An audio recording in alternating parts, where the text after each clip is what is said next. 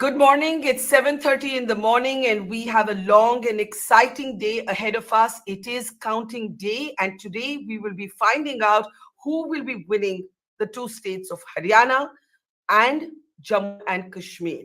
While it is expected that Haryana will throw up a clear result, Jammu and Kashmir, at least according to the exit polls, might just deliver a hung assembly, leading to all sorts of permutations and combinations and possible scenarios. In fact, so intricate that the National Conference, forecast by exit polls to be in the lead, has asked all of its official spokespeople to not join any counting programming till early afternoon when the trends are absolutely clear. Several of the contests are expected to be very, very tight fights. Remember, particularly for Jammu and Kashmir, this is a historic election. It's the first election that is taking place after the abrogation of Article 370. And while not many people have been coming out and campaigning on that issue or talking that much about the issue, will it be an issue that's on the ballot? Will the result reflect a renewed debate around one of the most big, impactful, and some would say disruptive decisions of the Modi government? In Haryana, the result could lead to a larger conversation on what shape and shifting sands are unfolding in the Hindi heartland. After the knocking that the BJP took in the state of Uttar Pradesh in the Lok Sabha elections, a defeat for the party in the Haryana Assembly elections could lead to renewed debates around brand Modi.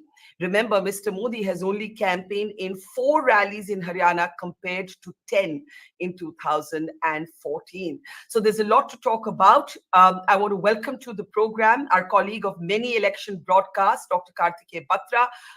Let me welcome him. There I see him.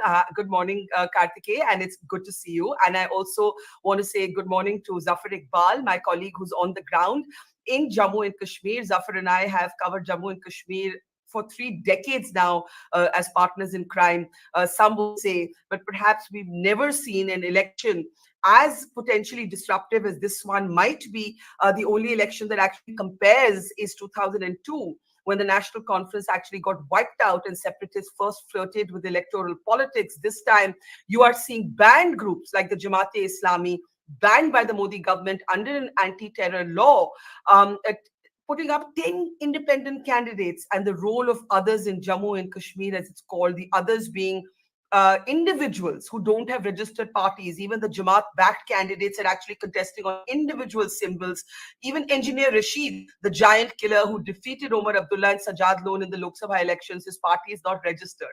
So others are going to be truly, truly critical. And I want to start with early comments. The leads will only start coming in at 8 a.m. So we have some time to faff and give our own gyan, which, as you know, all journalists and pundits love doing. So let's start with just early comments. Kartikeya, I'll ask you to give us a sense of the impact of Haryana, and I'll get a sense of the impact of Jammu and Kashmir from Zafar.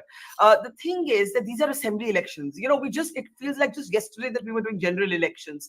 Why is Haryana so important, Kartikeya? I'll start with you. Thanks, Barkha, and very good morning to you and the viewers. So, Haryana, Barkha, was this state that gave the BJP 10 on 10 seats 2019. And from then onwards, nothing has looked good for the BJP in Haryana, whether it be the assembly election in 2019 or the crises that we've seen, whether it's the farmers' agitation, the restless agitation, Agniveer, and one thing after another seems to have basically gone on a spiral for the BJP. And the political culmination of that was that in the Lok Sabha in 2024, the BJP got 5 on 10 seats. So its tally basically half. Now, this election, as we are seeing, might be an extension of that. If this happens, the Congress will have its second government in North India, in the Hindi heartland after Himachal Pradesh, which, by the way, was a very tenuous government till, say, 6 months back, after the Lok Sabha election results.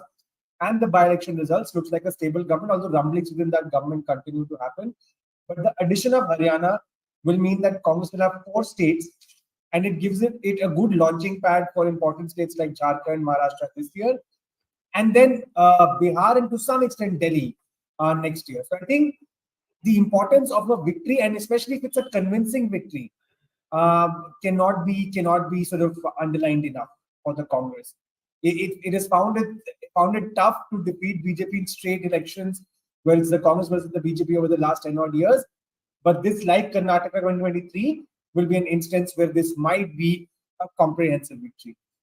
Jammu and Kashmir, I think I am looking at it. Can I ask one more question on Haryana before we move to Jammu and Kashmir? There's a lot of focus on the fact that the Prime Minister did a pretty muted campaign compared to his usual frontline presence that we see even in assembly elections. In fact, the BJP has been long admired for being that party that will fight even a municipal election like their life depends on it. If you look at the number of rallies led by Mr. Modi in Haryana, it's 4 compared to 10 in 2014. Do you think that might be because the Prime Minister had his advisors saying, we're not going to win this one, you shouldn't be the face of this campaign? Correct. And so if you remember, I think this is after Karnataka last year, that there were these rumblings within the BJP that the Prime Minister's face is overexposed. Well, that kind of got mitigated after the 3 Hindi heartland victories last year. But then it's true, right, that there is a brand which, of course, will not always remain on top. So that brand is waning. The speed of the wane might differ, but it's definitely waning. And then you have a tough state like Haryana, which more or less we all know. If you ask 8 out of 10 people, they'll say that it's very tough for the BJP. So why take the fall when you know that's going to be tough? Well, if you win, you win. That's fine. You can always say that it was Modi's credibility that, prompted voters to vote for us, despite all the intra-state crises within the BJP. But, why expose yourself when you know it's going to be tough? Although this goes contrary to what perception we have of Mr. Modi, whether it was Bengal, whether it were other tough states, that, you would just go and give this blitzkrieg. But it's 10 years. Yeah, it seems very out of character, but it does seem very out of character for the Modi we have known. Kartiki, I'm going to get Zafar to come with the first comment on J&K, and then I'll come back to you. Zafar, you've covered countless elections, as have I, as a beat reporter of Jammu and Kashmir, as I often identify myself. What feels different about this? First, of course, is a historical fact. It's the first election in the aftermath of 370 special status gone. It's the first election in 10 years. It's a demoted assembly. It's not a as powerful assembly. Statehood could be restored, but it hasn't happened yet. What feels different about this election? Barkha, I think it's a watershed moment in the democratic process in Jammu and Kashmir, perhaps the most significant election after 1987. You remember 1987 election, widely called as a rigged election. That really triggered the onset of militancy in Jammu and Kashmir. Now, why is it so significant? All those things that have happened, the revocation of Article 370, the split of the state into 2 union territories, but quite significantly that this is for the first time we're actually seeing people like candidates from Jamaat into the fray. We're openly seeing Jamaat backing those candidates. There are no calls for election boycott this time. There was a big percentage of people that participated in the polls, 63%. And this would also determine the future direction of Jammu and Kashmir, which way it's going ahead. The political parties have made their stance very clear, but it could also be, it could also not be so simple in the sense that this time there is more polarization. What one can clearly see is that Kashmir-based parties, the valley-based parties have come together. Already, the PDP has said that they will support National Conference and the Congress. I mean, they've said and they've not said. I would want to correct you there. We've seen individual leaders of the PDP speak about possibly supporting what they're calling a secular government. Farooq Abdullah said, "Hum isko bade dil se swikar karte hain. We welcome this with an open heart." Then Farooq Abdullah's son goes on social media, literally contradicting his own father at that point and saying, "Hang on, everybody, we're getting ahead of ourselves. They haven't formally offered it. We haven't asked for it." Iltija Mufti then goes on social media, also contradicting her party colleagues and saying this decision has not been taken yet. So I don't think we should say this yet. We do not know. We do not know what the official stances of these parties is going to be, Zafar. Yes, but the larger picture is very clear that BJP has been trying to consolidate in Jammu. That's its bastion. And the valley-based parties, the National Conference and the PDP are focusing on the Kashmir Valley. Remember, in the past, PDP and National Conference couldn't come together despite the talks that they would form an alliance in 2014. But this time around, there is more possibility of them entering in some sort of an arrangement. But the key factor is the independence. The people who have been boycotting so far, those candidates are supported by Jamaat. Which way they are going, if at all, they will remember this. Sarjan Barkati, people like him who are in the jail. His Yeah. daughter has been campaigning. He has been in the past said to have played an important role in radicalizing the youth. Now, people like those are in the fray, and that makes this election extremely different. And as you would have also noted when you were on the ground, there's no Pakistan factor for the first time. Nobody is talking about Pakistan, and that is what makes it different. Remember in 1987, that election was Muslim United Front versus the National Conference.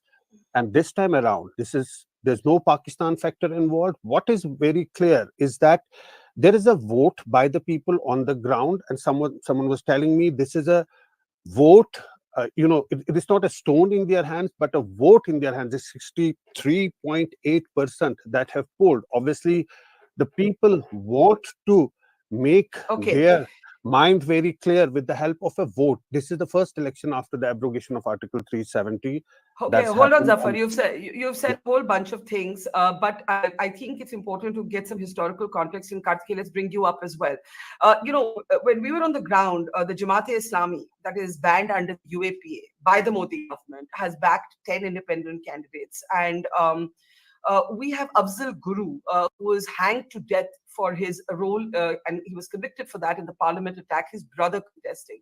We have all shades of separatists, families of separatists, now in a way being mainstreamed by this electoral process. We have Engineer Rashid, once considered completely at the fringe of valley politics. Today, everybody's talking about what role he might play. And then we have that big question: could the National Conference and the BJP come together? And I did ask Omar Abdullah that. The National Conference has fiercely denied it. And I'll play out that clip in just a moment. In fact, we're going to reconnect with Karthikeya. Let me play out what Omar Abdullah said when I asked him, could you, for political survival, join hands with the BJP? This is what he said.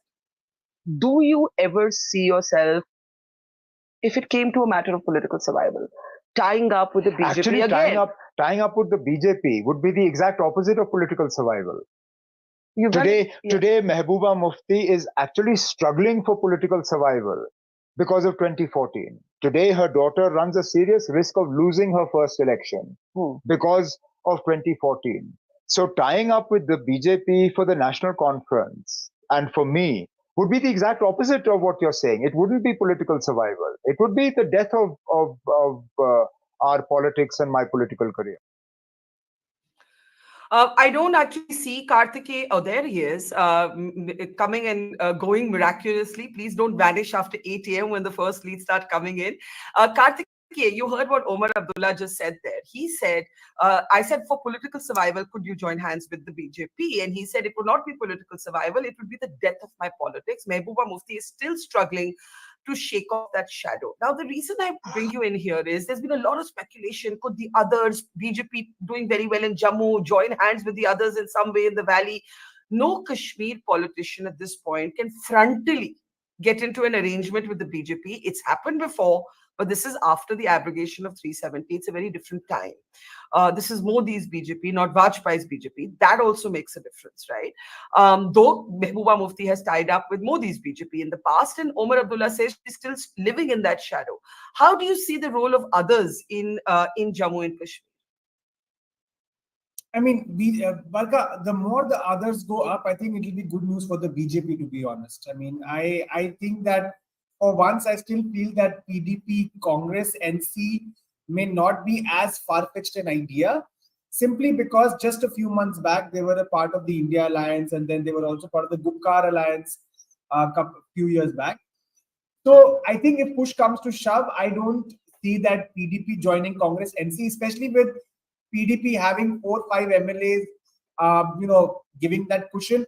By the way, Barkha, one must not ignore this whole concept of 5 additional MLAs being nominated by the Lieutenant Governor.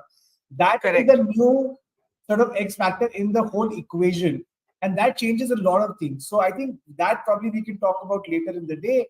But that aside, when it comes to independence, my sense is the higher their number, the more the BJP will think that they have an advantage. See, as Zafar sir has been saying now for some time, that you can't have a government which excludes either of the two regions. So if you need representation from Kashmir, you need representation from Jammu as well. The idea was that the Congress will do well enough in the Hindu seats of Jammu that if the NC does well, the Congress and NC coming together will be a fair representation for both geographies and both communities, and that will be a good strike, a good deal. But it seems, as per the exit polls, which may be completely wrong, the Congress does not seem to be pulling its weight in those seats, the Hindu-dominated Jammu seats. If that happens, then game on. We probably we may count the election today, but we may not conclude anything today. So let me tell you an interesting story. Zafar was there when we met with Omar Abdullah. And what was astonishing is that on record in our interview, he actually made this comment about how he hoped that the Congress would work harder in Jammu because he felt that they hadn't done their bit. And then, as it got closer and closer to the end of elections, he actually went on record again at a kind of collection of microphones and said that he felt that the Congress had not pulled its weight in Jammu, Kartike. And one theory is that the Congress did not want to take a very frontal position in Jammu and Kashmir, because they would have to take positions on issues like 370 and so on, which they saw as polarizing for their prospects in Haryana. I don't know if that's the reason, but be that as it may, what the National Conference was hoping would happen for it from the Congress in Jammu doesn't appear to have happened unless the exit polls are wrong. Kartike? Correct. Although I must add that given at least C voters exit poll, it is a matter of just 4-5 seats for the Congress. If the Congress can secure another 5 seats plus what the exit polls are saying, which is not beyond the realm of imagination, because there could be narrow margin seats, for example, it is possible that this might become a more comfortable majority. Once again, the X factor being the Lieutenant Governor's 5 nominees, right? So I think that is possible, but at least from what we have right now, it seems that is not happening. And if that is the case, then, as I said, we may count the election today, we may not conclude it by the end of the day. So I'll tell you, Zafar, as you and I know, because we had a whole list of National Conference official spokespeople who were going to join us. And late at night, we got this call from them saying that their leadership has asked them not to speak till afternoon. What does that tell you? It tells you that the National Conference itself is expecting close contests, that this election could take longer to count in Jammu and Kashmir than the entire general election took, which by at least noon, we had a clear picture of the trend in which it was heading. Is the National Conference being extra cautious or by simply saying, let's not speak till we have a clear picture? Or truly, are we expecting some very close contests? No, it's both. National Conference does expect close contests in many seats, even in the seats of Umar Abdullah. Remember, it's just been a few months from the Lok Sabha elections, and Engineer Rashid, defeated Umar Abdullah by a margin of more than 2 lakh votes. That memory is still fresh. So obviously, with that in the backdrop, National Conference doesn't want to go to the town so early. They would want to wait, and also the fact they are a bit cautious, as Kartikeya was saying. The Congress, the alliance with the Congress, has it helped them, or is it creating more problems? I did ask this to Umar Abdullah. He said that seat sharing is never easy, but the fact that Congress put up its candidates in the Kashmir Valley has actually dwindled the fortunes of National Conference on those seats. Perhaps National Conference could have got a few more seats, but the logic that they are giving, that was important, even if they lose a few seats, is to dispel the perception that they are close to the BJP. Now, this is the logic that they are giving, that we had to ally with the Congress. We know that some of the seats we may not get in the valley, but it was important to make it clear that they are not a party with the BJP. And you would remember, just a couple of days ago, National Conference came up with a fresh statement dispelling all those rumors that they have been back channel talks with the BJP, as some said that leadership of the National Conference and the BJP met at Pehelwan. So this is the situation on the ground. Yes, of course, and the National Conference ferociously denied any sort of conversation with the BJP. Omar Abdullah denied it on record. They denied it later. The numbers, the first lead should be coming in. Karthike, we're going to let you hop off, get organized for that in about 7 minutes from now or 8 minutes from now. Can we let Karthike just go briefly and get himself organized for when the first leads come? Zafar, in the meantime, we also saw something very dramatic in the context of J&K politics take place in the last few hours. Engineer Rashid, and I'll play out a clip from my interview with him. Engineer Rashid has a press conference and he suddenly says, let nobody agree to form a government till statehood is restored. Omar Abdullah immediately says this is a diktat from Delhi, Delhi being code for the central government. And basically he's trying to delay government formation, which can only play into the hands of the BJP. This is the allegation from Omar to Engineer Rashid. What did you make of that press conference, Omar, where Engineer Rashid suddenly says, let no Kashmir-based parties agree to forming the government till statehood is restored? I mean, that could take forever, or at least a few months. Right. And that's a clever statement made by Engineer Rashid. Engineer Rashid has been making all those statements since his release. Particularly, there has been a back and forth between Engineer Rashid and Umar Abdullah. But it's not now that Umar Abdullah has said it. Even all the focus remains on Engineer Rashid. After the polling was over, he went to Delhi, and you'd remember that people like Sajad Lone tweeted, not directly saying that he's gone to Delhi to meet with those people who have been giving him instructions, and now he's back and giving those press conferences. He's trying to put pressure on these Kashmir-based parties. The fact is, Umar Abdullah had said that he's not going to contest these elections. This is like a municipality. He said that he's not going to contest these elections for a union territory. But in the end, he contested the elections and from 2 seats. And when I asked him that why is it so, he said that it would not have been fair because his other candidates are contesting from all those segments. How would he say that this is a degraded assembly and he's not going to take part in it while other members are doing? But the fact remains that he did change his stance. And now Engineer Rashid cleverly putting pressure on the Kashmir-based parties that, you walk the talk. Don't form the government. Say that restore the statehood first, then we'll do it. And so everybody in a way has become a victim of their own stated positions, but in politics nothing is permanent. We did ask Omar Abdullah, do you want to be chief minister? And this is what he said. You said that once you commit to something, you put everything of yourself. So you went from being skeptical about contesting, and now that you're in it, you're contesting from 2 seats.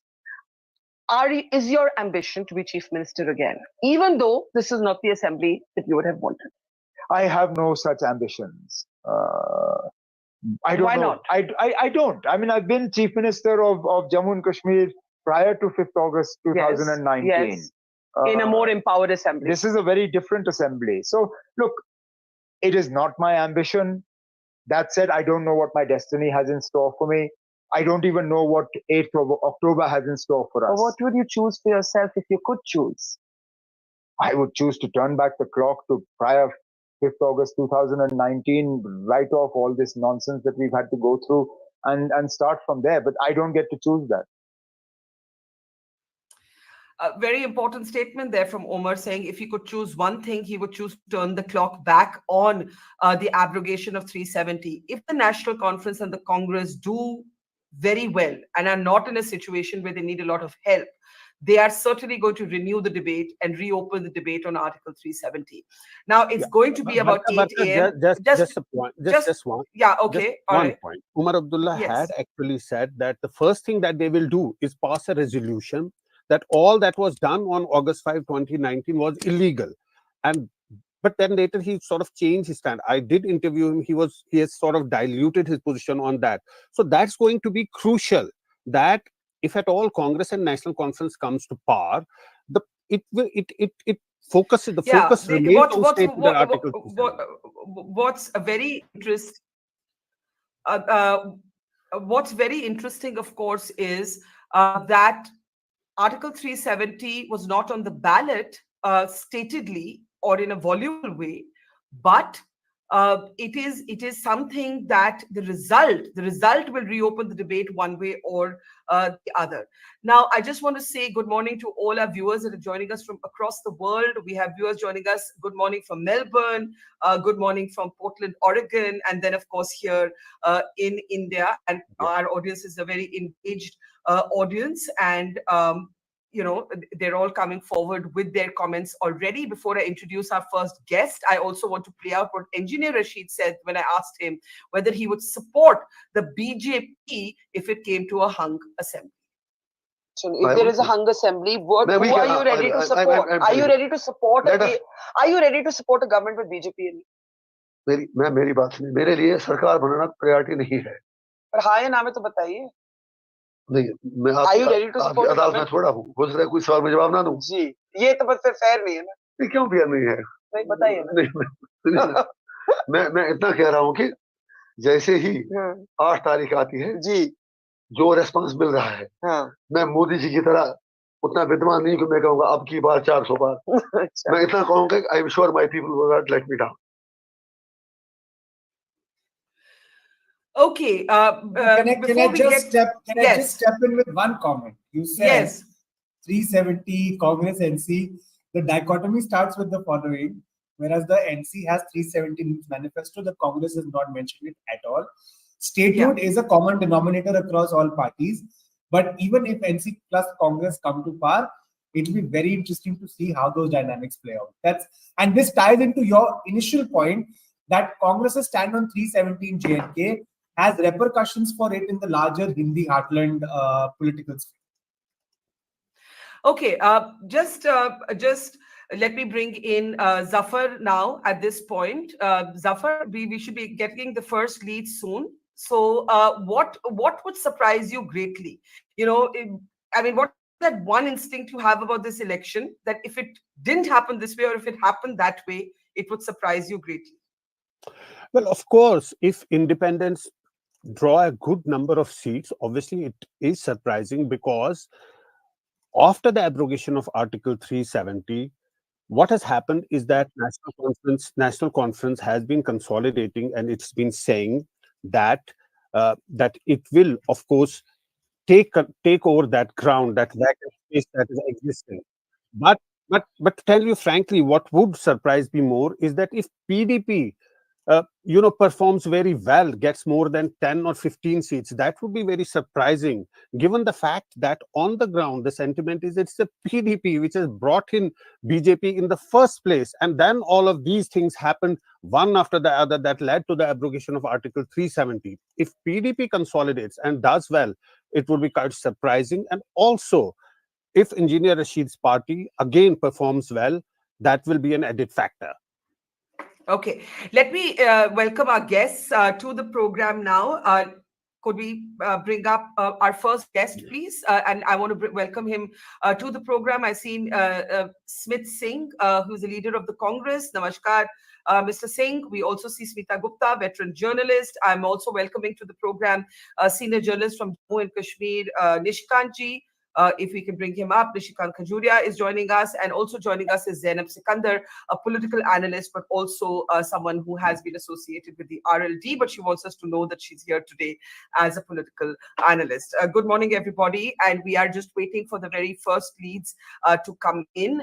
And as most people seem to believe, Haryana is straightforward. Jammu and Kashmir is going to be very, very complicated. As Karthike monitors those first leads, let's get first comments on what the import of both of these elections are. Zach, I'll start with you. There's going to be a lot of discussion on what this means for brand Modi if the BJP loses Haryana badly. In Jammu and Kashmir, if the NC, the Congress, with the help of, let's say, the PDP, do manage to take home the state, or the state which is not a state but is going to be a state again, yes, a union territory. If they do manage to take the wins, the debate around 370 will be reopened by them for sure. So it's high stakes in that way for the Modi government. Do you see it like that? Yes, absolutely. And come what may, the way the elections went this time, it's anyway a huge, moment of chest thumping for the BJP government, because whatever said and done, the elections went off very smoothly. And, the participation was very good. The reality of the matter is that in J&K. So any which way, I think this is sort of seen as a victory for the BJP government because they have restored what they always said that they will in Kashmir, which is the buzzword normalcy. Normalcy was restored in Kashmir and the democratic processes were there and people celebrated those democratic processes. And this is a fact because when I was in Kashmir too, everyone had the same opinion. They said that, we want our elected representatives to be there and, form government and, be our voice, Although the reality again is that in Kashmir right now, whoever comes into government, they don't have much power. The reality is that because the LG has most of the stuff, under him, be it the police, the public welfare, taxes, property transfers, marriages, all the main things are under the LG. But it's a good start.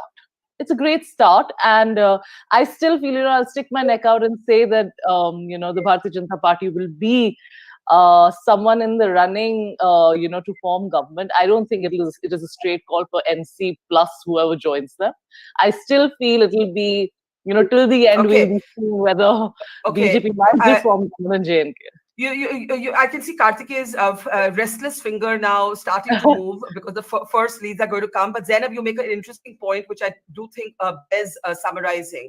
You're saying irrespective of who wins in J&K, the Modi government will argue that the changes that have taken place, the higher turnouts that we have witnessed, the absence of boycott calls, the fact that Pakistan didn't figure in this election, this is all a victory that they will claim is as a result of, their ushering in of a Naya Kashmir. In the meantime, we continue to have viewers join us from across the world. We have Manoj saying hello from Houston. We also have Mukhtar Lone saying good morning from here at home in Kashmir. I'm not taking political comments with your opinions right now because I know you're going to keep debating it in the comment section. We have Varsha Narendra joining us from Sydney. So good morning to all of you. Kartike, before I open this up, do you have a first lead for us? So it has officially started, Haryana, first 5 leads coming in. And once again, as we do all the time, postal ballots. And then so this should be taken with a pinch of salt. But the first 5 leads for Haryana are showing us BJP 4 and Congress 1. So it's off to a counterintuitive start. But as I said, these are postal ballots. And for the next half an hour or so, in fact, a little longer, I would say, whatever we say, in terms of the numbers, you take it with a pinch of salt because postal ballots are usually not very representative of the larger sample of the voters. But, they're important votes. So we'll continue to update the numbers as they come.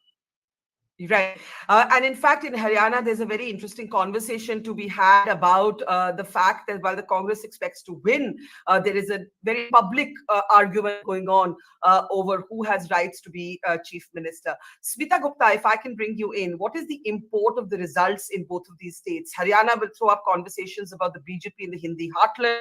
The Prime Minister we were just discussing earlier has only addressed 4 rallies in Haryana compared to 10 in 2014. He has opted to not really be the face of the campaign, perhaps because he knew what was expected, notwithstanding those numbers, notwithstanding those numbers that we see coming in on the postal ballots. What is the import, Smita? Can we unmute Smita, please? If we talk about Haryana, sorry. Yeah, go ahead. If we talk about Haryana first, the fact is that the BJP has been in power there for 10 years. Therefore, if the Congress wins, as many pollsters are suggesting, it will be a big victory for the Congress, especially as it comes a few months after the general elections, in which, even though the Congress may not have won the elections, but it did considerably better, and it ensured, along with the other opposition parties, that the BJP was unable to win a majority on its own. So that will be very significant for the Congress party. In Jammu and Kashmir, for 10 years, there has been no elected government at all. This comes after the abrogation of 370. It comes after the,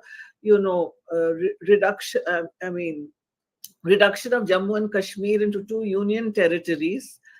And it comes at a time when people are talking about the fact that it's a huge victory for Narendra Modi that so many people turned out to elect, to cast their votes.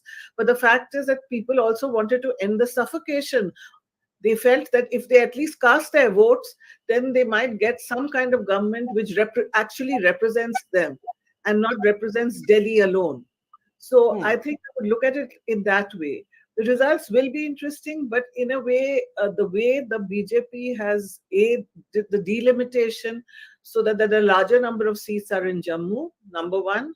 Number two, the question of those 5 MLAs who will be nominated by the Lieutenant Governor, which might give, in the case of hung assembly, will give an advantage to the BJP. And Yes. There's been a lot of discussion on the question of these 5 MLAs, because actually they should be appointed only after the elections are over and after the numbers are seen, and not separately. Because if it's just a question of the lieutenant governor doing it, clearly there will be 5 people who will support the BJP, which in a way is not fair. Though the way that it has been presented that they will represent Pakistan-occupied Kashmir, people displaced from there, as well as the Kashmiri migrant community. So I think these are some of the key issues that. So let's pick up this last point about what the lieutenant governor may do in the event of a hung assembly. Let me bring in Smith Singh and Nishikant ji. Smith Singh, how are you looking at both of these states, and are you concerned that Jammu and Kashmir mein lieutenant governor can come in with his 5 MLAs, nominated MLAs, and change the game? Smith जी, आपको मेरी आवाज आ रही है? हाँ, go ahead. Yeah, go ahead, sorry. So I see this 2024 as an year where the clock is turning against the BJP. We are seeing that different sections of India's society are speaking up against the BJP. In Haryana, the farmers, everyone's speaking against the BJP. The business people are speaking against the BJP, and similarly in Jammu and Kashmir. So, if, as you said, the lieutenant governor does that, and he brings in people who are just is the idea of India and that democratic value, that who are the people you're representing from the state, and that is exactly our fight. We are the voice of Jammu and Kashmir. So this is the basic fight, and by doing that, they're going to just prove that. And but we really strongly believe that this election, people have spoken up in Haryana and Jammu and Kashmir. So even if they do something like that, there's going to be no fear of NC Congress and Congress in Haryana not forming a government. Okay, Smith, your signal was not the best, but in a way, I think what you're saying. I also feel that. Yeah. Yes. Yeah, go ahead. Go ahead. Yeah. Yeah, if Smith, I think no, hang on. Just rejoin, because your network is really poor. We can barely hear what you're saying, but I did hear enough to say that you felt that the clock was, in a way, turning, or things were shifting for Mr. Modi. Nishikant ji, आपसे पूछूंगी, जम्मू और कश्मीर कहा जाता है कि it's like 2 states voting. Jammu का बिल्कुल ही different result आएगा, कश्मीर वाले का different result आएगा. There was an expectation और उम्मीद थी national conference को कि the Congress would do better in Jammu and give the BJP a tough fight. Do you think कि ऐसा हुआ है कि नहीं हुआ, Nishikant ji? Yes, Barkha, as far as the Jammu Kashmir is concerned, this election is very significant for BJP, because BJP will try its level best to keep control with it, because these elections are being held after abrogation of Article 370 for the first time, and BJP will not allow other groups to emerge. And as far as people mood was concerned, there was indication, and I think after 2-3 hours results will be available, and we believe NC is going to emerge as single largest party, and NC Congress combined will be the biggest group. But in case this group fails to touch or cross 40 plus, BJP will not allow. BJP will try its level best to manage independent, all independents, and independents will have a great say in formation of government. I believe. But Nishikant ji, even for the independents, the Kashmir-based independents cannot directly join hands with the BJP. There is talk in Jammu and Kashmir that you could be returning to central rule if that happens. I mean, do you think that's a possibility, or do you think कि किसी ना किसी की सरकार तो बनेगी? Yes, there is every possibility that a central rule may continue in Jammu and Kashmir in case NC Congress combined doesn't cross 40 plus. Even as PDP has announced to support a secular coalition, but I believe PDP will certainly put some conditions on NC Congress combined, and they may ask this combined to first bring a resolution on restoration of 370, and that will be extremely difficult for Congress. Yes, very interesting. Nishikant Khajuria, a senior journalist from Jammu and Kashmir, saying there that central rule is a possibility. Karthikeya, quick update on the numbers again, with the caveat that the early leads are postal ballots. So if you're seeing surprising trends, do remember that we're not calling anything here. We're not establishing trend. These are very early leads. Karthikeya, quick roundup of both states. Yeah, so I'd spoken about Jammu, Haryana, but Haryana right now is 9, 9 and 3. So 9 BJP, 9 Congress. Jammu Kashmir also neck and neck, Barkha, as you can see on the screen, NC plus 6, BJP 6. But once again, stressing this, these are early leads, postal ballots being counted. But, we'll keep updating the numbers as they come. This is how it stands. And can we just take a quick look at Haryana? If we can switch the numbers to Haryana, or so it's 9, tell us. 9, 9, 9 we and need 3. the graphics to change to Haryana. Yeah, BJP 9 and 3. Yeah, BJP 9, and now it's 10 now actually as we speak. So BJP 10, Congress plus, when I say plus because they have an alliance with the left there. Congress is plus is 9 and others are 3 right now. So this is 10, 9, 3. It's changing at a breakneck speed. So we might be a few seconds here and there, but I think all that is justifiable. But again, very early leads now. Again, as we speak, it's now 10, 10, 3. So the leads are coming in thick and fast. Okay. It will take some time to stabilize, for these trends to stabilize. I mean, it's not going to happen in the near future. So we're going to keep giving you ball by ball commentary. But, things will probably, EVMs will start getting open probably in another half an hour or so. And then we'll probably see those. So what we're seeing on our screen right now are the early leads coming in from postal ballots. Zainab, I want to get you in on what Nishikant Khajuria just said. It's a very important point. Because you made the point that irrespective of who forms the government in J&K, the Modi government can claim a certain amount of vindication for the changed circumstances in which both the Lok Sabha and the Assembly elections have been held.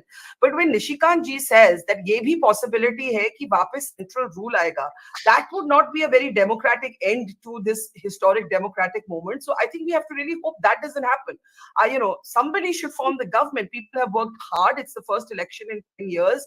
People have voted with enthusiasm. And I think it would be a very unfair culmination if it ended with a repeat of central rule. Zainab, would you at least agree with that? Absolutely. But I think this is just conjecture. I don't think that that's a possibility. I don't think even the central government and Bharatiya Janata Party would want a result like that.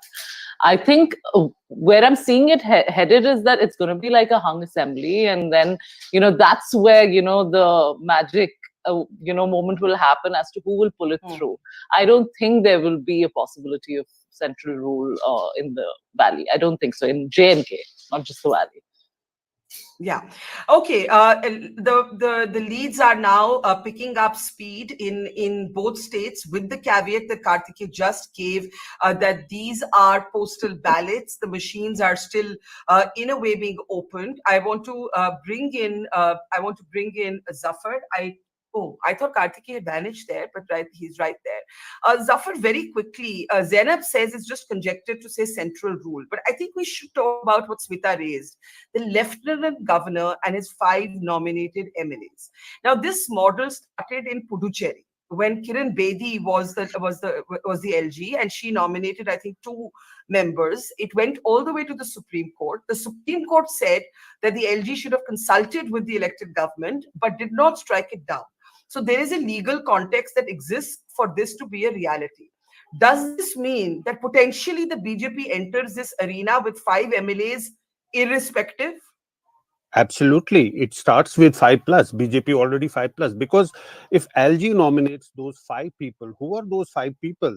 POK refugees, they are Kashmiri migrants, but it's purely the discretion of the Lieutenant Governor and the central government. And they have the voting rights. Where in case of a hung assembly, they can cast their vote, and that can play an important factor to tilt the balance towards one side or the other side. So already it is 5+ to start with. We don't know what's going to happen next. Obviously, it seems that there will be, as expected, that National Conference and the Congress will mainly be getting their seats from the Kashmir Valley, and BJP, traditionally Jammu has been its bastion, will be getting the seats from Jammu. And Nishikant is right. If such a situation comes up, then it can, it will be a hung assembly. Okay, and then I'm sorry. I'm asking forgiveness in advance. I'm going to be interrupting a lot of you because the leads are coming in very quickly. So just keep your comments short because we have to keep coming back to Karthike for a quick update of the leads. Karthike, go ahead. BJP is now leading in Haryana, 18 to Congress's 15. And others that is at the moment counterintuitive, but again, these are postal ballots still. Yeah. Okay, there it is. Can we just take Haryana for just a second? JNK has been neck and neck for some time now. When I say sometime, I mean the last 5-10 minutes. NC plus 13, BJP 13, PDP and others 1 apiece. So Jammu Kashmir neck and neck so far, and Haryana BJP with a slender lead over the Congress in these early postal ballots. Okay, but we're not drawing any conclusions on that right now, Karthike, right? Absolutely not. Absolutely not. Okay. But as I said, it is our job. People have tuned in from different parts of the world to give them ball-by-ball commentary. That's what we are doing. Absolutely. So this is what Haryana looks like at the moment. BJP leading in 16 to the Congress leading in 13. The JJP not opening its account. And the National Conference Alliance and the BJP neck and neck. Absolutely dead heat. In Jammu and Kashmir, in the first leads. This one keeping right now the trend of the exit polls forecasting Jammu voting as one state and Kashmir voting as the other. Now the Congress has just inched ahead in early leads in Haryana, Karthike. As you can see there, 18 to the BJP's 15. The others are 6. It's actually not. It's the other way around, Barkha. BJP is 18, Congress is 15 from where I'm seeing it. But I won't be surprised if this is flipping by the second. That. Yeah. Okay. We'll check that again. I want to just bring in Smita and Nishikant ji at this point. Smita, you spoke about the LG's 5. The LG's 5 will only apply if it's a very, very, very contested election. Now, the National Conference, I wish Smith Singh, our Congress spokesperson, could come back. Could we please get him back? Because one of the things that Omar Abdullah said on record to me and to others is that he felt that the Congress did not do its job in Jammu. You see, the basic arrangement between them was that the National Conference would look after the valley and the Congress would have to take on the BJP in Jammu. And if Jammu and Kashmir ends up in this kind of dead heat place, the National Conference is bound to express some disappointment with the Congress numbers in Jammu. What do you make of that? I'm unable to hear Smita. Yeah, go ahead. Yeah. I said I do agree with that analysis because that is what the reports have been saying, that the Congress did not really pull its weight. Because as we know, in Jammu, there are, the Congress has a base in Jammu, unlike the National Conference. And the National Conference was depending on the Congress to pull in those seats. There are some Muslim-dominated seats in the Jammu region as well. And with the number of seats in Jammu now actually larger than the number of seats in the valley, Jammu is a very, very key region, will play a key role in the final result. So if the Congress is not able to win a sufficient number of seats in the Jammu region, it will be advantage BJP. And right, Karthikeya, I'm sorry, again, I'm interrupting. You all have to forgive me today. I'm not yeah, Karthikeya, yes. Just to correct Smitaji, just a little bit there, that the number of seats has not gone up more than the valley, but it's become very close. So Jammu is 43, Kashmir is 47, but then you have the 5 nominated members. So that proportion has gone up, but it's not overtaken the valley yet. Just a small pitch. Yes, sorry, I should have picked up on that. I got distracted by the numbers. But that is correct. And Kashmir has, in fact, greater representation in terms of the number of seats than Jammu, Smita. That said, Nishikantji, if Jammu votes entirely one way or the BJP dominates Jammu totally, and National Conference and Congress do not have a majority on their own, what are the scenarios that we're possibly looking at according to you, Nishikantji?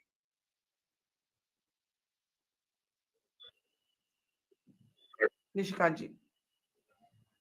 Pardon? I said if there is a question? Yes, if there is a hung assembly, what are the possible options? Yes. Okay, we're having a day of bad network connections, I guess. Smith Singh is back with us. Are you able to hear us now, Smith? Please say something if you can. We need to unmute Mr. Singh. Okay, can you hear me? Yes, I can. Barkha ji? Yes. Yeah, Smith, my question for you is, we were just talking about the National Conference being disappointed that the Congress didn't pull its weight in the Jammu region. How do you respond to that? And he said that on record. So this is not speculative. He said it in an interview to me. He said it on record otherwise. And there's a perception that the Congress was very defensive in Jammu because you didn't want your positions there to impact your prospects in Haryana. How do you respond to that criticism? See, I think that's a little unfair. Congress is doing its best in fighting that election. Congress politically is presenting the voice of India. We are clearly seeing across Jammu and Kashmir and Haryana that different sections of India's society are speaking up against the BJP, and we are expecting that to be seen in the results. And we are Congress party is very clear that we want to strengthen the federal structure of India. We want to be voice of the people of India, which BJP has left behind. So there is no question of that. And I think if you see from Haryana, the farmers, the young people joining the army, the sports people in Jammu Kashmir in general, everyone is feeling that BJP is doing injustice, is ruling from the top. And Congress is presenting that alternative, and people are choosing that alternative, and that is what we wish to see in this results. Okay. Karthikeya, you have an update for us. Go ahead, Karthikeya. Barkha, so we are following a certain source for our numbers, but there are alternate sources that other channels are following. I just want to give you an update on what's happening there. In Haryana, in the other source, we have trends for roughly 70 seats, where BJP is leading on 23, Congress plus on 44, INLD plus on 2, and others on 4. Jammu Kashmir, also they seem to be ahead. And there in Jammu, BJP 16, Congress plus 5, and others 2. And Kashmir 3, BJP 3 in Kashmir leading. Congress plus 6, 19, PDP 3, and others 5. So this pace is different. In Jammu and Kashmir, overall, as per the other source, NC plus is 24, BJP 21, PDP 3, and others 7. So this is an update from a different source, but we are following a different source. Yes. But just so that we can reconcile what's happening. At some point, these numbers will level out, and that is why I think the National Conference has decided not to participate in this conversation till they have absolute clarity on what is happening. But one thing is for sure, sticking right now to our numbers and not to confuse our audience, we are seeing National Conference and the Congress Alliance in dead heat with the BJP. I wish Nishikantji could rejoin us because he'll be able to explain. Could we please try to get Mr. Khajuria back? He'll also be able to explain to us the sentiment on the ground in Jammu. The PDP leading in only 1 seat. Can we switch to Haryana? it would be interesting to know what's happening there. So again, we're only, it's not even 8:30 yet, and it's a dead heat in Jammu and Kashmir in our early leads. Omar Abdullah is leading in both of his seats in the Kashmir Valley. This is interesting because the fact that he contested 2 seats was seen as a kind of sign of nervousness. He added Budgam, a Shia-dominated seat, to his traditional seat of Gandarbal, where many thought he might lose, at least at the moment.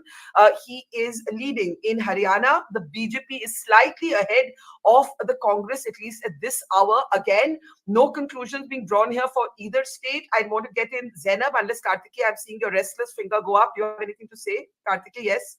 Kartikeya? No, I'm just saying that this is the number right now, 1856. So, the previous number was a little dated. Got it. We're going to take a little bit of time updating the graphics. The first point of information will be at the top of your screen, which is much quicker to update. Zainab, early thoughts, again making no calls here. It's going to be a few hours. So what's very interesting is, I was just saying in the morning that it's probably going to take longer to count at least Jammu and Kashmir than it did to have a sense of what happened in the entire general election, because some of the contests are going to be that close. But this is interesting. At least it's keeping us all engaged. It's not a done deal. It's not like Haryana khatam hi ho gaya, itna one-sided hai ki 8:30 baje hi declare ho gaya. What do you say? I agree. I think Haryana, from the very get-go, everyone was like, okay, we know who's winning, we know whose wave it is, and who's the popular choice this time, and all that. For me, also, J&K is like really the nail-biting competition. Correct. It's what we're all looking forward to, and I'm also actually really looking forward to seeing who's going to win and who's going to not, because this is where Iltija has come into election the first time, Iltija Mufti. Yeah. So I'm very keen on seeing what the result there is. I'm very keen on seeing how the independents will fare, because I have always said from the start that it's the independents that are the major key players in this election, because they have gone out sort of on a leap of faith and jumped into politics on their own, because they believe that now the elections in Kashmir are not based on family names or political big names, but instead people are looking for local local popular faces within their smaller communities to see who will win. One of the people, I'll tell you, in PDP there is a gentleman called Bashir Mir, who's been put up in PDP against Umar Abdullah ji. And the reason for that is because he used to rescue people from the Sindh River. So this is something that, resonates with the people, the local people there. They love him because, he's always been in rescue missions, and helped people locally. So I think that is a factor in Kashmir. People want the faces to represent them, not necessarily the symbols. And for me, that's a very interesting take now, especially in the valley. See, I'm again telling you, I know in Jammu, I think BJP is going to sweep it. Even if you see the numbers, the initial trends, Jammu, BJP is sweeping. It's the Kashmir Valley, which is going to be the, I feel the deciding factor for this J&K election. Absolutely. And we've got very interesting comments coming in. Our audience, Manoj says this is like the first session of a 5-day test match. So we're not treating it as an ODI. It's not how you start, but how you finish. Let the best man or woman win. But more importantly, let's hope democracy wins today. As Ravi Shastri would say, the final winner of the day is the game of cricket itself. Yeah, no, but it's true. Look, let us not underestimate or undermine what is happening here. An election in Jammu and Kashmir with Pakistan being a non-factor, with no boycott calls. It is the first election I have covered in 30 years where there has been no boycott calls. We have seen families of militants, families of separatists, the Jamaat-e-Islami that hasn't taken part in an election since 1987, back 10 independent candidates. So whatever be the outcome, as Indians, I think we must welcome what's happening on the ground in Kashmir Valley in particular. I want to bring in... Barkha, sorry, as we speak, the Congress has now taken the lead in Haryana, 25 to BJP 21. And the Jammu Kashmir election still remains neck and neck, NC plus 17, BJP 16, PDP 3. But Haryana, as per our source, also things are switching. As per the other source, it's 47 to 20 one-way traffic in Haryana for the Congress. But as I said, our feed, as also now is visible, Congress 25, BJP 21. Look at the top banner, not the middle banner. The top banner has been updated. So Congress now, as I said again, in postal ballots now in early lead with 25 leads. Okay, so the Congress establishing a lead there in Haryana, where the question that has been debated in the public has been who will be chief minister, and I do want Smith Singh's response to that, but I do want to play out a clip of Kumari Selja. It's very unusual for a politician to bilkul aake say, dhadak se, yes, I'm a contender for chief minister. At least I have never seen it, being said like this. And I want to ask Mr. Singh if it's a non-issue, if there's only one face of this campaign, which is Mr. Hooda, or is this an open question? Let's take a look, and that will also give us a chance to update our numbers. Kumari Selja declaring herself to be a contender for chief minister. As a face of the party in Haryana, a senior leader of the Congress, you would expect your name to be one of those names you put it to correct. Be considered for chief minister if the Congress wins. Congress will win, and you put it correctly. आप ये बोल रही हैं as one of the senior major leaders of the Congress in Haryana, despite the fact that you have not contested the assembly elections, if the Congress wins, which you say the Congress will win, you should be considered as a contender for the post of chief minister. Yes. What's wrong with that? What's wrong with that? Why shouldn't I be? I mean, in a way, I'm quite admiring of Kumari Selja's ambition and to wear it on her sleeve. Good for her. Smith Singh, I know the official line is High Command will decide. But the point is that Mr. Hooda, with respect to Kumari Selja, has really been in a way the sort of centerpiece of the revival of the Congress campaign. Though when I asked Kumari Selja, who will you give credit to if the Congress wins, she said Rahul Gandhi. So let me ask you the same question. Would you give credit to Bhupinder Hooda, or would you give credit to Rahul Gandhi if your party does comfortably win? You're in early leads. You're significantly ahead of the BJP in Haryana right now. Do go ahead. See, the credit goes to the whole team. See, Rahul Gandhi ji is our leader. The credit goes to him, and credit also goes to every Congress worker in Haryana, which has made this possible. After so many years of battle of such injustice by the BJP, the Congress workers stood there, kept working hard among the people, and they are actually the people who actually go to the polling booth and make the votes poll. They are the one who organize events. They are the one who organize rallies. So I think it is a joint fight. And see, this also shows how democratic Congress is, that people can pitch in, and at the end, it is the voice of the people which will decide. If you feel Hooda Saab is the face, that is also because people of Haryana have given him that space. Because people of Haryana are responding in that way. If a lot of people in Haryana would see Selja ji as a face, the other leaders would be seen as a face, and Congress is a democratic party, and there's nothing wrong in wishing to be someone Congress. Congress is not like BJP that you can't speak at all. And I think the High Command will decide, but the main verdict will be given by the people of Haryana. They will give the signal for the High Command to decide. Okay, Karthik, quick update. I think Congress is establishing its lead in Haryana, and then we can turn our focus to the possible scenario that might unfold in Jammu and Kashmir. I think it's going as expected so far. I'm not calling anything. Karthik, go ahead. So, Barkha, Congress plus in Haryana is now 29. 26 is what we are saying. It's changed in the last 5 seconds, literally. BJP 20 and others 9 to 10. And others, we are showing JJP as 2 and others 8, which means INLD is seeing kind of a resurgence, which is expected. I won't be surprised if at the end JJP, is not able to open its account. Jammu and Kashmir, NC plus the slender lead now, 18 to BJP 16, PDP 3 and others 2. I'll just add one point, Barkha, to what you were saying about Kumari Selja's interview. It is not trivial that the Congress's victory both in the Lok Sabha and the anticipated victory in Haryana has been a function of the addition of a core vote base, which is the Dalit community.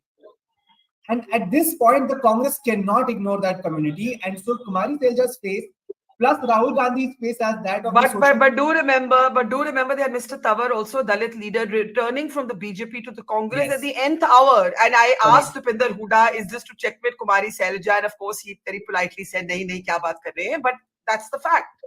No, it's true. I'm just saying that the caste equations in Haryana are such that the Congress could not have done without Ms. Kumari Selja.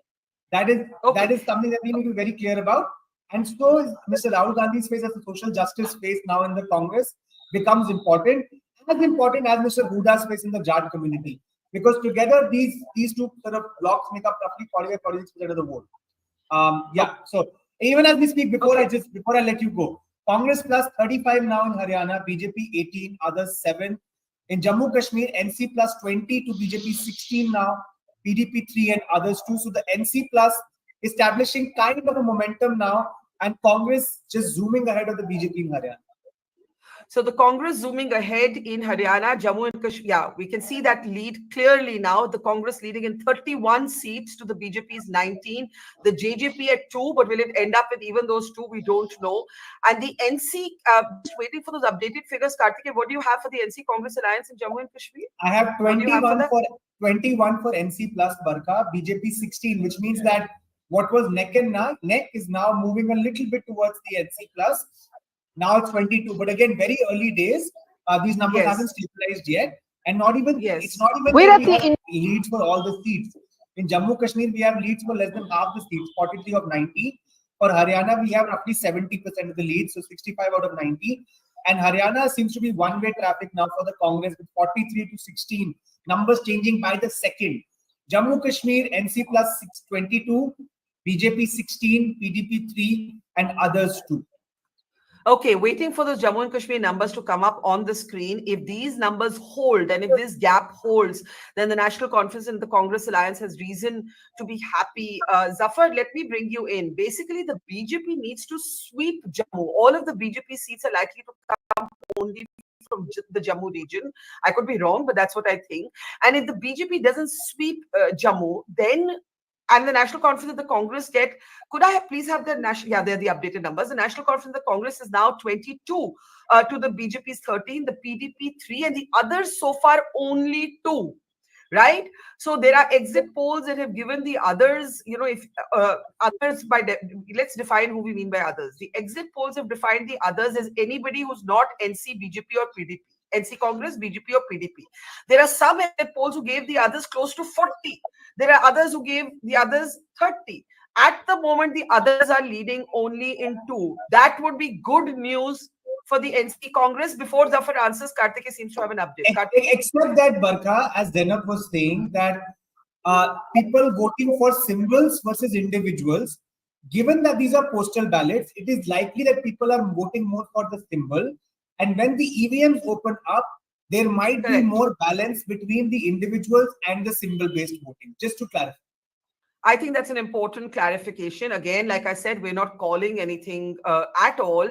But at the moment, the opposition is certainly ahead in both states, in Haryana very comfortably, in Jammu and Kashmir with a still slender set of margins. Zafar, very quickly, and also Nishikantji after that. Zafar Iqbal. I can't hear Zafar. Okay, can you hear me? Yes, please go ahead. The others also include Sajad Loan's party.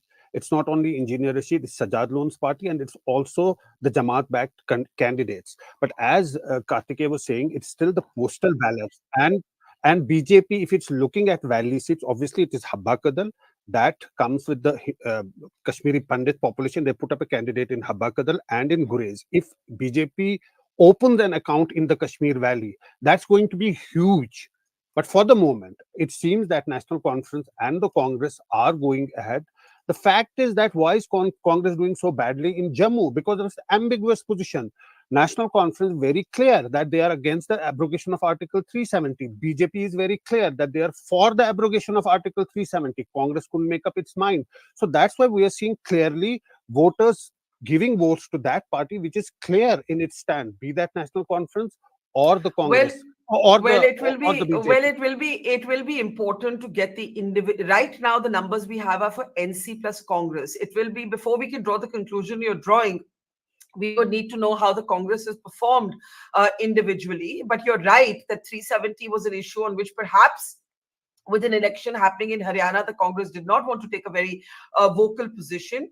The National Conference and its ally, the Congress, the Congress has zoomed and zipped ahead in Haryana, 48 to 16. So that is a very, very, very clear lead there. In Jammu and Kashmir, the National Conference and the Congress are leading in 24 to the BJP 16, and the much hyped others so far leading in only 2 seats. But I think Karthike making the there's Vinesh Phogat leading from Julana. I think that is a much watched election there. So that's the update you have there. But again, I want to bring in Nishikantji and Smita and everybody, but I'll just start with Nishikantji.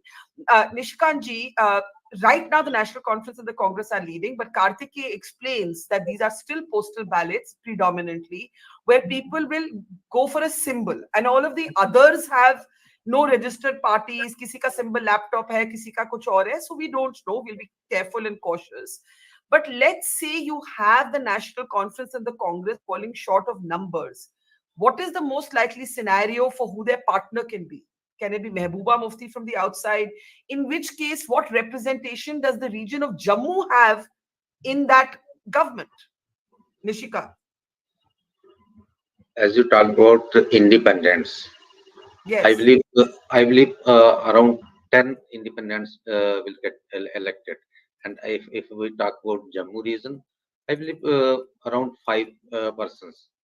As we covered the elections and talked with the people, it was apparent that around 5 people are winning, 5 independents are winning, and you are repeatedly showing the number, combined number of National Conference and Congress. It is 25 now, but you have not mentioned how many seats, on how many seats Congress is leading.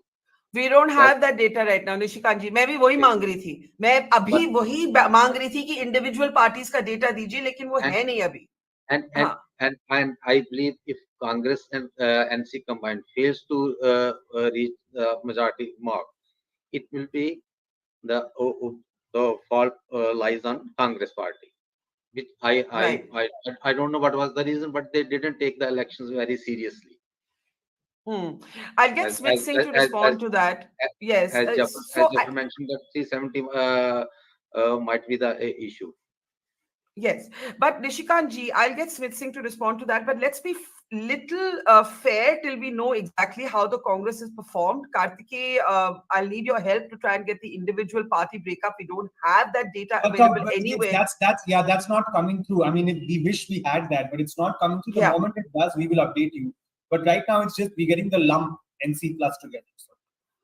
So Smith, again, I can't put you on the mat till I actually know how your party is done separate to the alliance. So I have to declare that up front. Early responses, Nishikant says, if the NC Congress misses the majority mark, the Congress will be to blame. Congress didn't take the election seriously. The Congress was playing a defensive game. The Congress did not want to take a position on 370. We still don't know what the Congress position is on 370, for instance, because आपको decide तो करना पड़ेगा, because अगर NC Congress की सरकार बनती है, Omar Abdullah is on record and we'll play that comment for you just in just a moment, what Omar said on 370. He's on record saying he'll reopen the issue. Is the Congress going to reopen the issue of 370? What is your position? Is that why you played a very low-key game in Jammu and Kashmir, Smith? See, I think it's very unfair to say that we played a low-key game. Since the Bharat Jodo Yatra won, Rahulji reached Kashmir, you saw his support at that time. And we've been saying that people of Kashmir, people of Jammu are supporting Congress. They want Congress. And we have fought a very strong election. Yes, most of the seats in Kashmir we gave to NC. And in Jammu, we were more or less fighting directly with the BJP. But the thing is that we have set the narrative. It's the people's voice that we have to represent. See, this is a leadership question that is going to be decided on time, and also it's about how people of Jammu Kashmir are voting and what is their voice, what are they signaling to us. But one very important thing I must say, that our leader Rahul Gandhi ji keeps saying that BJP is basically against the federal structure of India. It is against the voice of different states. It is actually even finishing off democracy and people's voice in normal states in which there is no special provisions of the constitution. So that is a constant fight of the Congress, that this voice of the people of every state should be respected. The powers given to the states by the constitution should be respected. BJP is finishing that off in normal states. And there are many examples of this. So I think Congress is very clear in its agenda and its fight with the BJP. And these specific things, I think the leadership will decide, but it will also decide how the people are voting. It is not that they're going to decide in the Senate. I have a statement, a new statement from Omar Abdullah, which he's just released moments ago. We have the hope that we will win. The decision made by the voters of JK will get to know by this afternoon. So he's being very careful. There should be transparency. If the people's mandate is against the BJP, they shouldn't pull any tricks. We did an alliance so we can win, and we're hoping to win. Now, this is his statement just minutes ago, but I also want to play out, because I think it's going to be a very interesting issue that could unfold if the NC Congress are able to form the government. Article 370. Article 370, what happens to this issue? Karthikeya, I'm just going to play out an Omar clip and then we'll come back. This is what Omar Abdullah said on whether he's still holding out hope that he can, as he called it, turn the clock back on 5th August. Do you think people like you and me, I'm not in politics, but having been a kind of Kashmir-obsessed person for years, do you think we were wrong about 370? And let me just explain my question. In not understanding how much widespread support there would be in the rest of India, including by parties or sections of people who don't vote BJP for the abrogation. Like, were you taken aback by that? No, I think the BJP has run a very clever campaign in sort of highlighting one or two aspects of 370 to popularize its writing down. उनका अपना झंडा, अपना संविधान, उनका संविधान, आपको क्या मुल्क में 2 प्रधानमंत्री चाहिए, and stuff like that. That said, I think the BJP overestimated the popularity of what they've done, because it certainly didn't translate into votes. I mean, I find it mind-boggling that in a 5-year term during which a prime minister fulfilled 2 of the most contentious poll promises of the BJP, 370 and Ram Mandir, they actually went backwards in terms of public support. You would have imagined that 400 par would be something they would do in their sleep. But they didn't. They were reduced to a minority government. So what does that tell you? That the political reward was not as enormous as we have thought? Look, even immediately after 370 was written down, when state elections took place, the BJP suffered. They weren't able to translate these massive sort of poll achievements, or rather campaign achievements, into numbers. So perhaps, I mean, for all the symbolism of 370, it didn't matter as much to people as bread and butter issues in the rest of the country. Okay, I want Zainab to respond to that, and then Smita. Zainab, if the National Conference and the Congress, and look at the leads now, it's 35 for the National Conference Congress to the BJP, which has remained at 16 for a while. 370 will be back in debate. In fact, I asked Omar specifically, I said, what are your chances? The Supreme Court has given its verdict. He said, well, the Supreme Court can change its mind. If they win comfortably, you're going to see 370 up for debate again, won't you, Zainab? Yes, we will, but it'll be more symbolic than realistic. I'm being very honest here. I mean, you have to understand Mr. Abdullah is also playing to the galleries. So, you know, when you talk to people in Kashmir and you say, you know, how significant was abrogation of Article 370 for you, for them, it's more symbolic because they wanted their special status. But it's done nothing to them in reality in terms of, like, you know, when it comes to their day-to-day bread and butter issues, like Mr. Abdullah was just saying, you know, it doesn't matter to them. It's just a symbolic gesture that, oh, Kashmiris, the special status went away. You know, now our demography will change. Our lands will be sold to outsiders. So for them, that sort of fear-mongering is the thing that they even speak. You know, the politicians are fear-mongering that, oh, Kashmir will change, the demography will change, outsiders will come in. So therefore, Article 370 is made significant in the psyche of a local Kashmiri. But it's more symbolic, and I'm telling you, when it comes to Article 370 and the talk of it in Kashmir, the politicians do it because they know it will resonate with people, because it will remind them of the bad times they went through when that episode happened, you know, the absolute blackout that was in Kashmir, and, you know, the kind of suffocation that Kashmir was put through, which BJP denies, because BJP says we just did that to keep, you know, law and order and peace in place, but the Kashmiris think otherwise, you know. So in my opinion, as much as, you know, the politicians say they will bring back Article 370 as an issue, they'll do nothing about it. They'll just keep playing to the galleries. This is my opinion. So the audience member who give that Ravi Shastri type "let cricket win" has another funny comment for you, Kartike, calling it a night in Houston. Results are on expected lines in Haryana. J&K is going to be a nail biter. Well, at the moment, it's not looking like a nail biter. Let's see how it unfolds. Whoever has Hardik Pandya within their midst will win the cup. Sorry, I mean the elections. Now, a lot of people thought that Hardik Pandya, yes. Yeah, was 1 minute. Let me complete my thought. A lot of people thought that Hardik Pandya was an Engineer Rashid kind of figure. But if these numbers hold, then Engineer Rashid has not been a Hardik Pandya, at least in this game, even if he was in the Lok Sabha elections. Kartikeya, quickly add. I want Smita and Smith Singh to respond. Yes, Kartikeya. In Kashmir, right now, of the 34 leads, NC plus leading on 27, 24 of these are coming from the NC and 3 from the Congress. Oh, you have the individual breakup now? So you have the individual breakup? I am picking up the numbers as they come, but I'm just telling you, Kashmir, it's 24 NC, 3 Congress, and that's 27 of the 34 leads in Kashmir. Okay, that's interesting. That also means that the BJP is kind of doing really well in Jammu, because all the leads, that means, are coming from Jammu, which was expected for the BJP. Right. So again, we want to wait for this to settle down because they're changing literally by the minute, not even by the hour. And Smith, that will raise questions again about whether the Congress has pulled its weight in Jammu and Kashmir. Kartike's numbers were of Jammu and Kashmir, and we're waiting now for just Kashmir. I said just Kashmir. That was just Kashmir. 27 of the 34 leads that I just spoke about. But Kartikeya, that was expected. But what is important is how the Congress performs against the BJP in the Jammu region. Yes. And if we have that individual breakup, it will be really helpful. In fact, Kartikeya, I want to request you to maybe get a little more granular data for us. Smita, your thoughts at the moment. Can I just turn to Haryana for a second? I actually don't know what the latest position is in Haryana, where the Congress was zooming ahead very comfortably. So then we started looking much more granularly at Jammu and Kashmir. Can we come out of this wipe quickly now? I need to see the Haryana numbers, please. Okay, we don't have them on our screen. There we have them, 53 to 15. So this is a romp home. It is a romp home at the moment if these leads hold for the Congress. Smita Gupta, your response, because there's going to be a lot of discussion now after UP in the Lok Sabha and Haryana in the Assembly.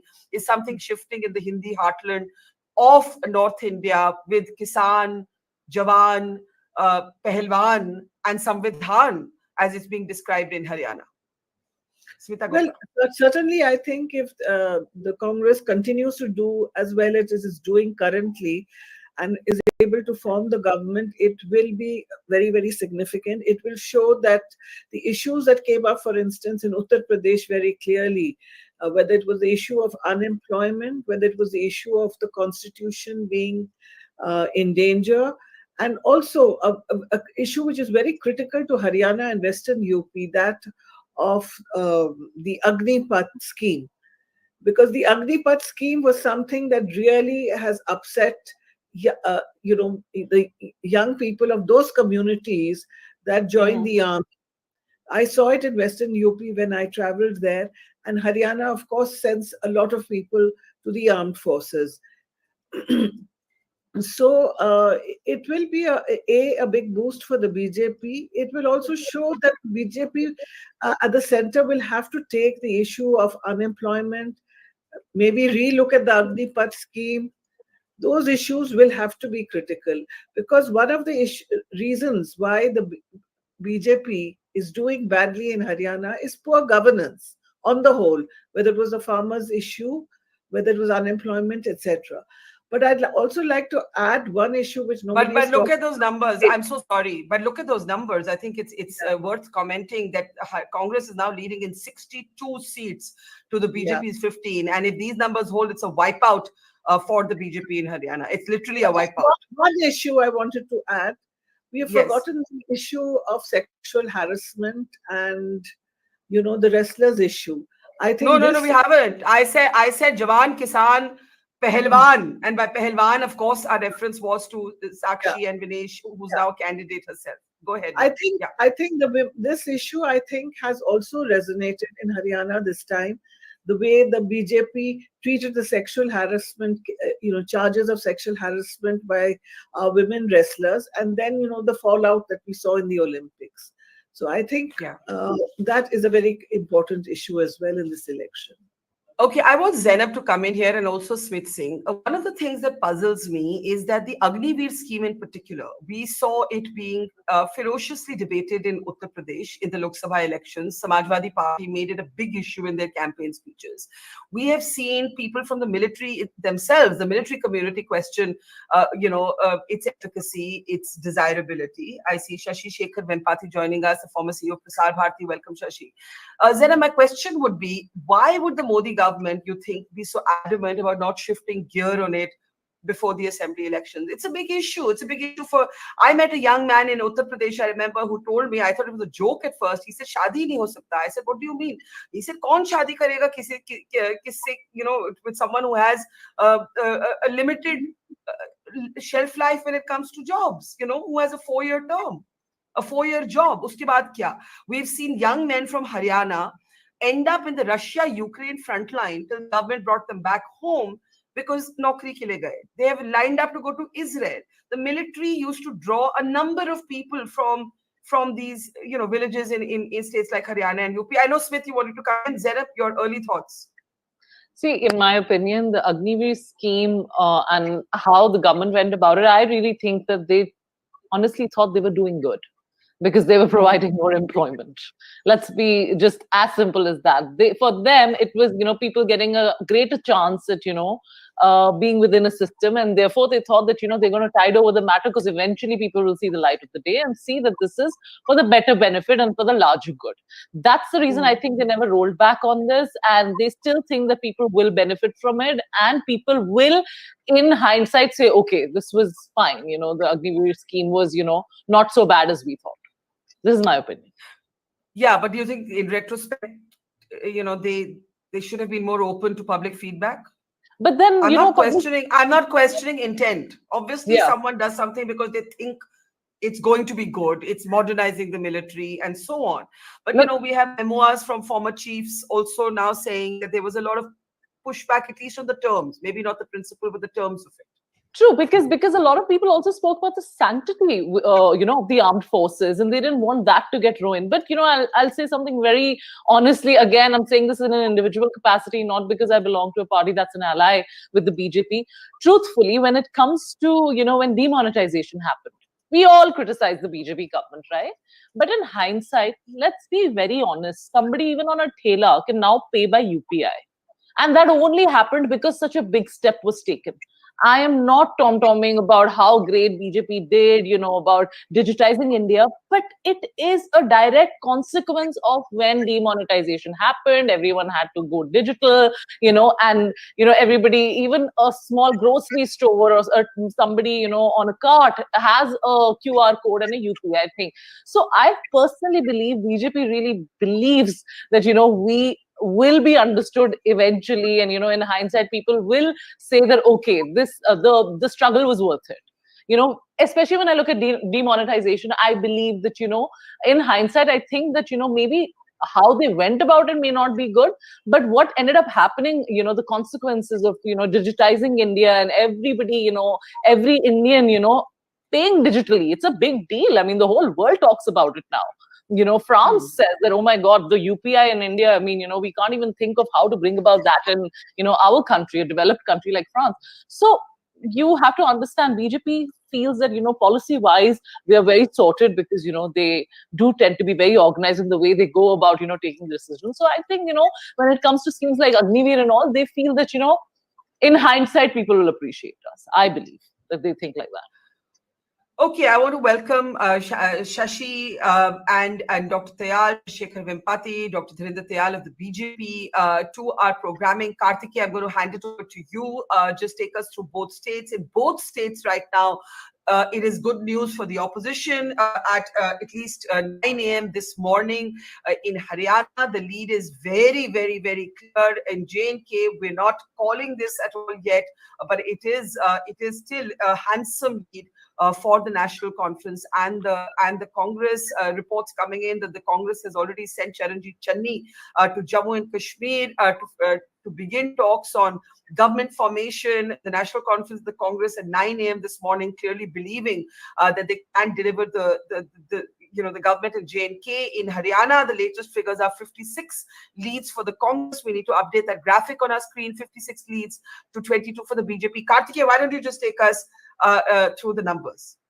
Yeah, Barkha, so I mean, we've been saying postal ballots, etc. So it kind of ties into the Agniveer issue, right? That, sorry, if we think that people are upset with the BJP because of Agniveer, then postal ballots will, of course, give the Congress an advantage just because of that reason.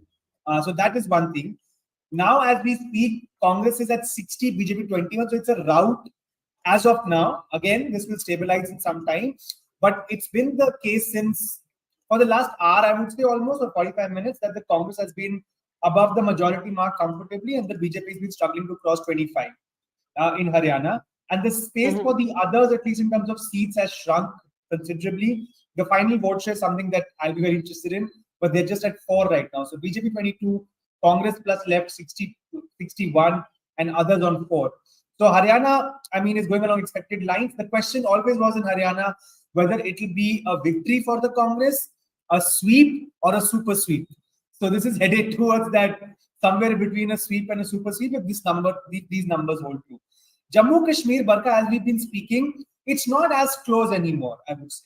At this point, of the 79 seats, NC plus leading in 43. So they're within, touching distance of that magic figure. But again, the question is, what is the magic figure? Is it 45 or is it 48? And we've discussed this since morning, that there are 5 nominated members from the Lieutenant Governor. And so how will that play out? So as we speak, NC plus is at 44, BJP 27, PDP 5, and others 3. So NC plus in itself is reaching that 45 mark as of now. This will change. And if you add the PDP to it, which I think is not a very far-fetched idea, they are at this point crossing that idea of the House plus the nominated members as well. So, I mean, as you said, I think the takeaway is that so far the morning has belonged to the opposition. The non-BJP parties. So what's very interesting is that the National Conference late last night took a decision that it would not be sending spokespeople officially to the programs till afternoon. That's how close they thought the fight would be. So we're now working the phones now to National Conference leaders. Yes, I see you want to say the National Conference is now leading. Exactly. Yes. So for the first time since morning, Barkha, Jammu Kashmir, NC plus is now touching the halfway mark. It's at 40. Of the 79 seats called, we still have 11 seats to go. Of the 79, NC plus leading in 45. Of course, a large chunk of this is coming from the Kashmir region. BJP mostly doing well in Jammu, and this is, again, as you've been saying, along expected lines. Okay, if you've just joined us, it's 5 minutes past 9 in the morning. The Congress is romping home by current leads to victory in the state of Haryana. And in Jammu and Kashmir, for all the forecasts of an exit poll, and we're not calling this right now, we're waiting a while for all the forecasts of an exit poll. At the moment, the National Conference and the Congress have established a lead there. Let me bring in our guests. It is a morning that belongs to the opposition. Smith Singh was wanting to come in. I don't know if he's still there. And then I'll open it up for Dr. Tayal and for Shashi. Smith, go ahead. See, Barkha ji, jaise aapne, you put up Agniveer, you put up Kisaan, you put up these issues, and you're talking about the mood change in the Hindi heartland. See, I want to put it very clearly. If we see the Agniveer scheme, people not getting any pension benefits, no medical benefits, Shaheeds not getting any benefits, families feeling the people, 75% people are going to come back. What is it doing to the mindset of the youth in India? It is catastrophic. We don't know what is going to happen when those 75% people come back. It is really sad seen in the villages. And when we come to the farmers, one thing I want to put very clear: BJP said by 2022 it is going to double farmers' incomes. But what has really happened, if you see the National Crime Records Bureau's data, from 2014 till 2022, the national farmer suicide data has doubled. So the farmer suicides are doubled rather than the income. And when nothing personal with what the views of Zainab ji, but she raised a very important point about the UPI. Maybe people of India are seeing it in a different way. Changing from cash to UPI is a change of mode of transaction. It is not that before people are not paying at the cart. People are staying paying at the cart. With the lowest level of employment in country's history, with the highest level of inflation in the country, people are feeling, okay, this is a token shift. You have changed the mode of transaction, but what has changed really in my life? Okay. Let's do one thing. Let's hold off discussing and debating UPI till the end. Right now, the numbers are coming very quickly. Zainab, I know you want to respond, but I want to bring in Shashi. I don't know where Dr. Tayal went. Where's Dr. Tayal? I don't see him on the screen. Shashi, I want to bring you in. At the moment, in Leeds, National Conference and the Congress have crossed the halfway marks, but a lot of debate around the LG possibly using his 5 nominated MLAs. Of course, if the National Conference and the Congress maintain this lead, then whether the LG has those 5 nominated MLAs or not doesn't matter. Your first thoughts. The morning at the moment belongs to the opposition and not to the BJP. Well, I think election after election, we've seen that we should wait for the EVM counts a couple of hours after 11 o'clock. So I wouldn't comment too much on the numbers. Though I think the general mood is clear that the BJP is on the back foot and the opposition parties were expected to do better. That early trends are showing us that mood. So nothing to dispute there. To the larger issue of what this election means, I think that's a whole. I think we're missing the big picture here. Right?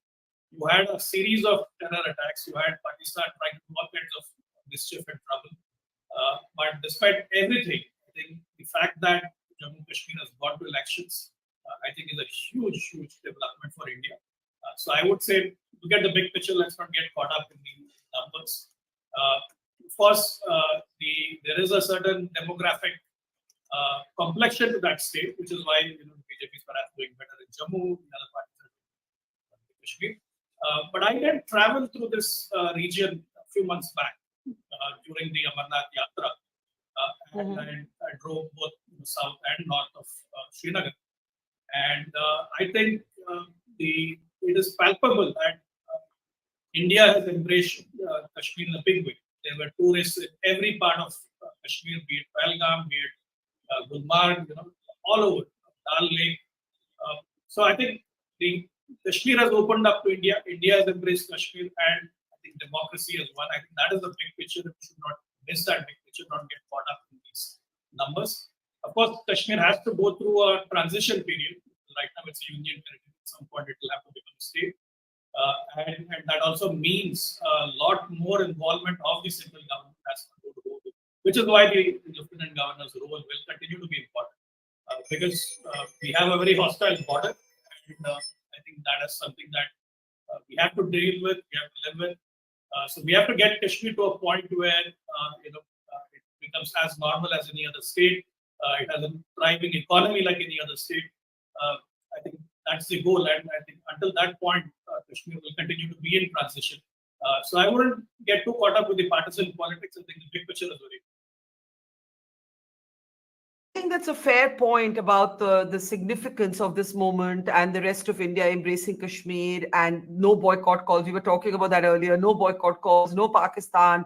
People who haven't taken part in elections since 1987 coming into the phrase independence. Even families of terrorists are in this election. So we're seeing all kinds of shifts, Shashi. But you made one comment. You said the mood is very clear. The mood is very clear. What is that mood? Because the opposition would say, or would begin to say, because Haryana certainly seems like it can be, it can almost be called. The opposition would say this is a mood that is beginning to be against Modi. The Modi brand is diminishing. Those comments will start now, basis the Haryana result at least. What would you say to that? No, I don't agree quite with that. I think what this mood is something else, something very different. In fact, yesterday was a very momentous day. So Modi completed 23 years consecutively in executive office. Let's just put that into perspective. I don't recall any executive being accountable to the people continuously for 23 years. Right? And what Mr. Modi's track record is that he doesn't shy away from making difficult decisions. 370 was a difficult decision. Agniveer was a difficult decision. Farm laws were a difficult decision. He is not someone who shies away from making difficult decisions. So that is what this is reflecting. That there's so much more hard work that has to be put in to make these difficult decisions appeal to the people. And I think that is what the message is. It's not about Modi brand. But look at the Congress. Look at Mr. Rahul Gandhi. He's taken the easy way out. Look at every single issue that he's picked up. It is something which is populist. It is not difficult. It is something that just appeals to the base instincts of the voters.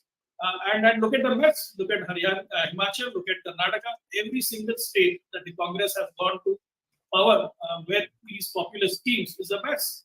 And today they are not able to sustain that the state's finances. Right, so that is the contrast. So the BJP's challenge and Mr. Modi's challenge will be that while they take these tough decisions, which are in national interest, which are in the broader public interest, they would need to work doubly hard to explain why these. Okay, I think Smith Singh of the Congress wants to respond to that, and then Karthikeya, do bring us up to speed on the latest numbers. We should actually be working the phones now to our national conference guests who thought they'd have to wait till the afternoon by the leads. It doesn't look like that will be the case. Smith Singh, do go ahead. I think that's completely wrong to say. That see what is happening in Manipur is BJP is doing. If you give examples of this, Congress just went down in Rajasthan. What is the problem there? If you see the data, National Campaign Bureau, what is happening in BJP states? So sometimes some media channels can cover up things, but that doesn't hide the truth. BJP is creating division in society. BJP is creating pain for the poor people in the country. There is rising unemployment. There's rising unrest, and that is all BJP is doing. Where do you blame Congress in this? But some media channels can be covering up certain things, but that doesn't, and people of India are seeing it. That is why people of India are choosing Congress and Haryana. It is very clear. And people of India are also giving a choice in Jammu and Kashmir. They are going against the BJP, and that is a message in itself, what people are looking at and what people are able to see the reality. Okay. Zainab, I know you have to go. Let me get a last comment from you. At the moment, a romp home for the Congress in Jammu and Kashmir, and I would want to say a significant lead for the National Conference and the Congress in Jammu and Kashmir. So sorry, I said that wrong. A romp home for the Congress in Haryana and a significant lead for the National Conference and the Congress in Jammu and Kashmir. A lot of extrapolations are going to be made, not just on brand Modi, which is probably going to be debated all day now, but also as we were discussing Article 370. If the National Conference, the Congress and the PDP, if needed, may not be needed, come together, you can for sure see a reopening of this debate. So last thoughts before we let you go. Dr. Tyal, I'll come to you right after that. Zainab. I honestly didn't see Plus would fare so well. I'm actually shocked to see the numbers because I've been following other numbers also. So they seem to be doing really well. Perhaps it won't be what we expected it to be, that NC trying to, get more people to, form government. I'm feeling probably they'll make it on their own. And as far as, discussing at least the Jammu and Kashmir election, when it comes to brand Modi, I think, again, we have to give it up to the central government and Prime Minister Modi that a free and fair election was held in JNK. It went off really well. And I think that has to be celebrated more rather than whether BJP won or not. In fact, I feel it's a bit silly to even discuss how BJP will fare in the valley. In fact, Zafar Saab said the right thing, that even if they get 1 or 2 seats in Kashmir, the valley, it'll be a big deal. It'll be a testimony to how BJP actually normalized themselves within the valley. So in my mind, I'm looking at the numbers and just seeing whether in the valley BJP will have at least 1 seat, because that will be huge, to discuss whether this is a diminishing of brand Modi. At least for the Jammu and Kashmir election, I don't think that is a real discussion. I think that's a little silly because no, I think in Jammu and Kashmir the discussion will not be on the Modi brand. It will be on 370. Because if these numbers hold, at the moment, the National Conference and the Congress leading in 50 seats on their own at the moment, right? I don't think any pollster caught this. Everybody seemed to be talking about the possibility of a hung assembly. So, you know, while the BJP is doing decently, leading in 27, almost all of them likely to be from Jammu. Likely, again, waiting for party-wise breakup. My only point is the debate on J&K will be a different debate from the debate on Haryana. But you could see the 370, you could see 370 reopened as a public conversation if the new government is a national conference-led government. Yeah, of course, it will. 370 will be discussed for sure. There is no doubt about it. But like I said in my previous point, it will be sort of a symbolic discussion, playing to the galleries. It will actually not result into anything. I don't think there will be, you know, a rethinking on this, even at the Supreme Court level, even if the Omar Abdullah says that, you know, the Supreme Court can reconsider. I don't think this is a realistic take. I think it will stay. The status quo will be maintained. And it'll just be a symbolic discussion. It'll just be the politicians, you know, reassuring the people that, you know, we will get your special status back and we'll make sure the demography doesn't change. I think it's just going to be till that. Of course, the debate will stay alive. They'll make sure to keep it alive, in my opinion. Okay, Zainab, we're going to let you go. Thank you.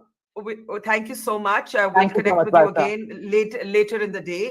I want to welcome, thank you, Zainab. I want to welcome to the program Dr. Tayal, who hasn't yet made his first comments, and also Riaz Majid. Riaz Majid is with Engineer Rashid's party. Riaz sir, we can barely see your face. So if you can maybe turn on some lights or not sit against the skyline, thode light mein aa jaiye. In the meantime, Kartikeya, you want to bring us up to speed on the numbers, and then Dr. Tayal immediately.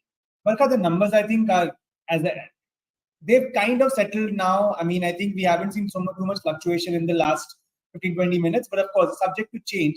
Whether the bottom line is Congress comfortably ahead in Haryana, NC plus not comfortably, but like a tenuous lead, I would say. 45 right now to BJP's 33. What I wanted to bring your attention to was that we are getting some kind of a geographical split from the ECI website. And if I may just try to be a little adventurous and share my screen, and please let me know if this is working for the audiences or not. So if we see that, what is very interesting is that, can you see my screen, Barkha? No, I can't see the screen right now, Kartikeya, but yeah, now I can. Okay. Now I can. So now you just see the red and the blue.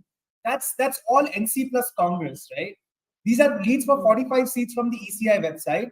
This red plus blue is primarily coming from the Kashmir Valley. Look at where the BJP is doing well. It's all in the Jammu region. And this is what we've been saying since morning, that it seems like two different elections have played out. And the results, at least as this is the ECI website, of course, it's a little slower than the other sources. There is a concentration of leads for NC plus Congress from the Kashmir side and a concentration of leads for the BJP from the Jammu side. I think this map really encapsulates it well. And I think the fact that you just mentioned that pollsters probably were predicting a hung verdict, well, I can say that at least the voters said that NC plus Congress will be ahead. They might be able to cross the majority mark. But the key difference is that so far, the independents seem to not have made that big a dent as some of the other polls were expecting. So as I'm seeing the numbers right now from our source, independents are leading on just 5 seats. Again, health warning, this is subject to change. But, you know, it's that period now where we are coming close to the end of the uncertainty period. And I think very soon this will start stabilizing, because at least in Haryana, the gap is big. You know, I mean, it'll take something very substantial to upset this. Jammu Kashmir might still throw up a few surprises, I would say, here and there. But as of this moment, as of 9:20 a.m., NC Plus has been maintaining this lead now for some time. But again, could change. Okay, thanks for that, Kartikeya. I want to welcome Ikram Singh Sandhu of the Congress to our program. Namaskar, and let me bring in Dr. Tayal on first comments. I did see Riaz Majid of Engineer Rashid's party. Hopefully, he'll be able to reconnect with us. He was live from Kashmir. Dr. Tayal, disappointing day for the BJP? Today. Hang on, Doctor. Yeah, go ahead. I can hear you now. Yeah, I can hear you now. Go ahead, sir. So I think it's an interesting day, and you know, as a science student, I think I'll first start from that where we are drawing our inferences from. is a biased sample. So let's be clear about this. What do you mean? These are not samples, sir. These are actual leads. No, no, kya no. I'll tell you. That is the difference. That is the difference. Okay. So what I'm talking about is that these are postal ballots. So no, when we actually get to the counting, then we can call that a perfectly randomized sample.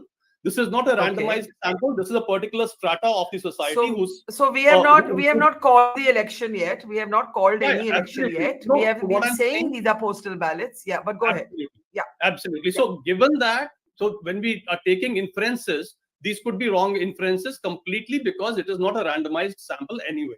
That is one part which I would like to start on.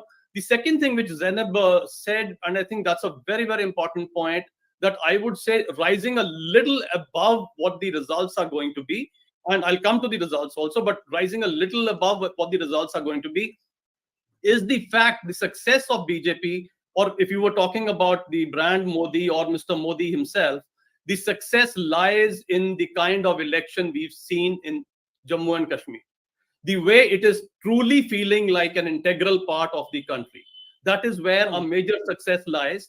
And as Shashiji said, he's not been there to, he's not shied away from taking the tough decisions. Whereas, as he rightly said, there was a policy paralysis during Congress time. And the most major one in this election, where we are saying, you yourself said 370 is going to play out. It is one of the most major issues in this election. But the Congress manifesto was silent on 370. They could not take a stand on where they stood. They said, okay, we will see at the end of it. Jahan pe, jahan dekhi tawa parat. we will go with that. So that is the particular issue that we're talking about. So effectively, if we're talking about now coming to the numbers, what I find very hilarious here on your screen is that there is something called NC plus. Yes. Okay. So what used to be the grand old party at one time is now a plus.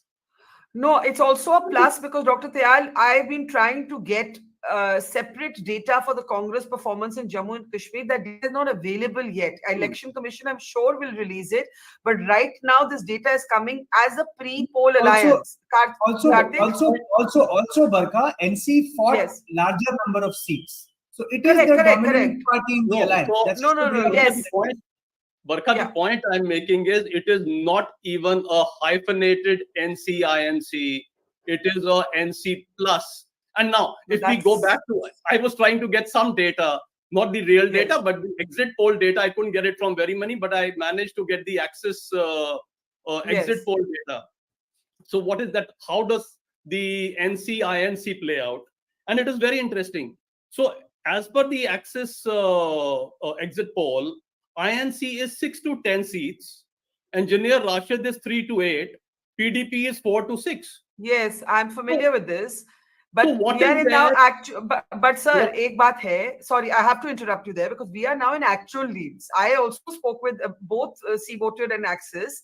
We are now in actual leads, and the actual leads tell you that the others, which in the Axis exit poll were projected to do very well, that is not happening. They are only leading in 5. So in fact, I have Professor Riaz Majid. He was a candidate. He's with the AIP. He is with the Engineer Rashid's party. Riaz Saab, are you disappointed with the trends that you see so far? And yesterday we had a very interesting press conference by Engineer Rashid, जिन्होंने बोला कि किसी को सरकार नहीं बनानी चाहिए till statehood is restored. The National Conference and its ally, the Congress, are doing much better than perhaps even Omar Abdullah himself expected, because in his interview to me, he said this is his toughest election ever. How do you look at these trends, Riyasa? Well, it's hi, how are you? It's like it's too early. It's too early to be disappointed or to be enthusiastic about the leads, because the counting has just started. I was just around the counting hall. That is why I was late, because perhaps there are jammers around, so the internet was not working well. So the counting has started just now. It would not be, wise to be very enthusiastic or very disappointed about things. And then, as I have already said that, AIP, I was just seeing the tickers on your screen, and it was saying AIP 0. Do I tell you that AIP is not a registered party? All the candidates that are there in the field are independents for us. They are all independent candidates. So I don't think that it would be good to put AIP at 0. Maybe there is a no. That is fair. That is fair. The AIP is not even a registered party. But but if you see the others, जिनको others कहते हैं, जो BJP, NC, Congress, PDP के साथ नहीं है, उनको others का nomenclature है, जिसमें आपके associated leaders भी हैं. Others are leading only in 5. Is that disappointing to you, or do you believe these numbers will change? That is my question. Well, I strongly believe that numbers would change. It's too early to predict things to be very enthusiastic or to be disappointed or to be clear enough, because the counting has started to now only. Because I am in Anantnag, I am in Government Degree College Khanabal, where there is the counting place. I was there, and it has picked up just now. They were just dealing with the postal ballots, so it will be too early to be conclusive about things. Okay, Riyasab, stay with us. That's a fair argument. Nobody has called Jammu and Kashmir yet. I want Shashi to come in, and Dr. Tayal, and also Ikram hasn't opened his comments yet. Shashi, I think we all agree that it's a milestone election in Jammu and Kashmir, and I think there's no doubt about that. I was personally there, and just the kind of turnout numbers, the fact of no boycott calls, the fact that Pakistan was a non-issue, the fact that you have the Jamaat-e-Islami backing candidates in an election for the first time after 1987, despite being banned itself under UAPA, these are all very significant things that are unfolding. But at the moment, the BJP is leading in 31 seats. We have to assume that these are primarily from the region of Jammu. And if we look at the NC Congress, it is leading in 46 seats. So it is at the moment already across the kind of halfway mark, not counting the 5 nominated members of that the LG is allowed to nominate. How do you look at what has happened here? And what might happen if 370 is reopened as a debate? Because they very specifically asked Omar Abdullah this, and he said, why can't we take it back to the Supreme Court? We can and we will. And I said, what is the one thing that you seek? And he said, I want to turn the clock back on August 5, 2019. I don't think that's happening. I think Mr. Abdullah is more of an election time return. I think 370 is settled. I don't see the clock being turned back on 370. I think the key issue, in fact, this is what I observed during my travel through the valley, is that it is about jobs, it is about employment, it is about the economy. And there is no way the economy in Kashmir and Jammu is going to be turned around without the state government working with the central government. And I think that is going to be the biggest challenge. So they can do all the rhetoric on 370 for all they want, but end of the day, it will be about the economic revival of the valley and creating jobs. I met engineers, highly qualified postgraduates driving taxis, and their biggest complaint was that how do we get jobs which are relevant to our qualifications, right? And that will only happen once there is the private sector is catalyzed there. Of course, there are going to be big government projects. You have a lot of construction going on, highways. So all of that is fine, but I think ultimately the job creation will need the private sector to participate, and that will only happen when the state government works with the central government. So I think that is going to be the focus. 370 is fine; it will be background noise. I don't think the clock is being turned back. Okay, but as we speak, as Riaz Majid was saying, please wait a while. He's at a counting center. The others have climbed up to 9 already. I think Riaz Majid is going to come in, and then I'll come to you and Ikram Sandhu right after. Professor Majid, please go ahead. Riaz Majid. Yeah, I was just wondering, there is a lot of talk about, somebody was just giving all the credit of these elections, the enthusiasm and the josh of the people. The credit was being given to the brand Modi. This is something that I really cannot, appreciate, because the thing is that, the ticker goes on your screen is that historic elections held after 10 years. And do I tell you that even during the worst times, post-turmoil in 1989, elections, when there was the worst time that I have seen, I was an adolescent at that time. So even at that time, the elections were held only after 5 years. And this time what we have seen is that the democracy remained altogether, it remained stifled. There was no democracy at all. We have to understand it that the response, the enthusiasm and the josh of the people in the elections was more due to absence of the democracy rather than giving it to somebody, right? rather than feeling that people felt compelled or they are very happy about the elections. Okay, they are happy. People are always happy about democracy, and they must be. But then giving it the credit to some brand, I think that's a bit unfair. But Riyaz, don't you feel that this is a very different election, not just in participation numbers, but the fact that there's been no boycott call, no Pakistan factor. You have Afzal Guru's brother as a candidate. You have the Jamaat backing 10 candidates. You have Engineer Rashid's, your own colleague, now a Lok Sabha MP. At one point, he was described as a fringe force of Jammu and Kashmir politics. बहुत कुछ बदला है, ये तो आपको मानना पड़ेगा. We understand that the things have changed. There is no doubt about that. But I'm talking about the participation of the people. You know, even these people who we thought would not participate in the elections, but now they are participating, and they are participating happily or whatever. They are participating in the elections. But my point is that the greater part of this enthusiasm must go to that revival of the democracy, because people felt, you know, a bit crippled and helpless because there is nobody to listen to them. If they had even smaller or the bigger issues, there was nobody to go to. So that's why there is a greater enthusiasm. You know, the life has been reduced to 5 kg of rice in Kashmir. That is all the people had access to, right?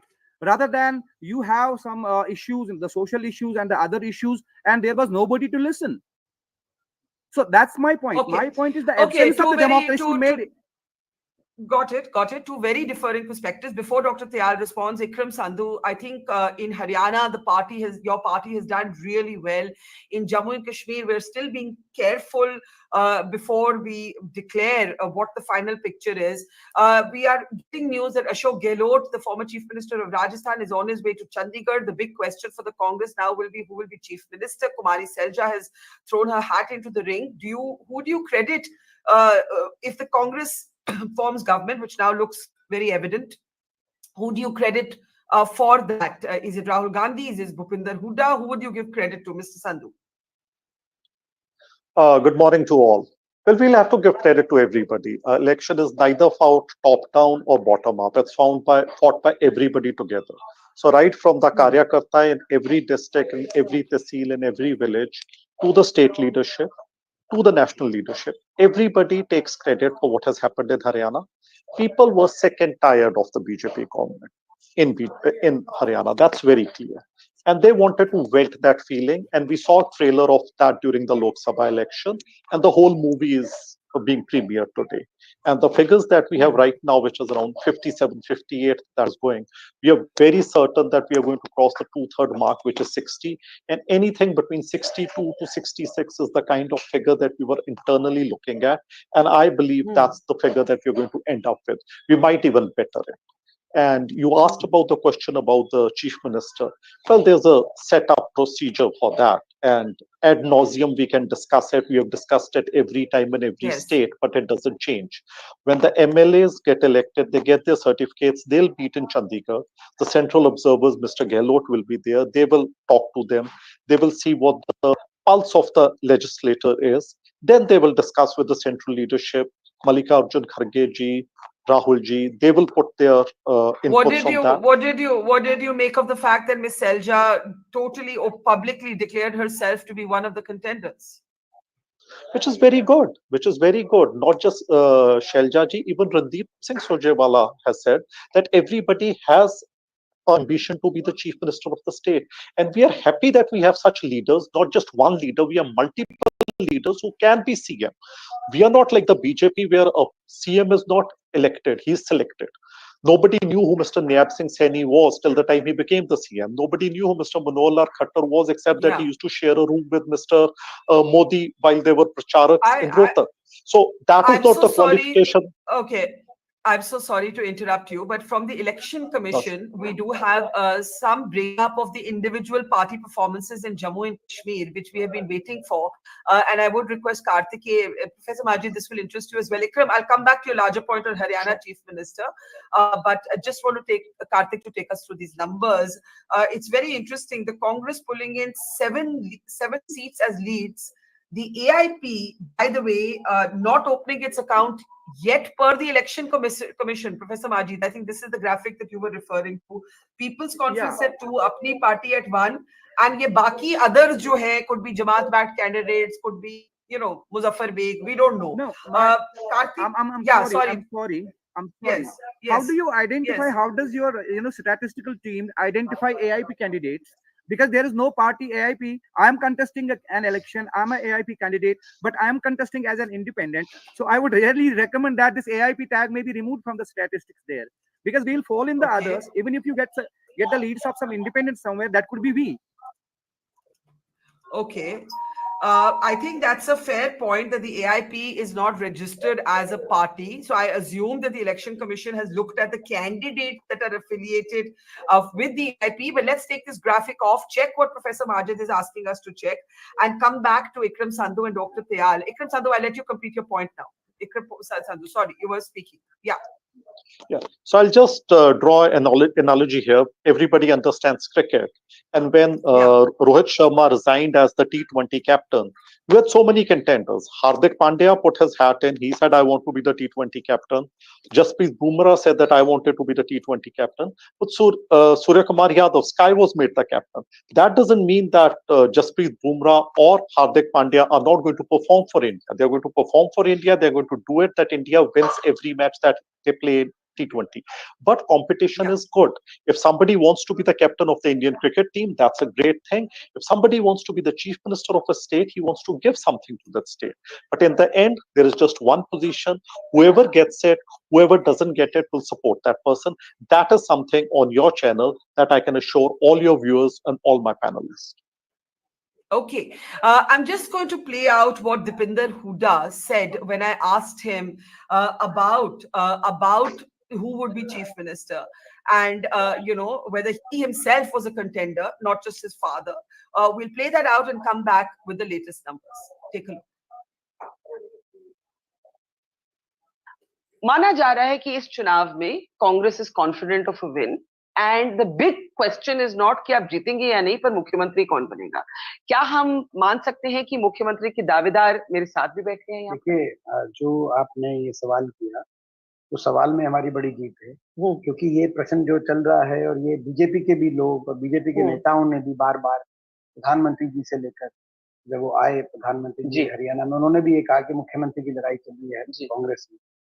तो यानी कि वो ये सब मान रहे हैं कि कांग्रेस की सरकार तो आ रही है. यही हमारा बहुत बड़ी हमारे लिए जीत है, क्योंकि हमारा लक्ष्य ये है कि हरियाणा में बदलाव हो, कांग्रेस की सरकार बने, और भाजपा ने जो हरियाणा का इतना बुरा हाल किया 10 साल में, इस बेहाली से हरियाणा को मुक्ति मिले, हरियाणा विकास, खुशहाली, तरक्की के रास्ते पे आगे जाए, हरियाणा का एक स्वर्णिम काल शुरू हो कांग्रेस के नेतृत्व में. तो कांग्रेस की सरकार बने और हरियाणा आगे बढ़े. Okay, so Dipinder Hooda, they're being very, very cautious in comparison to certainly Selja, who has been very upfront about her ambitions. Dr. Tayal, do go ahead. Dr. Tayal. Which are always said. Yeah. So those are the platitudes. What Ikram has said are the platitudes which are always given. The MLAs will sit together, but we all know the Congress working. There are no MLAs sitting together. End of the day, it is the family which is going to decide who they're going to stamp. Now, come to it, I agree with him. In every political party, people have ambitions, and it is good to have more contenders. But here, the fissures are right out and wide in the open, to the extent that to have a public display, Rahul Gandhi actually had to make Shelja and Mr. Hooda shake hands on stage, howsoever forcefully. So that is how deep the fissures run. So SRK, of course, in SRK, the K is not there. Yeah, that is the picture. So SRK, the K is not there now, but S and R are going to be, now they would not want to get marginalized. And actually, as far as Congress goes, I think their democracy starts in 3 ways: polling, counting, and then the politics. Now the politics of Congress has already begun. Shalja is in Delhi, Mr. Hooda is in Delhi, and lobbying has begun full scale. So I think it can go anywhere the way things are going in Haryana, but I hope it is good for the people of Haryana. Come to the other thing, the indicators that we have is that the BJP, even in Haryana, is holding on to its vote share. Now, actually, in both these elections, if I were to draw a common between J&K and Haryana, the actual thing to watch here is not the NC and BJP in J&K, or the Congress and BJP in Haryana, but the rest of them. And let us say, if we take the case of J&K, the more the others come up, which were initially 0 have come up, they are going to take something away from the NC and the Congress. They're not going to take away from the BJP. That is what is going to happen. No, that is true. But we need to see how many others are relevant in J&K. In fact, can we please update the numbers? I'd like to see it. What's happening in the numbers? Tayalsa, what I am saying is, what you're saying is correct if the others do very well. But at the moment, the others are okay. They have climbed since we last spoke. The others are now leading in 14 seats. So we should, Riyaz Saab, this will be of interest to you. The others are leading in 14 seats, the PDP in 3, the BJP in 26. Yes, I just wanted to just update the numbers, sir. You can then complete your point after that. And the NC and the Congress in 47. Go ahead, Dr. Tyal. Riyaz Saab anyway has disowned his own party. So, I mean, the way he's not disowned his own party. He was trying to say that the AIP is not a registered party. So he was asking us how we are identifying how his candidates are done. That was EC data that you were giving. Technically, yes. Anyway, Karthik will respond to that. Let's look at the J&K. No. That was Mr. Thayar. That was a bit misleading. The way the data was being projected on the screen is quite misleading. We are going it's not back about disowning. Okay. Let me ask Riaz Majid this question, and then I'll come to Shashi. Riaz Majid, who do you think will form the government in J&K basis these early leads? 1. And 2, why did your leader, Engineer Rashid, say yesterday that all parties should not allow a new government to be formed till statehood is restored? Omar Abdullah was very critical of that comment. He accused Engineer Rashid of playing into the BJP hands. How do you respond?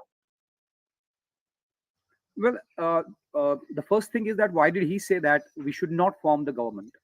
Because the way the state has been reduced to UT, and even the UT is reduced to the worst level that could be, they're talking about 5 nominated members, and the nominated members were, they are to be nominated by the LG himself, which indirectly means to be nominated by BJP itself.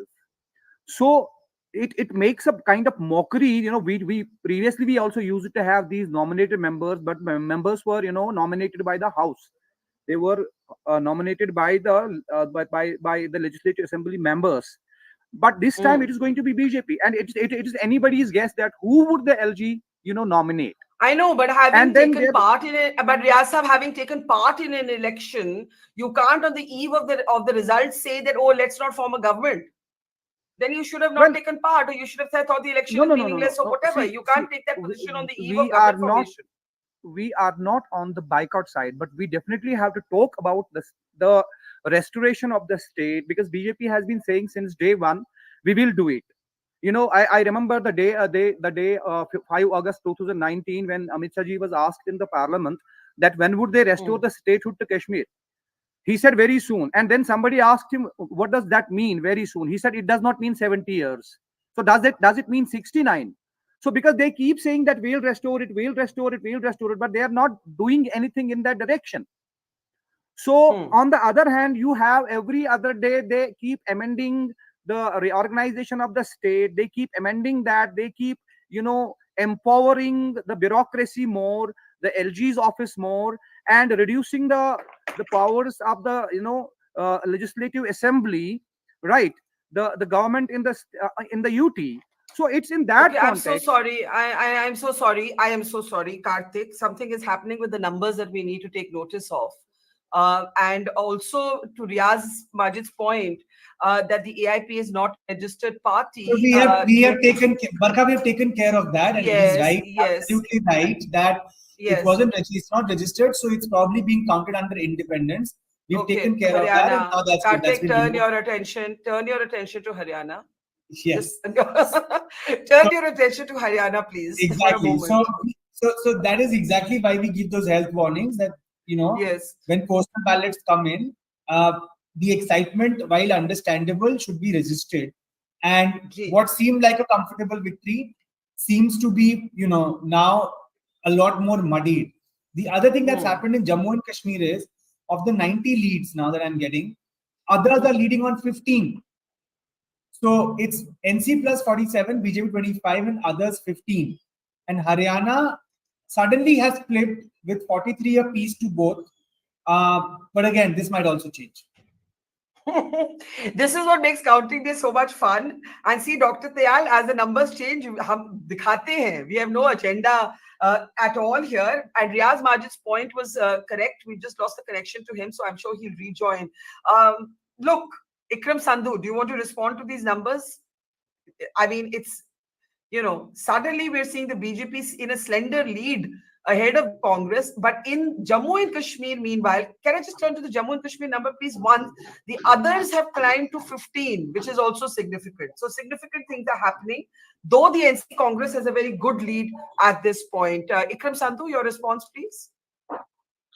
Yes, it always happens, you know, whenever we talk about any state, after the postal ballot, it is mostly the urban areas that the EVMs are open first. And as far as the urban areas are concerned, that is where the BJP has its stronghold, even as far as Haryana is concerned. So let the rural EVMs open up, let the numbers from the hinterland come in, and I'm very sure these numbers will change. Because even if you look at the Lok Sabha results, we have Dushyant, we have Vinesh Phogat at the moment trailing in his seat, Dushyant Chautala also trailing in his seat. Go ahead, Ikram Sandhu. Again, that health warning has to be there because we are talking about the first round, the second round now, in which ward that EVM has been opened. It's an urban area in which that EVM has been opened. So let's wait. It's at least till the fourth or fifth round that we get a clearer picture. And that is the kind of number that holds up. Before that, it is always a yo-yo. So as far as that yo-yo is concerned, we can't be too happy about it or we can't be too sad about it. We just have to take it with a pinch of salt. So let's wait till I believe 11:30, the picture will get clearer. Once from the rural areas, the EVMs are opened and the numbers start coming in. That is where a stability of the results will come. And I just wanted to add one thing. Mr. Tyal had talked about that, you know, Congress is seeing such bad days that we have become hyphenated as plus. So I'll just remind him on one thing, that in Andhra, they were also hyphenated as plus with TDP. So did that mean that BJP as a party finished because they were TDP plus in Andhra? So let's not nitpick on those things. NC fought more seats, therefore it becomes NC plus. In Andhra, TDP fought more seats, there they became TDP plus. But let me tell you, I don't think so BJP is going anywhere anytime soon. And similarly, Congress is also not going anywhere anytime soon. And finally, एक minute. Yeah. I think Dr. Tyal will respond to that. But Karthik, at the moment we have a very a surprise development in Haryana, where it looked like the Congress was romping home to victory, but you have the BJP now catching up in this round of counting. You have a high-profile candidate like Vinesh Phogat trailing. In Jammu and Kashmir, you actually have ulta happening. You have the opposition establishing a good, comfortable lead. But again, in Haryana, it suddenly changed. So I think we have to be very careful in not calling anything in either state right now.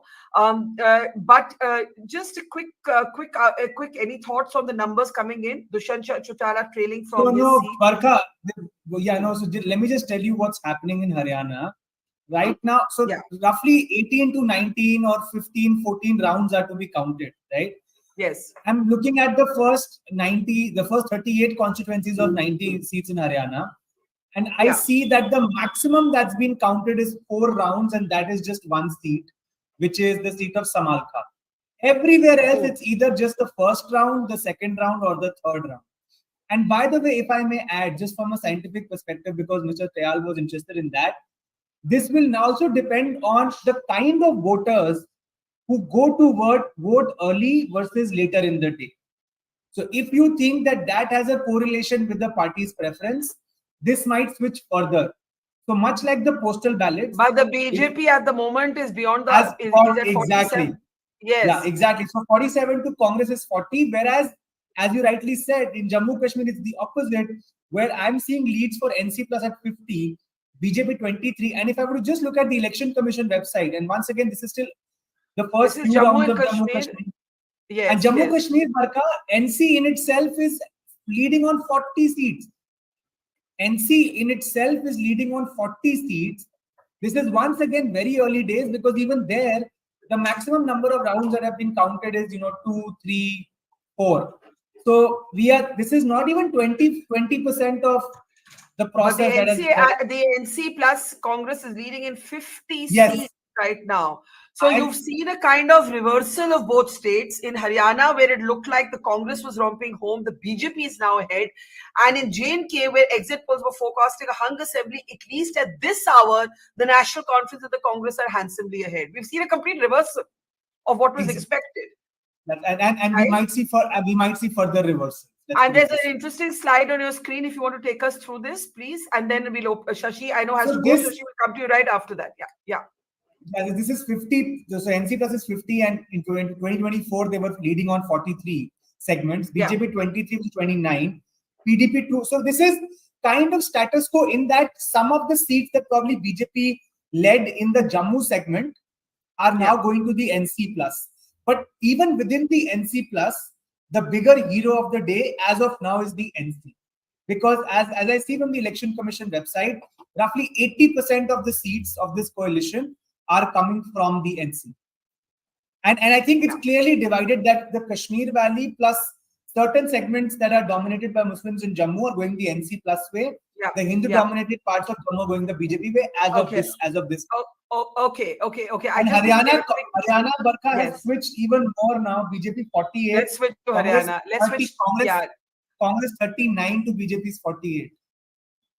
Congress 39 to BJP's 48. Okay. Yes. There is never a dull moment in Indian politics. I know Shashi has to leave. We'll get a last comment from him. Again, it's only not even 10 in the morning, so all of those health warnings, we actually don't know what's going to happen in either state finally. Shashi, last thoughts before we let you go? Yeah, I think, as I said, we have to wait for a couple of hours to see which way these counts go.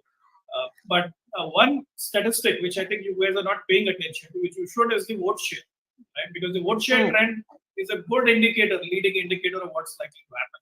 And when I look at the Haryana vote share on the EC website, the BJP's vote share has picked up over the last hour. So I think that there is a story there. So what this perhaps tells us is that it's going to be a lot more closer end of the day. But the big picture is that Mr. Modi has been making tough decisions. He's been working hard, while the Congress has been taking the easy populist way out. And I think the end of the day, the verdict will really be about who got their message across, whether the important decisions that matter both from national interest, public interest, the health of the economy, was the BJP able to explain that to the people, or did the people get taken in by the populism of the Congress? I think that's probably what we will see in Haryana. Okay, now, Shashi, Barkha, I think Mr. Shashi has raised a very important point that I was trying to also make earlier, that BJP's vote share is sticking to its 2019-2014 level at 37-38. Despite fewer seats for the Congress right now, their vote share is higher than that of the BJP's by at least 3 to 4 percentage points even right now. So it's an interesting election that's playing out right now. But Congress is ahead in terms of vote share. But in terms of the leads right now, Congress is slipping behind, but there's still very small margins. This is still up in the air. I mean, one can't say, but it's an important statistic to note that in terms of vote share, BJP, even as per the exit polls, was not losing votes, but Congress was gaining votes at the expense of the INLD and the JJP. And that seems to be happening in Haryana as per the I think it would be useful to look at some of those vote shares, especially from the Election Commission website. So Shashi, that point is well taken. We'll say thank you to you. We hope to connect later in the day as the picture settles down. Dr. Tayal of the BJP, Ikram Sandhu of the Congress are still with us. I can see Riaz Majid at the back end keeping on trying to connect or reconnect from Jammu and Kashmir. The National Conference has taken a position, in case you're wondering why we're not seeing them on the screen. We've been talking to them. They are saying that they do not believe this to be the final picture, but Haryana, I think, deserves a little more of our attention. Karthike, I'm going to ask you to do an overview and then maybe get us some more granular data. Karthik, go ahead. So things have switched in the last 15-20 minutes, where earlier it was Congress all the way 60, 65. Now BJP leading with 49 or 36, but as I've been saying, the counting of postal ballots has now ended, and now we're into the actual EVM rounds. And even within the EVM rounds, it's still very early days, which is why the flip-flop. But let's take one example, right? The BJP is leading in the Huda Jat belt in 10 out of 14 seats, last I checked. Now that is a staggering number. And it kind of tells you that if the BJP is winning 10 on 14 seats in the Huda Jatland, which is Sonipat, Rohtak and Jhajjar, then either everybody has read the election wrong, or this is just a function of this still being early days in the counting process. Because honestly, I can accept anything, but not that BJP can lead on 10 out of 14 seats in that belt, because even during the Congress's worst days in 2014, that belt delivered 10 or 11 out of the 14 seats for the Congress, just because of the influence of the Huda family. So it kind of is. So in a way, what you're saying is that if this lead is possible, either it's a dramatically surprise election, or this is very early in the election to call it. So we should give context, because somebody will see the banner and then start saying that, oh, the Hudas have lost. So I'm just giving it context. Okay, Ikram, are you anxious? Are you anxious looking at what's happening in Haryana? Ikram Sandhu of the Congress, can we get you in? And Karthik, a request, if we can get some voters on our screen, maybe from the Election Commission, it will be very useful, especially in the Haryana context. I can actually give you the numbers very quickly, Barkha. Yes, please do. Can you share your screen? Can you share your screen? Oh, absolutely. Can you just share your screen? Yeah, can you share your screen? That would be very useful for us to see the numbers. Yeah. So if you see the pie chart on the right side, BJP is at 37.4%, and that is roughly its vote share from last time. Congress is at 41.45%.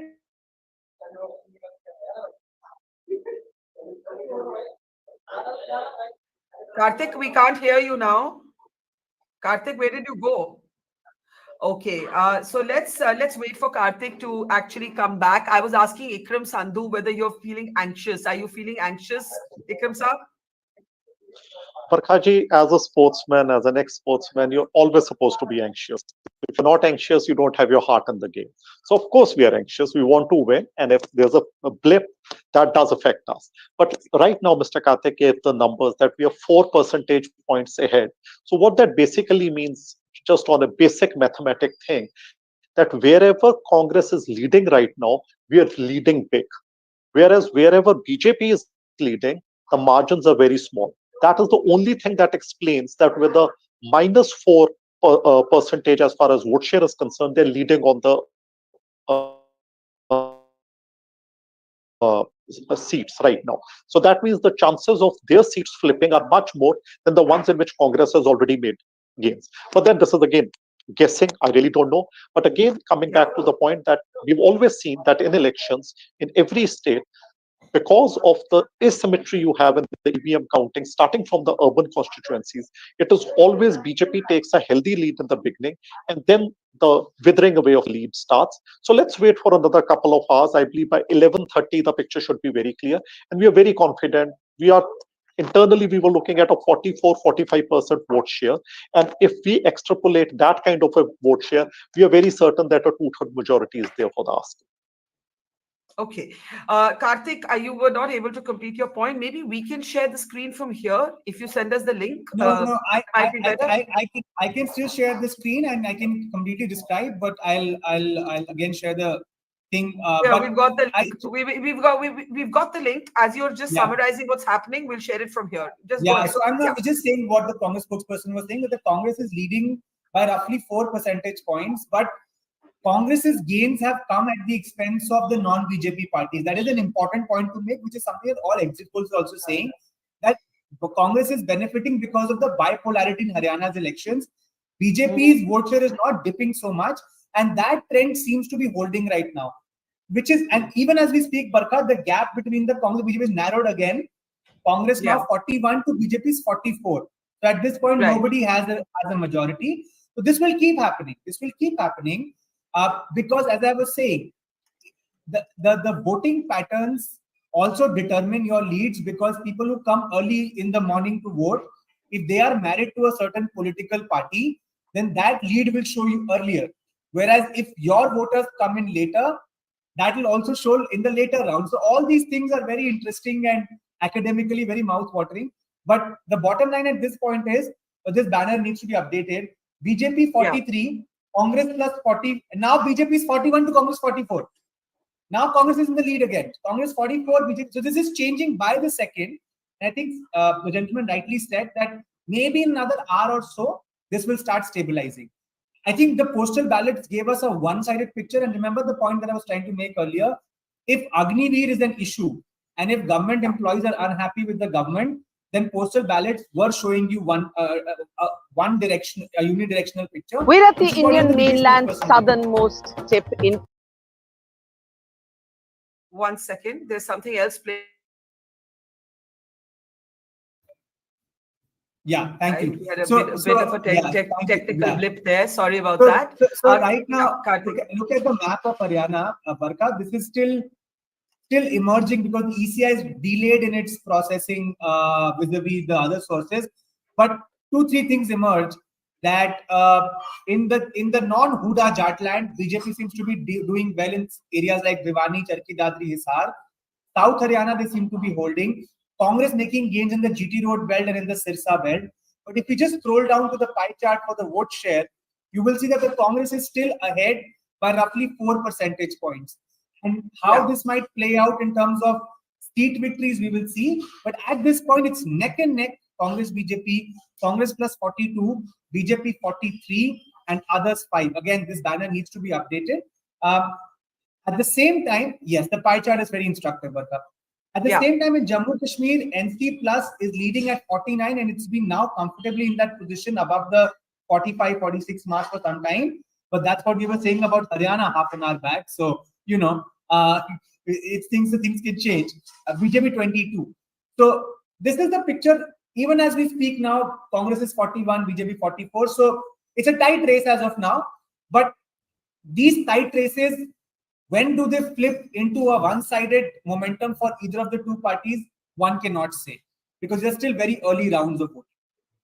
Yeah, I mean, I would have, said that Jammu and Kashmir, the National Conference and the Congress are in a very comfortable lead right now. But you're right, we said exactly that for Haryana, and Dr. Tyal was telling us, "Abhi bahut jaldi hai, mat bolo," and we are seeing Haryana turning tight. The Congress is now back in the lead, but 44 to 41 with the others in 5. Ashwini Shahi, I want to welcome you also to the program, senior leader of the BJP. Look what's happening in Jammu and Kashmir. While the National Conference and the Congress are comfortably in the lead, the others are described as parties that are not NC, Congress, BJP or PDP. They are leading in 17 seats. So that is also something to take note of. Dr. Tyal, let me get in a comment from you. Look at what's happening in Haryana. Does that give you any hope? Ikram was honest enough to say कि anxiety तो है, but आपको मैं उल्टा question पूछूंगी. Are you feeling hopeful, or do you accept in a way the political pundits almost unanimous that Haryana is going to go eventually to the Congress? Right now, it's turning out to be a toughly contested battle. Dr. Tyal, can we unmute Dr. Tyal? We need to unmute Dr. Tyal. Barkha, firstly, one of the sweetest sentences to speak is, I told you so. So fair enough. I'll allow you your little moments of joy. Kyun nahi? Gloating. I mean, I would say unabashed gloating. I mean, you are being polite. So, chalo, koi baat nahi. You're allowed. You're absolutely allowed. But I never disagreed with you. We said it's postal ballots. It's not कि हम कुछ और कह रहे थे. हम भी कह रहे थे postal ballots ही है. So that is where I was saying that it is okay. Not a random sample, and the fact is that at that stage you were feeling that maybe Congress is romping home, which it is certainly not. Now, the other part of the story is, which I was talking about, and which the vote share, which Karthik brought up, came up later, which is that we were targeting and we are feeling that we will hold on to our vote share. Now, interestingly, earlier when we got a 33% vote share, we got 46 seats. And when we got a 37% vote share, we got 40 seats. So when the vote share came down, the actually number of seats were higher. So there would be an interesting play there. But we are going to hold on to, and in a situation, I mean, let's be honest about it, that in a situation of where you are the anti-incumbency, and there is this political science philosophy, Samuel Huntington two turnover philosophy or hypothesis. If you go through all that, despite that, if BJP is holding on to its vote share, I think there is something incredibly wonderful that we must have done. So That is what I do want to give you opportunity to gloat a little more, because at the moment the BJP is back in the lead in Haryana. तो मैं आपको थोड़े और gloating opportunities यहाँ दे रही हूँ, क्योंकि पहले neck and neck लग रहा था. Ikram, is your anxiety now really rising, or are you still saying give it another hour? Ikram Sandhu of the Congress. I'd have to sign off. Barkha, thank you so much. Okay. Thanks, Dr. Tyal. Ashwini Shahi is there of your party to carry the baton forward. Yes, Ikram ji. Yeah. Yes. The anxiety is just to the level that we said, like, it's not over till the fat lady sings. So let the EVMs be counted, and before that, again, it will be gloating, and I really don't want to have premature gloating. So let's wait, but we are very confident. We are very confident, and what Mr. Karthikeya showed the figures that we still hold a 4% vote share advantage. I believe that will play out, because very seldom that it happens in an election that somebody gets 4% more in a bipolar election and still ends up with fewer seats, because it kind of gets distributed all over the constituencies. It cannot happen that you win your constituencies by 25,000-30,000 votes and your opposition wins by 500 votes and ends up with a lower vote share but more seats. At least in my whatever little bit of political science I know, that has never happened. So right now we are in early stages. Let's wait. I believe 11:30, 12, by the time we reach the 7th or the 8th round, by that time the picture will emerge, and we are confident, we are quietly confident that we are winning Haryana, but we are not being bullish or foolhardy about it. The numbers speak for themselves, and let's wait for the numbers to speak for themselves. Okay, Ashwini Shahi ji, I want to welcome you to the program, senior leader of BJP. We have Riaz Majid, who's a professor, and he is with Engineer Rashid. I can also see Sajid Yusuf Shah, but he's a black screen, so there he is. Welcome Sajid Yusuf Shah, who's a Kashmir BJP leader. Ikram Sandhu of the Congress is with us. If you have just joined us, I know Karthik has just hopped off to get the... I don't know what you're saying, but I can see Sajid now. And this is the BJP is leading in Haryana at the moment. Okay, I'm just going to take a minute. I'll just mute everybody and then I will ask the question, because I'm hearing a lot of noise. Okay, so we have the BJP leading in 46 seats in Haryana to the Congress's 38. Just an hour ago, it looked like the Congress was going to romp home to victory, but those numbers have changed in the last 30 minutes. In Jammu and Kashmir, where exit polls were forecasting a hung assembly, we're actually seeing the National Conference that the Congress at this hour established a very, very comfortable lead, but we were saying the same thing about Haryana. Look at also the performance of the others in J&K, which is now 17 seats. Ikram just said he doesn't want any premature responses. He says we need another hour for a clear picture, and I think we'll follow the same approach of caution in J&K as well. Ashwini ji, Haryana pe बयान मांगूंगी. सुबह के time लग रहा था कि चुनाव एक तरफा है, कांग्रेस की जीत है और बहुत कंफर्टेबल जीत है, बहुत बड़ी जीत है. एकदम से नंबर्स बदल गए हैं. आप होपफुल हैं कि आप भी थोड़ा कॉशियस ही रहेंगे?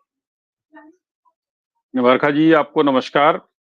देखिए, मैंने परसों शाम को जब हम लोग बैठे थे तो मैंने कहा था कि बरखा जी रिजल्ट बदलेंगे, और अभी कोई ऐसा नहीं है कि हम कह लें कि अभी एकदम से हमारी जीत हो रही है या कांग्रेस की हार हो रही है या क्या हो रहा है. अभी फिलहाल 12 बजे के पहले कुछ भी कहना प्रीमेच्योर होगा, मगर ये है कि अब जो रिजल्ट हम लोगों ने एक्सपेक्ट किया था वो रिजल्ट इस समय रुझानों के रूप में दिखाई दे रहे हैं, और वो हम हरियाणा में सरकार बना रहे हैं, और कमोबेश जम्मू कश्मीर में भी देखिएगा, ये हमारी जो आप 20 सीट के आसपास दिखा रही है, ये 35, 34, 35 के आसपास जाएगा.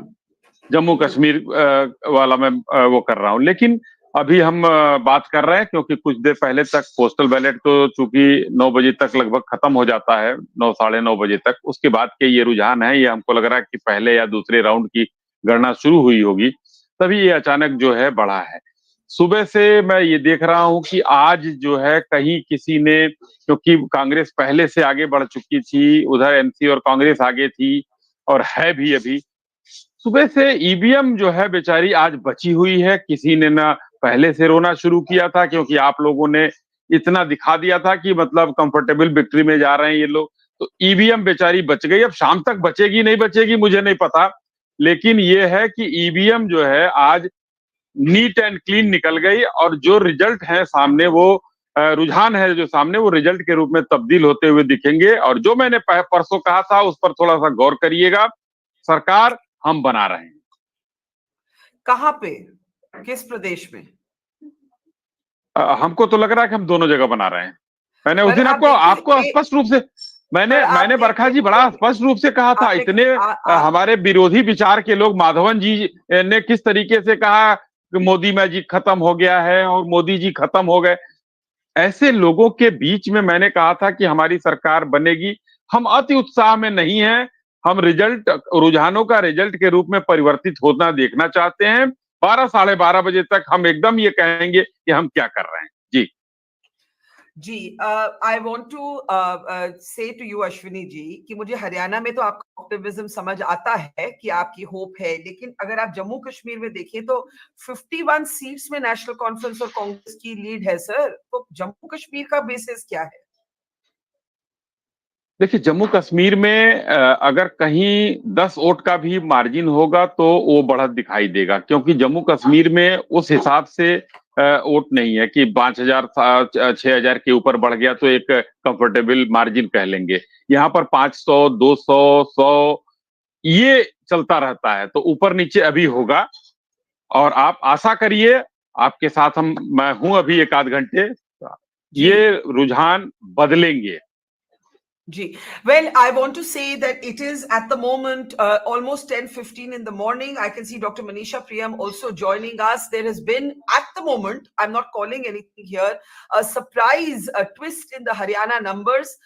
We are seeing the BJP leading in 46 seats to the Congress's 38 seats. Is this early days, or is this an election that every exit poll got wrong? That is the big question. But yes, in the morning, it looked like Haryana was ek tarfa पूरा जा रहा था। Postal ballets जब खुले, जो पहले 2 घंटे की काउंटिंग थी या पहले 1.5 घंटे की काउंटिंग थी मैं कहूंगी, उसमें कांग्रेस वाज ड्रामेटिकली अहेड। और अब तस्वीर बिल्कुल बदली हुई नजर आ रही है, जहां पर बीजेपी 46 सीट्स में आगे है। Now turning our attention to Jammu and Kashmir, there again defying exit polls, the National Conference and the Congress are ahead.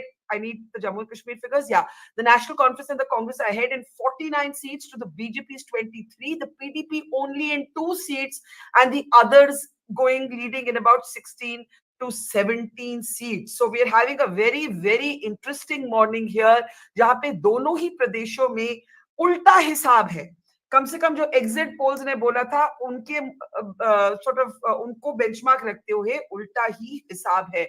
Sajid, मुझे मालूम नहीं है आपको मेरी आवाज आ रही है या नहीं, लेकिन Sajid Yusuf Shah, BJP leader from Jammu and Kashmir, अगर आपको मेरी आवाज आ रही है, are you upset? I come to Haryana in a moment. Or are you upset by these trends? And please unmute yourself before you respond. Barkha, the BJP as well as the Sajid Yusuf, are never upset about these things, because we know this is the mandate of the people, and as it's very early to decide who is going to win and who is going to lose. We have seen the exit polls. हमने भी कल exit polls देखे हैं, उसमें जो exit polls क्या बता रहा है in the past elections as well. ये पास्ट इलेक्शन में भी एग्जिट पोल दिखा रहा था, बट हमें फिर देखने को मिला कि बीजेपी नहीं जीता। And I am rest assured that the Bharatiya Janata party that will sweep in Jammu, and we are expecting that we may get few seats from the Kashmir as well, because we have the 2 seats, if you talk about the Purays and if you talk about the Karna, that's with the BJP, and that I can say. But we have other seats as well in the South Kashmir as well as the Lal Chowk seat, where we're expecting that our vote share that may increase. If you will see the but Sajid Saab, ये जो numbers आप देख रहे हैं on your screen with the lead for the National Conference and Congress, unlike Haryana, this hasn't changed. It hasn't actually altered. ऊपर नीचे नहीं हुआ है ये पिछले 1.5 घंटे में। इससे आपको उम्मीद कहाँ से आ रही है? देखिए, एक चीज है, जैसे मैंने कहा, it will be very early to decide कि मतलब उम्मीद किसकी कम होगी क्या नहीं होगी, बिकॉज लाइक आई थिंक कि 1 बजे के बाद ही ऑलमोस्ट हमें पता चल जाएगा किसका ग्राफ कहाँ बढ़ेगा। फॉर एग्जाम्पल जस्ट बिकॉज कुछ बूथ्स जो अभी ओपन हो रहे हैं बैलेट बॉक्स, वहां से पता चल रहा है। मे बी कुछ ऐसे बैलेट बॉक्स होंगे जहाँ पे बीजेपी का पल्ला भारी होगा, so it will be very early to say कि कौन हार रहा है कौन जीत रहा है। of Shah is still hoping that these numbers will change. I want to bring in Dr. Manisha Priyam at this point. Dr. Manisha Priyam, can we switch to the Haryana numbers, please? I don't know if Karthik is back. Karthik, are you back? If you can hear me, I think it's better that you go through the numbers. Yes, go ahead. Yeah. No, so Barkha, as per the leads that we're getting from our source, the channel that we are following, BJP leading on 44, Congress plus 38. And so at this point, it's kind of a hung situation with nobody getting the majority. But now if I look at the ECI website at this point, BJP 46, Congress 33. But the catch is that if we look at the number of rounds that have been counted, of this, on average 16, 17, 18 rounds that should be counted, or some cases 20, 21, we are still not even crossed 5 rounds for any of the seats where the BJP is leading. And some of the seats where the margins are very narrow, right? Ladwa 840, Kethal 920, Indri 73 votes, Asan 431 votes, Safedo 76 votes. Some are more handsome like Bhiwani, BJP leading by 8,000 votes right now. Dadri roughly 4,000. But then you have Rohtak city where they're leading by 540 votes. So this is slim. Same for the Congress. If you look at the Congress seats, the rounds that have been counted where the Congress is leading are 3 to 4 at most. But in the case of the Congress, the leads are healthier at this point, I would say. So I don't see a double-digit lead for the Congress. At the least, they're all triple-digit leads. And in a lot of cases, they're actually crossed the 1,000, 2,000, 3,000 mark. So I think these are very important nuances to pick up as things are getting counted. But sorry, definitely be a turnaround in the last, half an hour. And the Congress is still not recovered from it. BJP right now 48, Congress plus 34. The situation remains fluid.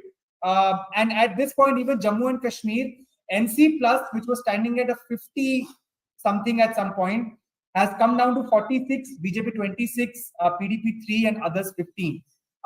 That's what I have right now. But we'll keep updating as the situation changes. But just to add to what's happening in Haryana.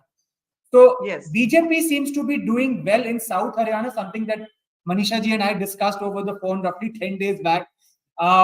They're also doing well in the Hisar Bhiwani belt, Charki Dadri Hisar Bhiwani belt, which should worry the Congress. And they seem to be retaining some of the seats along the GT Road belt also. The Congress is gaining in the Sirsa Fatehabad belt, which used to be the erstwhile stronghold of the Chautala family. And that's what was expected. In terms of vote shares also, BJP 38%, the gap has narrowed, but the Congress is still ahead by roughly 2.4 percentage points in terms of vote share right now.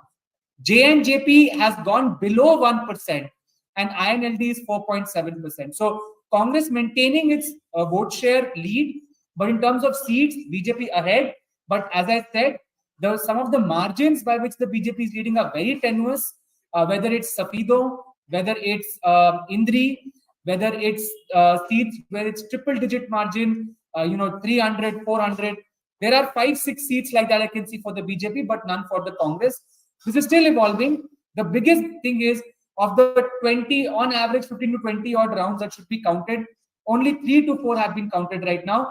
And quickly, if I could take you through Jammu and Kashmir in a similar manner, from the ECI website. From the ECI website, National Conference leading on 39. And Congress, it has held this lead. INC 8, BJP 28, PDP 3, People's Conference 2, and Independence 8. And the map is very clear, Barkha, where BJP is dominating the Hindu parts of the Hindu-dominated parts of Jammu, NC dominating Kashmir Valley, along with some seats for the Congress. In terms of vote shares, the BJP at 27%, Congress at roughly 13%, NC at 23%. So the Congress-NC alliance at 35%, BJP 27%, PDP at 8% at this point in time. And the biggest difference that has come between the exit polls and now is, at least at this point, well, I wouldn't say it's a big difference because independents are still doing well. So 8 leads for independents in Jammu and Kashmir. And funnily enough, 1 lead for Aam Aadmi Party in Jammu and Kashmir as per the Election Commission website. So still very early days. Okay, Karthik, I think what we need you to do now is to get our vote share graphics because I think Haryana will be very critical to see in terms of vote share. So let's get those going, and let me play out what Kumari Selja has said about these numbers that are coming in from Haryana, and then get Dr. Manisha Priyam to react to it right after. Take a look. You know, the trends are, and there are rounds which are counted, and you will see as the day develops, as counting goes on and progresses, you will see that Congress party will form the government and we will get 60 plus. Rest assured. अभी ma'am जिस तरह से आगे पीछे चल रहा है, पहले कांग्रेस आगे थी, फिर 50-50 हुआ, क्या लगता है कि क्या ये अर्ली ट्रेंड्स है, अभी जाके कोई क्योंकि आप जगह-जगह घूमे हुए हैं। देखो, it is too early. Rounds होते हैं, हमको मालूम होता है कि कौन सी पॉकेट का कब काउंटिंग होनी है, तो ये सब चीजें चलती हैं, तो इसको आप इतना ज्यादा मत समझिए कि सेंसेक्स की तरह अप एंड डाउन, ये है, काउंटिंग का एक दौर होता है, हर इलेक्शन में होता है, लेकिन आश्वस्त हैं हम, कांग्रेस सरकार बनाएगी। 10 बज रहा है, कितनी देर और रुक जाए आपके हिसाब से? देखो अभी शायद तीसरा चौथा राउंड है, तो 10 एक और होंगे, कम से कम। उम्मीद नहीं, विश्वास है। You know, the trends are, and there are rounds which are counted, and you will see as the day develops, as counting goes on. Okay, that's Kumari Selja there at 10 a.m. in the morning, saying in a way what Ashwini ji was saying, कि अभी rounds हैं, अभी count हो रहे हैं, अभी रुकिए. But Dr. Priyam, we will have to acknowledge that nobody, अभी जो हो रहा है दोनों प्रदेशों में, it's totally contradicting the exit polls again. The exit polls were forecasting a hung assembly situation in Jammu and Kashmir and a romp home easy win for the Congress in Haryana.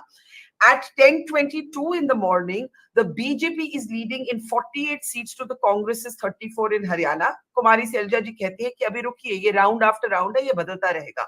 And in Jammu and Kashmir, the National Conference and the Congress are leading in 46 seats to the BJP's 26, with 15 leads for the others. These others are very important, which is why I keep mentioning them. Manisha ji, Haryana पे पहली बात करते हैं. We're not calling anything, but this would mean that the BJP is putting up a tough fight, it looks like.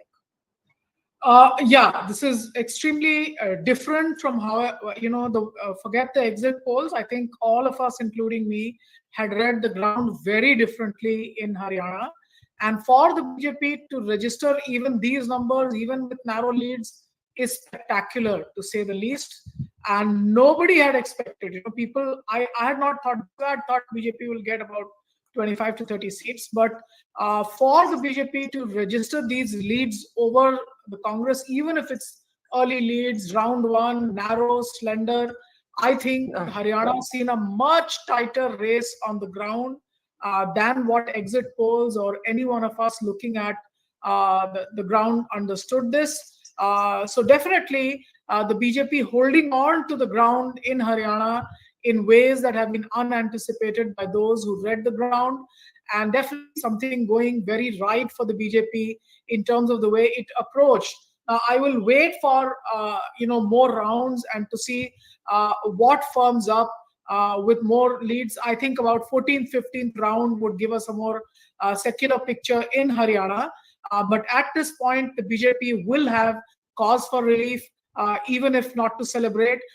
If I go to the J&K numbers, I do think they're in line with how we read the ground and how a lot of the exit polls have said.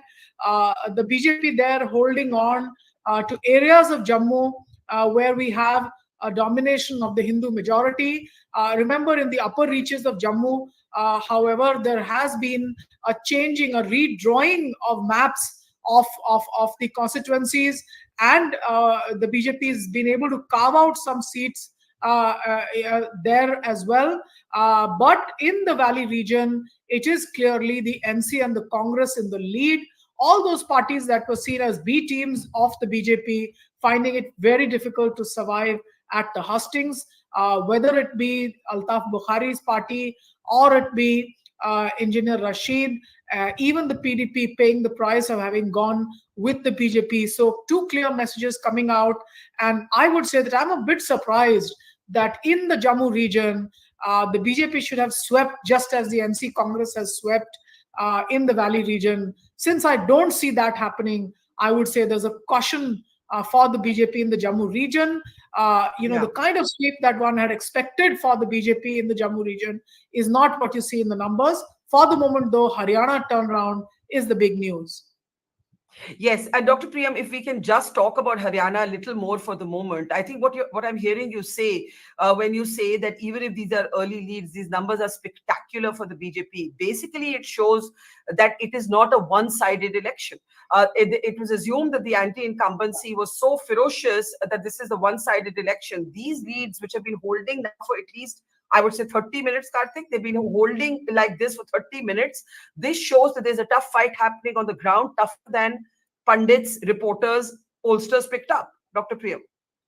Yeah, definitely. I mean, and Karthik was definitely pointing to this when we had our discussions. So what will need to be seen is if I am, I can see, for example, that Aarti Singh Rao of the BJP is trailing in the Ahirwal fortress, one of those seats that we had discussed earlier. So I would say not only, I mean, when we see the fuller picture in Haryana, we may say that they may have held on to their areas of strength, which is the GT Road area, but they may have had challenges from the Congress in what would have been considered erstwhile bastions. Captain Abhimanyu, for example, is reported to be trailing as well. So I don't know what the margins are like. So the Haryana script has many subscripts within it, many constituency to constituency issues that will need to be seen, where all BJP has been able to retain, where all I should say the Election Commission data is right now showing the BJP crossing the majority mark in Haryana, Dr. Priyam, as you complete your point. And Barkha, it's been showing that for some time now. It's been showing that for some time.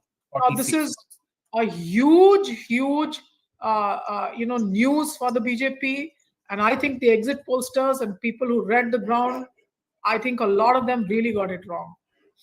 Dr. Priyam, I think of you as my guru, but I'll just say I would in fact even hold now at this point, because this is still evolving. I mean, in terms of vote share, the Congress is still ahead, and some of these seats are very marginal. Things could go either way at this point in time. Karthik and I really like to banter about things, so let's continue with the arguments. Yeah. And I think good democratic results coming out of arguments. This is what the Indian democracy is all about, and that's what we would like to see at the end.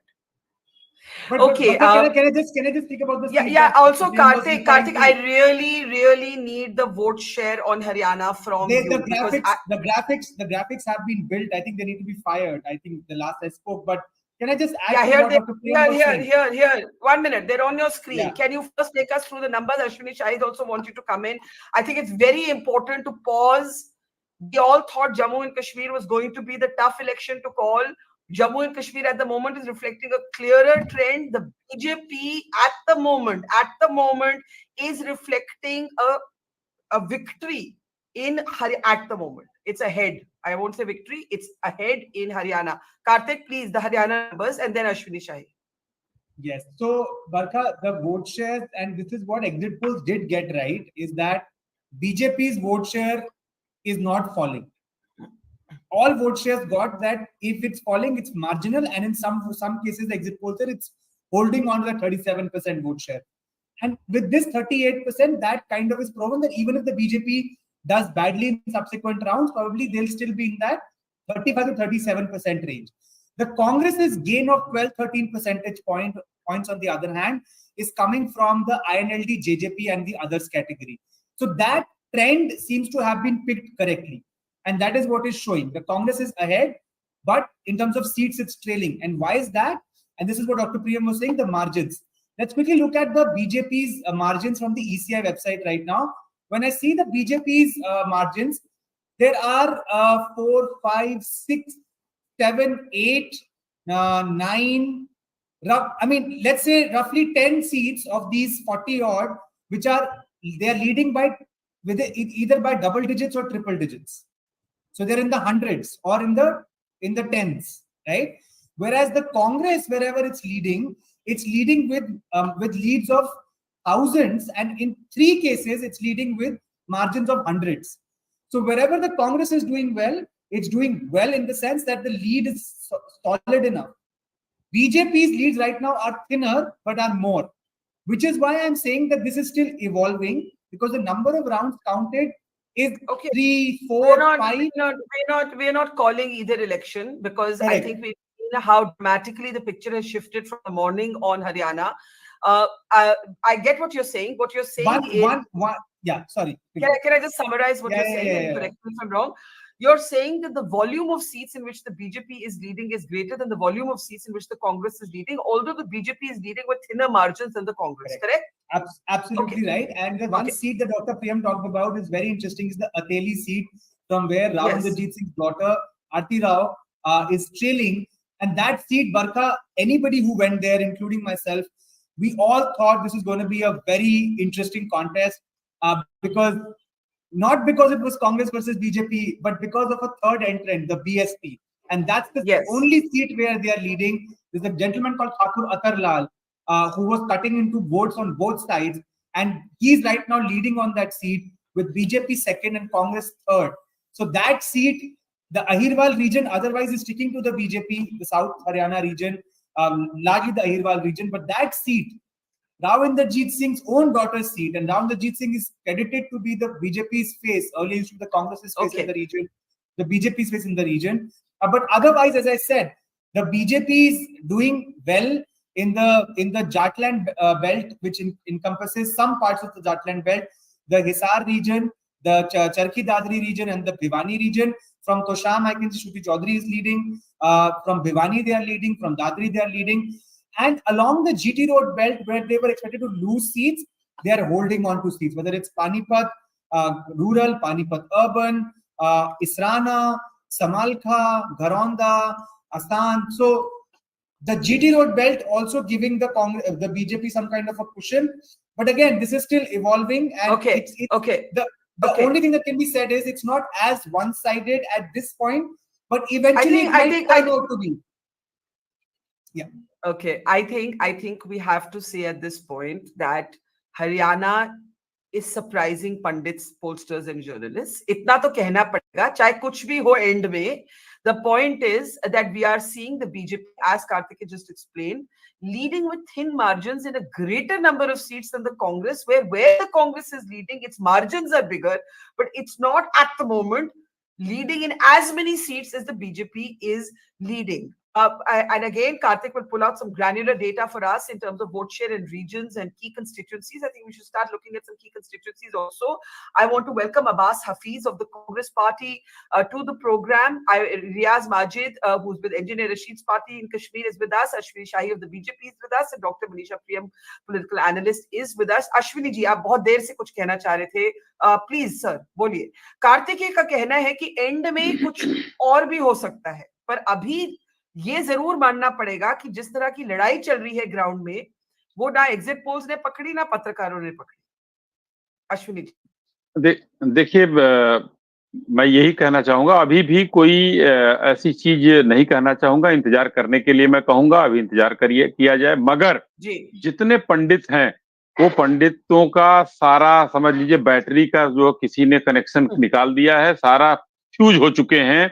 और जो पंडित लोग वही उछल कर कल तक भाजपा हार रही है, दोनों स्टेट गया, ये है वो है, यहाँ आने के बाद मैं कई चैनल पर देख रहा हूं और आपके साथ बैठकर भी देख रहा हूं, कार्तिकेय भाई भी कम से कम कुछ ले आए, थिन मार्जिन पर ले आए, लेकिन ले आए.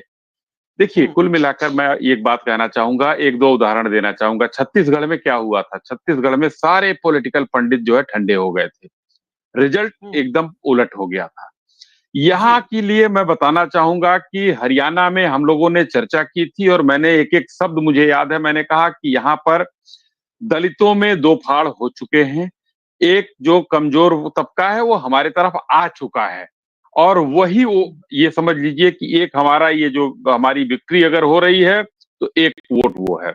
जाट हमसे कहीं खिसके नहीं हैं. लोगों ने सैनी साहब के नाम पर और कहा जाट एकदम चले गए, और आपके चैनल पर तो किसी ने कह दिया कि हुड्डा साहब दूसरे देवीलाल हो गए हैं. वहां के नेता बड़े हैं, उनमें कहीं कोई कमी नहीं है, ना उनकी योग्यता में कमी है, ना उनके नेतृत्व में कमी है. मगर जिस तरीके से शैलजा जी और उनका कॉन्फ्लिक्ट दिखा, जिस तरीके से एक दलित महिला को किस तरीके से मंच पर असॉल्ट किया गया फिजिकली, तो ये सब वहां के लोगों ने देखा और ये देखा कि वहां क्या कर सकते हैं लोग सबके सामने। शैलजा जी के बयान आते रहे, हाथ किस तरीके से राहुल गांधी जी ने पकड़ाया जबरदस्ती लेकिन फिर भी छूट गया। तो ये सब कहानियां। अश्विनी जी मुख्यमंत्री जो आपके हैं, थिन मार्जिन की कॉन्टेस्ट चल रहा है। अगर आप नायब सिंह सैनी की अभी तक की लीड देखें तो 1000 से कम की 1100 के आसपास की लीड है जी। ठीक है। लेकिन एक इसी में एक बात और कहना चाहूंगा, एक मुद्दा बनाया गया और कांग्रेस ने उसको लपका, बेटियों का मुद्दा था। हम लोग, संवेदना हमारी उनके साथ है, हम लोगों ने तो उनका मुकदमा लड़ने के लिए तक भेजा, लेकिन उनको बनाया गया कि ये एक जो है पोस्टर गर्ल होंगी पूरे हरियाणा के लिए, लेकिन वो अपनी कॉन्स्टिट्यूंसी से बाहर नहीं निकल पाई। हमारा युवा नेतृत्व इतना तगड़ा था मिस्टर योगेश का कि वो वहां से बाहर नहीं निकल पाई और आज लगभग 2500 वोट से वो पीछे चल रही हैं। तो ये अलग अलग पॉकेट में आप देखिए कि किस तरीके से हुआ। आप लोगों ने हिसार, सिरसा, ये सारा हरा दिया। आज अभी कार्तिकेय जी कह रहे हैं जीटी रोड पर भाजपा को मार्जिन मिल रही है। हमें मार्जिन थी कार्तिकेय जी, ये भाजपा के खिलाफ एक परसेप्शन बना दिया गया है कि भाजपा को किसी तरीके से हराओ जनता के बीच में ले जाकर। लेकिन हरियाणा की जनता ये जानती है कि विकास कौन कर सकता है। हरियाणा की जनता ये जानती है कि केंद्र सरकार जिसकी है उसके साथ रहने में भलाई है। तो ये हमको अंत में अभी कहना बहुत जल्दी होगा, मैं फिर बार बार दोहरा रहा हूं, 1 बजे के बाद सारी पिक्चर क्लियर हो जाएगी। अभी आपके और इसमें 48 और 34 दिखा रहा है चुनाव आयोग का जो वेबसाइट है। तो अभी हम आगे चल रहे हैं, एक 46 ही होता है, 48 चल रहे हैं, तो अभी ऊपर है। हो सकता है कि कहीं 200 से भी आगे हो, कहीं हम 8000 से भी आगे हो। लेकिन बरखा जी, जो परसेप्शन बनाया गया, आज सारे पंडितों ने अपना मुंह छुपाना है या बातें बदलनी है, ये शाम तक क्लियर हो जाएगा। ओके, आई थिंक आपकी एक बात जायज है कि कुछ और समय तो चाहिए। थिन मार्जिन की कई सीटों पे लड़ाई चल रही है। मुख्यमंत्री जो कैंडिडेट है, मिस्टर नॉट कैंडिडेट, जो सिटिंग चीफ मिनिस्टर है, he is leading but by a thin margin, speaking to the point that Karthik was making about a close contest. Abbas, is the Congress now nervous? Bhupinder Hooda just 20 minutes ago still claimed that the Congress would win, but these leads have held. Could we switch to the Haryana numbers? These leads have held for the BJP. Please react.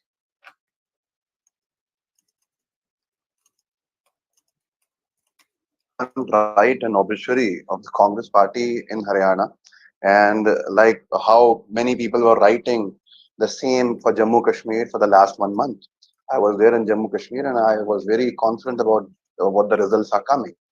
Now, talking about your question about Haryana, like we were discussing and I was listening to you, that the numbers where BJP is leading are very thin. They can be changed with every round. But Congress, all the seats where Congress is winning, they are going to be decisive in a moment, or they're already decisive. So at this point of time, BJP can be happy for a moment, but we are very sure about how we have performed, how we have contested the elections, what was the mood of the public at large. The farmers' agitation was a big issue, and they can't forget and forgive what BJP has done. And these numbers will change very soon. And single-handedly, Congress will form the government in Haryana also, and the alliance will form the government in Jammu Kashmir also. These numbers will change. We are very confident, like they are changing constantly. If we look at the screen, now there are again some changes, and these numbers that the BJP is leading will for sure change, because a lead of 100 votes and 200 votes and 500 votes, or even when the chief minister is leading with mere 1000 votes, that says a lot about Haryana. And a 2.5% plus vote share changes everything. I don't need to say anything about it. We have never seen that if a party is getting more than 2.5% vote from its main opposition party, that party can't form the government. I think we will form the government very, very easily. Okay, firstly, I want to tell you that nobody is writing the obituary of the Congress. All we are saying, and are you willing to concede that this Haryana election is not turning out the way you thought it would? That's all we're asking. See, there are pockets, but I'm not putting any allegations on you or anyone else. I'm just talking at large, like how the public is reacting and the BJP spokesperson was reacting. I was saying this in context to him. Now, coming back to your question, for sure, we haven't expected that BJP will lead by 100 votes also, 200 votes also. But there are pockets. There's something called pockets, and you're covering elections more than I have seen the elections. And this is all about pockets, like whose pockets are being counted. And pockets play a very important role. But then, when the leads starts becoming decisive, then something is clear. And we are sure about the leads. We are very confident because the BJP is not leading with good margins. BJP is leading with minor margins, and minor margins are always changing and they keep on changing. So we haven't expected that BJP will lead even with thin margins, but this is all about democracy. And in democracy, everything is possible. But at the end of the day, you will see a handsome majority, a handsome number with the Congress party, where nothing can be done by the opposition party, which they do. Okay, so the Congress still saying, like the BJP was saying a while ago, that give it some more time. Dr. Priyam, as we look at data, Vinesh Phogat, which Ashwini ji mentioned, is trailing, but by 2,000 votes. It's going up and down. A lot of the seats are going up and down. The chief minister himself was ahead by 1,100 votes. Vinesh was trailing, then leading, now trailing. So Haryana is turning into this kind of battleground, but the BJP has maintained its lead of 48 to 35 in Haryana. And this lead has now held for, I would say, an hour. मुझे नहीं पता ये आगे बदल सकता है या नहीं. कांग्रेस कहती है बदल सकता है, हो भी सकता है, because it changed dramatically from the morning. But the fact is that the BJP has held this lead. If this happens, if the BJP is able to retain Haryana, मैं सिर्फ if पूछ रही हूँ अभी, maybe the final picture is different. What would it mean? Did the Congress get complacent? Did the Congress get overconfident? Or is it too early to ask these questions till we have a clearer picture? Because Abbas says, like Ashwini says, picture abhi baki hai. So, one thing has to be understood very clearly. The early morning leads were postal ballot leads. Now, whatever leads you say, even if counting rounds have been less, they are based on counting rounds. Therefore, one important thing I would like to say, that early leads in Haryana are with the BJP. And that goes against whatever we heard through the exit polls or whoever did the fieldwork in Haryana. Yes.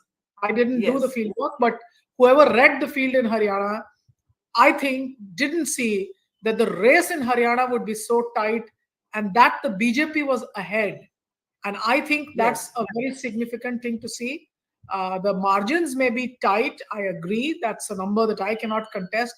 But having deeper margins in few seats doesn't lead to victories in first past the poll system. So the Congress has to do something to show us numbers that are more than the BJP in a larger number of seats. Otherwise, winning very confidently in fewer seats just tells us that you've dug deep in some parts of Haryana, but all of Haryana has not been yours.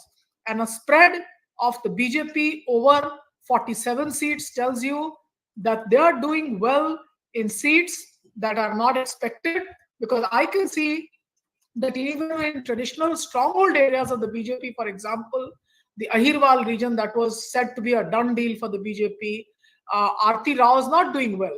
So at the end, I would only like to see where all the BJPs done very well in a hugely unanticipated way.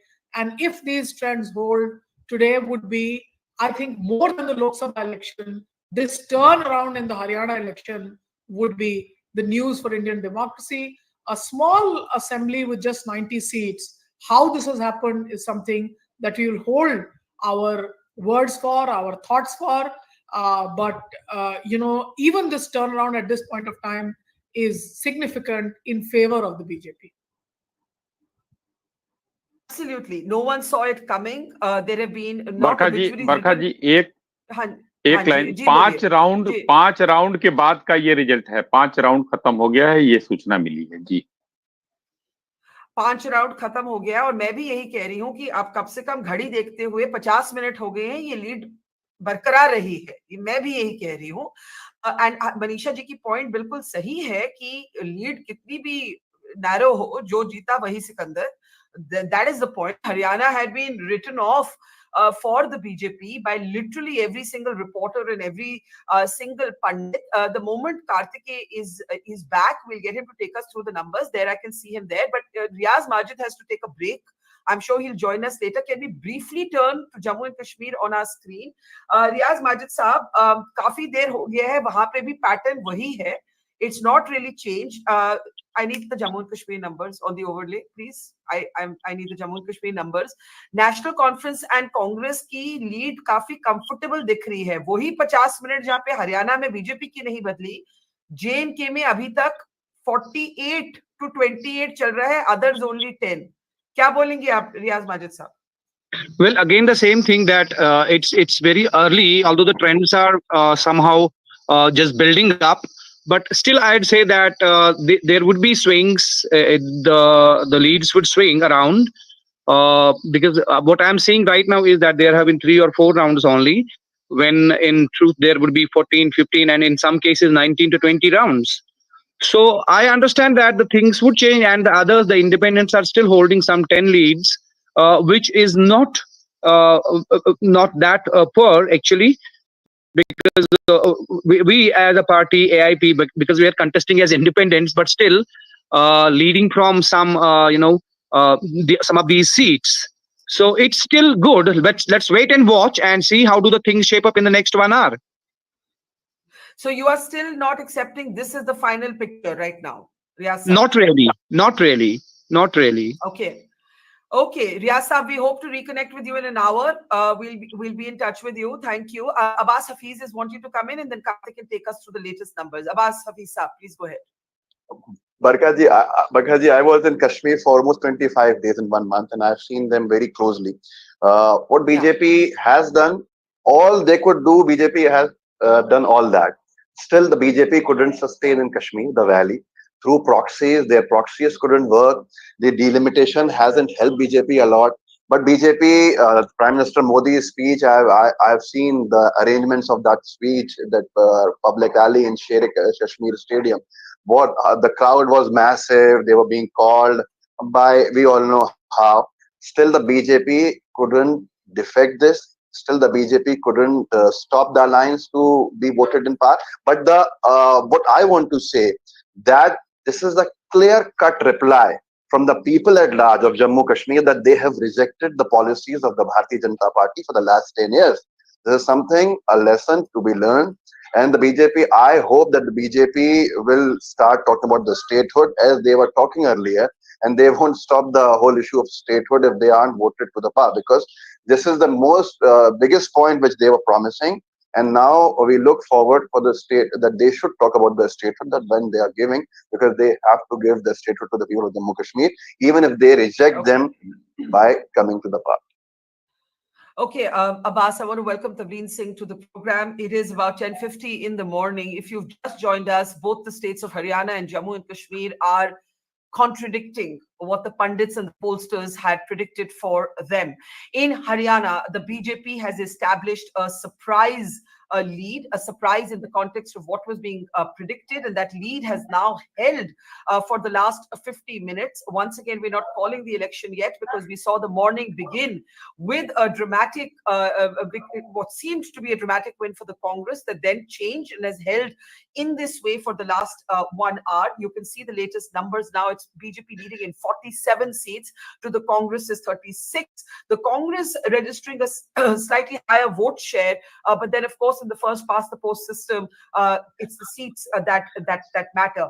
In Jammu and Kashmir, defying pollsters' expectations or prophecies of a possible hung assembly with an edge to the National Conference and the Congress, the National Conference and the Congress is doing much better than the pollsters prophesied. The NC with its ally, the Congress, leading in 48 seats to the BJP's 28, the PDP leading in 4, and the others, that is all of the other parties, leading only in 10. But having learned our lesson from Haryana, we're not calling either election yet. I want to have first reactions from Tavleen. Again, we don't know what the final number is going to be. Haryana has surprised us today. It started one way, it's holding in a completely different way. If this holds, Haryana will turn out to be in many ways a bigger story than Jammu and Kashmir, because everybody had written off Haryana for the BJP. Everybody commented that the Prime Minister had done only 4 rallies this time compared to 10 in 2014, because he knew he was going to lose, so on and so forth. Tavleen, thoughts on both states? Okay, Haryana first. But before that, I want to say that I'm so happy that I didn't come on your show about the exit polls. I said then that we should stop believing these wretched exit polls because they were so wrong on the Lok Sabha. I'm surprised anyone takes them seriously or bothers to discuss them even. One, Haryana has surprised me because, you know, I didn't do much sort of reporting in Haryana, but from what I read from other people's reports who I trust, it seemed to be a lot of anti-incumbency, and there should be after 10 years, and, you know, the changing of the seats at the last minute, chief ministers, etc. But I think, I mean, this is my personal opinion, and don't start attacking me for attacking the dynasty. I really believe that the Congress party has to start thinking about being the Congress party and not just a family firm, because there is, what it tells me is there is room for a party that is slightly left and slightly less communal than the BJP, but that party can't come up with the same old people, the same old faces, and the same old family business thing. This is my opinion. In Haryana, that's right. In Kashmir, I'm not madly surprised by what's happening because, you know, as I said to you once before on another of your shows, I sensed when I was in Kashmir that under the surface, there was anger about the way that Jammu and Kashmir have been treated, you know, this reduction to from statehood to union territory. You know, I mean, I think that that was a bad move. And I really think that the people of Kashmir, literally since 47, have hoped for the same political rights that everyone else in India has. Okay, you know, there's been a lot of, you know, terrorism, etc. But we have to remember that it could be because of bad policies in Delhi that the state has been, you know, in such upheaval. That is my view. So I've just seen Sajad Lone trailing. But these are going up and down. So we're not calling these yet. These are just after the latest round of counting. Okay, well, that's my initial reaction to what's happening. But Tavleen, you said that we need a party that is less communal than the BJP and slightly to the center, you know, center left. But and you said a party without the dynasty. The point is why I'm curious to know why you connect what's happening in Haryana to the Gandhi factor, given the recent Lok Sabha verdict. Given the recent Lok Sabha verdict, do you think that the Congress got complacent? I think that the Congress party has done nothing to build up its grassroots cadres. It is, you know, I've said this before, I've said it so often, even in my column, you know, what they've spent the past 10 years doing, or at least the past 5, is building up Rahul Gandhi as the leader. They have done nothing to really create the party that once existed. You find BJP workers wherever you go in the villages. Where's the Seva Dal guys? Where are the Congress party workers? Now, you can't keep trying to win elections against a very powerful political leader whose actual appeal is his own personality. You can't do that by trying to prop up somebody else that way. But you can do it if you build up, if you do what, for instance, Prashant Kishore is doing in Bihar. Maybe you don't have to do it, you know, on the scale that he's doing it. But, you know, get your guys out there, build the party. The party doesn't exist. The only thing that exists is still that darbar in Delhi. And they've been building up that. Okay, let's get reactions. I'm sure Abbas Hafiz of the Congress wants to come in. Abbas, go ahead, and then Dr. Priyam and Ashwini Shahi. Abbas, please go ahead. Barkha ji, I respect Tavleen ji a lot, and she's a very senior journalist. I'm reading her when I was in school since then. But I'd like to say this: if you go in the valley, and you must have gone there, you will see the most popular leader as if you see any popular leader who is the most popular over there in Jammu Kashmir, it is Rahul Gandhi. You talk to the but then that's not reflecting. That's not reflecting in the breakup of how the parties have performed. No, the National Conference of the it Congress. is. It is National Conference. National Conference has also been Contested many benefited more with seats. no. National Conference has Okay. also been benefited with Rahul ji. Rahul ji and Farooq Saab has done rallies together, and the people over there were saying the same thing, that the I should say this on record, that the biggest beneficiary of the alliance will be NC with Rahul ji's face. I respect Omar Shah, Farooq Shah equally, but Rahul ji has a different following in the valley. People are looking with expectations to Rahul ji, and the vote is equally because of Rahul ji and Farooq Shah. So you can't say that Rahul ji, if we see the breakup, then Congress has got very difficult seats, and if you see the breakup of the seats, then also our biggest share was in Jammu, and Jammu has been polarized by the Bharatiya Janata Party very much to the extent. Whatever they could do, So they have done over there. you are saying that the performance of the alliance in Jammu and Kashmir is because of Rahul Gandhi more than it's because of Omar Equally. Abdullah or the National Conference.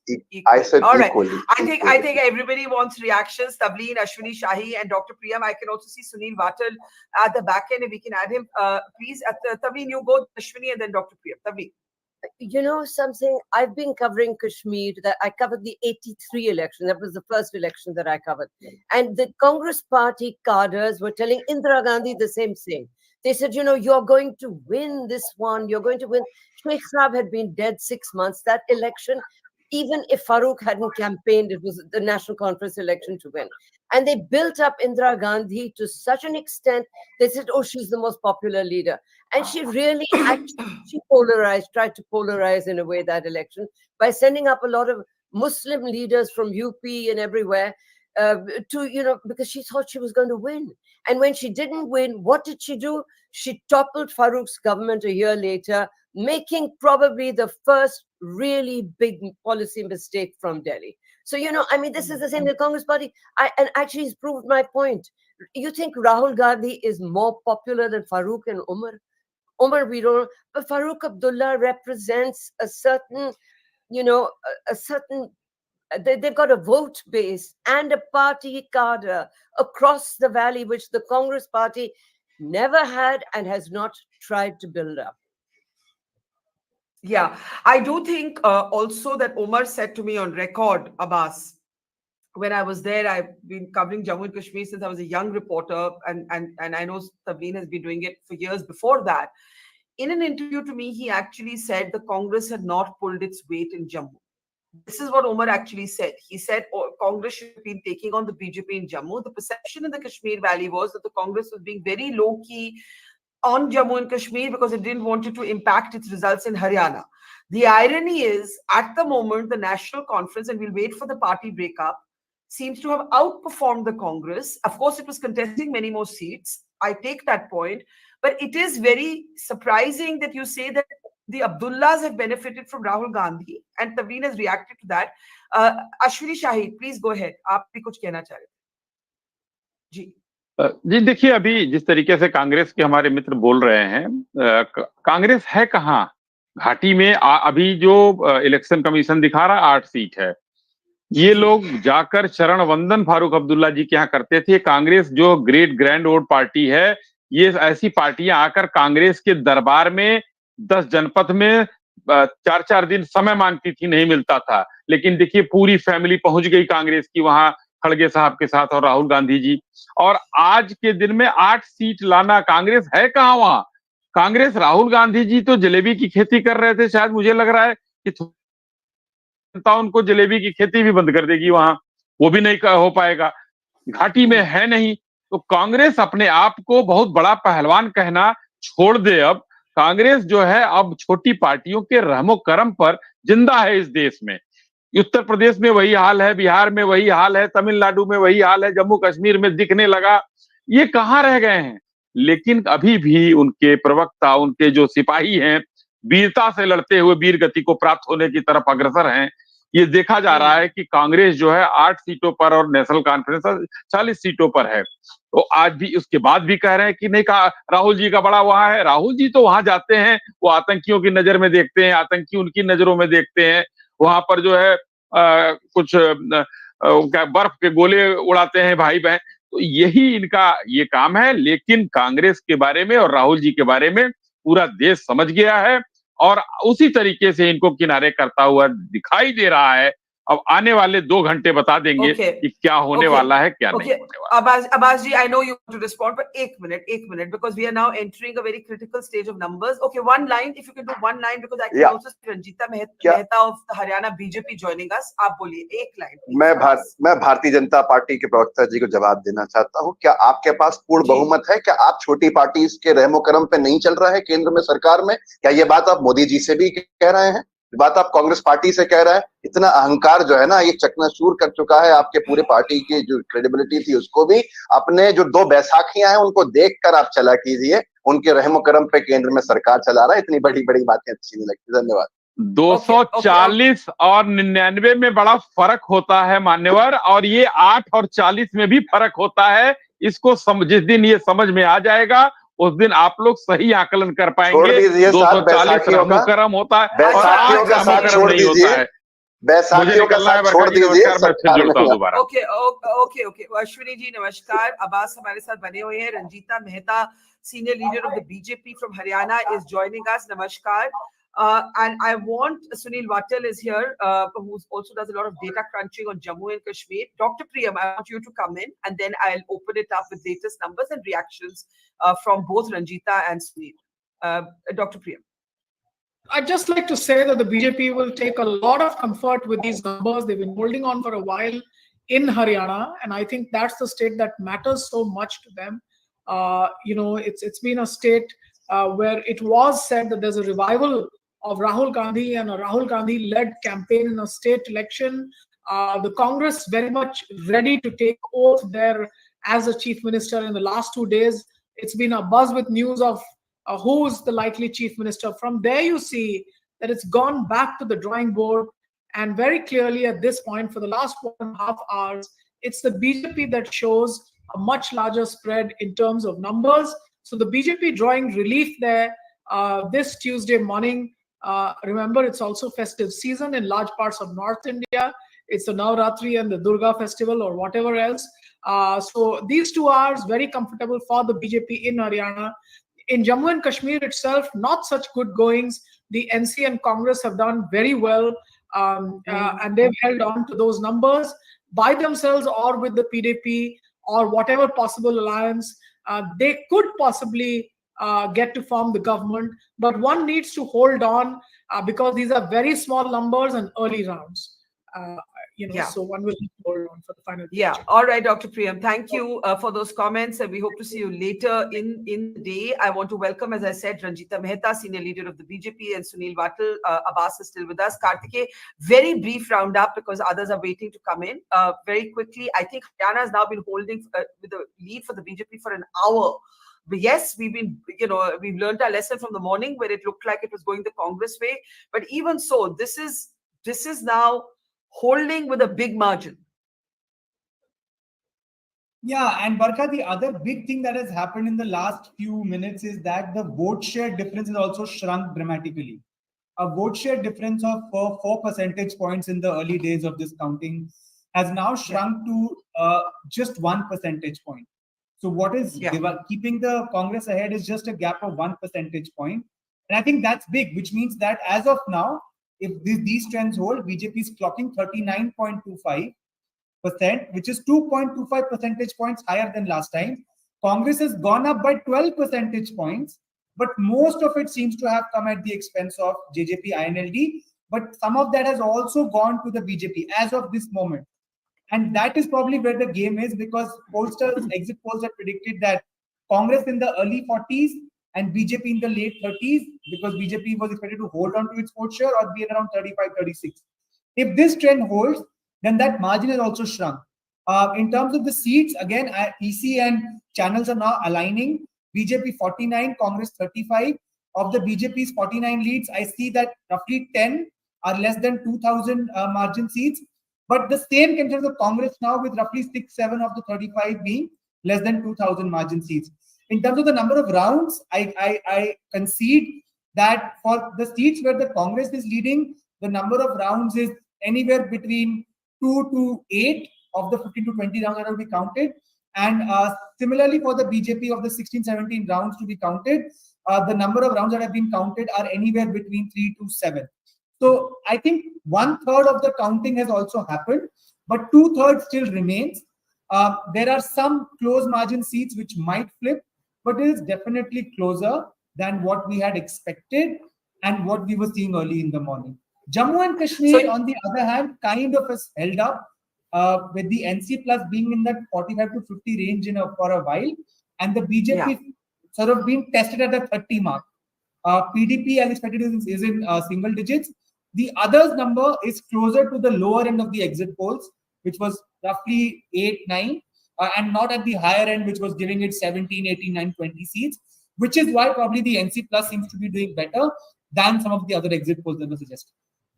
Okay, let's open this up now. I can see Dr. Abhijit Jasrotia, who's of course a leader of the BJP from Jammu and Kashmir, from the Jammu region, also joining us. And welcome to the program. And so I'll start though with Ranjita ji. Ranjita ji, ये जो रुझान हरियाणा से आ रहे हैं, जैसे कि मैंने कुछ देर पहले कहा कि ना पंडितों ने, ना पत्रकारों ने, ना पोस्टर्स ने ये ट्रेंड देखा. शायद आप भी सरप्राइज है. Can I have the graphic of Haryana on the screen, please? Ranjita ji, please go ahead.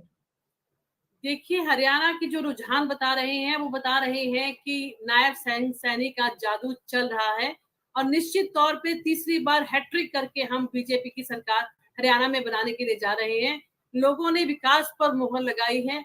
लोगों ने यहाँ पर जो बिना पर्ची बिना खर्ची के नौकरियां दी गई है सरकार के द्वारा, उसके ऊपर मुहर लगाते नजर आ रहे हैं. यहाँ पर भ्रष्टाचार मुक्त सरकार चल रही है, उसके ऊपर मुहर लग रही है. और यहाँ पर जो हर गांव है, वहां पर हर नल से जल जो पहुंचाने का काम जो है वो भारतीय जनता पार्टी की सरकार ने किया है. हर गांव का विकास हुआ है, चौतरफा विकास हुआ है. भाई भतीजावाद, क्षेत्रवाद, बड़े 2G 4G घोटाले, उन सब के ऊपर आज मुहर्रम लगाने का काम भाजपा की सरकार ने किया है. आज फिर से तीसरी बार हैट्रिक हम बनाने जा रहे हैं. आज अगर हम हरियाणा की बात करते हैं, 24 फसलों तो पहली बार अगर MSP पे किसी ने खरीदा है तो भारतीय जनता पार्टी की सरकार ने खरीदा है. तो जो लोग अफवाहें फैला रहे थे कि कांग्रेस की आंधी आ रही है, सुनामी आ रही है, आज बहुत करारा जवाब उनको मिल रहा है कि हम लीड कर रहे हैं, हम सरकार बनाने जा रहे हैं और तीसरी बार निश्चित तौर पे हरियाणा के विकास के ऊपर जो है वो मोहर लगेगी और हम सरकार बनाएंगे. रंजीता जी, मेरा एक सवाल है. ये भी बहुत चर्चा हुई कि मोदी जी ने इस बारी रैलीज हरियाणा में इतनी नहीं की. मतलब 4 रैलीज एड्रेस की, इस बारी 10 रैलीज की थी 2014 में. लोगों ने ये कहा, उससे ये मीनिंग निकाला कि मोदी जी जानते थे या उनको लगता था या आशंका थी कि चुनाव हारने वाले हैं. शायद बीजेपी को भी लग रहा था कि चुनाव हारने वाले हैं, इसलिए मोदी जी मैदान में नहीं उतरे. इस पे आप क्या कहेंगे? देखिए, पहले दिन से कंसेप्ट क्लियर है कि हम सरकार बना रहे हैं. ना ही मोदी जी की कोई आशंका थी, ना ही अमित शाह जी. जितने भी हमारे चुनाव से पहले कार्यक्रम रहे उसमें अमित शाह जी हमारे कार्यकर्ताओं को बूस्ट करके गए और बिल्कुल क्लियर था कि हम जीतने जा रहे हैं और तीसरी बार सरकार बना रहे हैं. हाँ, मैं ये जरूर मानती हूँ कि नायब सिंह सैनी जी को टाइम कम मिला. अगर चुनाव 1 महीना और लेट होता तो नतीजे इससे भी बेहतर आते. हम प्रचंड बहुमत से जीतते. सरकार तो हम अभी भी बना रहे हैं, पर अगर 1 महीना और नायब सिंह सैनी हरियाणा को दे देते तो निश्चित तौर पे रिजल्ट और भी चमत्कारी होते. जो एग्जिट पोल दिखा रहे थे और जो लोग भ्रमित कर रहे थे कि कांग्रेस आने वाली है, कांग्रेस अंतर्कलह से बुरी तरीके से गिरी हुई है. यहाँ पे हुड्डा शैलजा जी को देखकर राजी नहीं है, शैलजा जी हुड्डा जी को देखकर राजी नहीं है, सुरजेवाला जी कहीं और नजर आते हैं. जो किरण चौधरी इनकी दिग्गज नेता थी वो पार्टी छोड़कर भारतीय जनता पार्टी में शामिल हुई. तो ये साफ नजर आ रहा था कि इनकी अंतर्कलह जो है इनको फिर से एक बार मारेगी. आज 13 साल 14 साल हो चुके हैं, कांग्रेस पार्टी के पास संगठन नहीं है, उनके पास जिला अध्यक्ष नहीं है, उनके पास मंडल अध्यक्ष नहीं है, उनके पास बूथ अध्यक्ष नहीं है.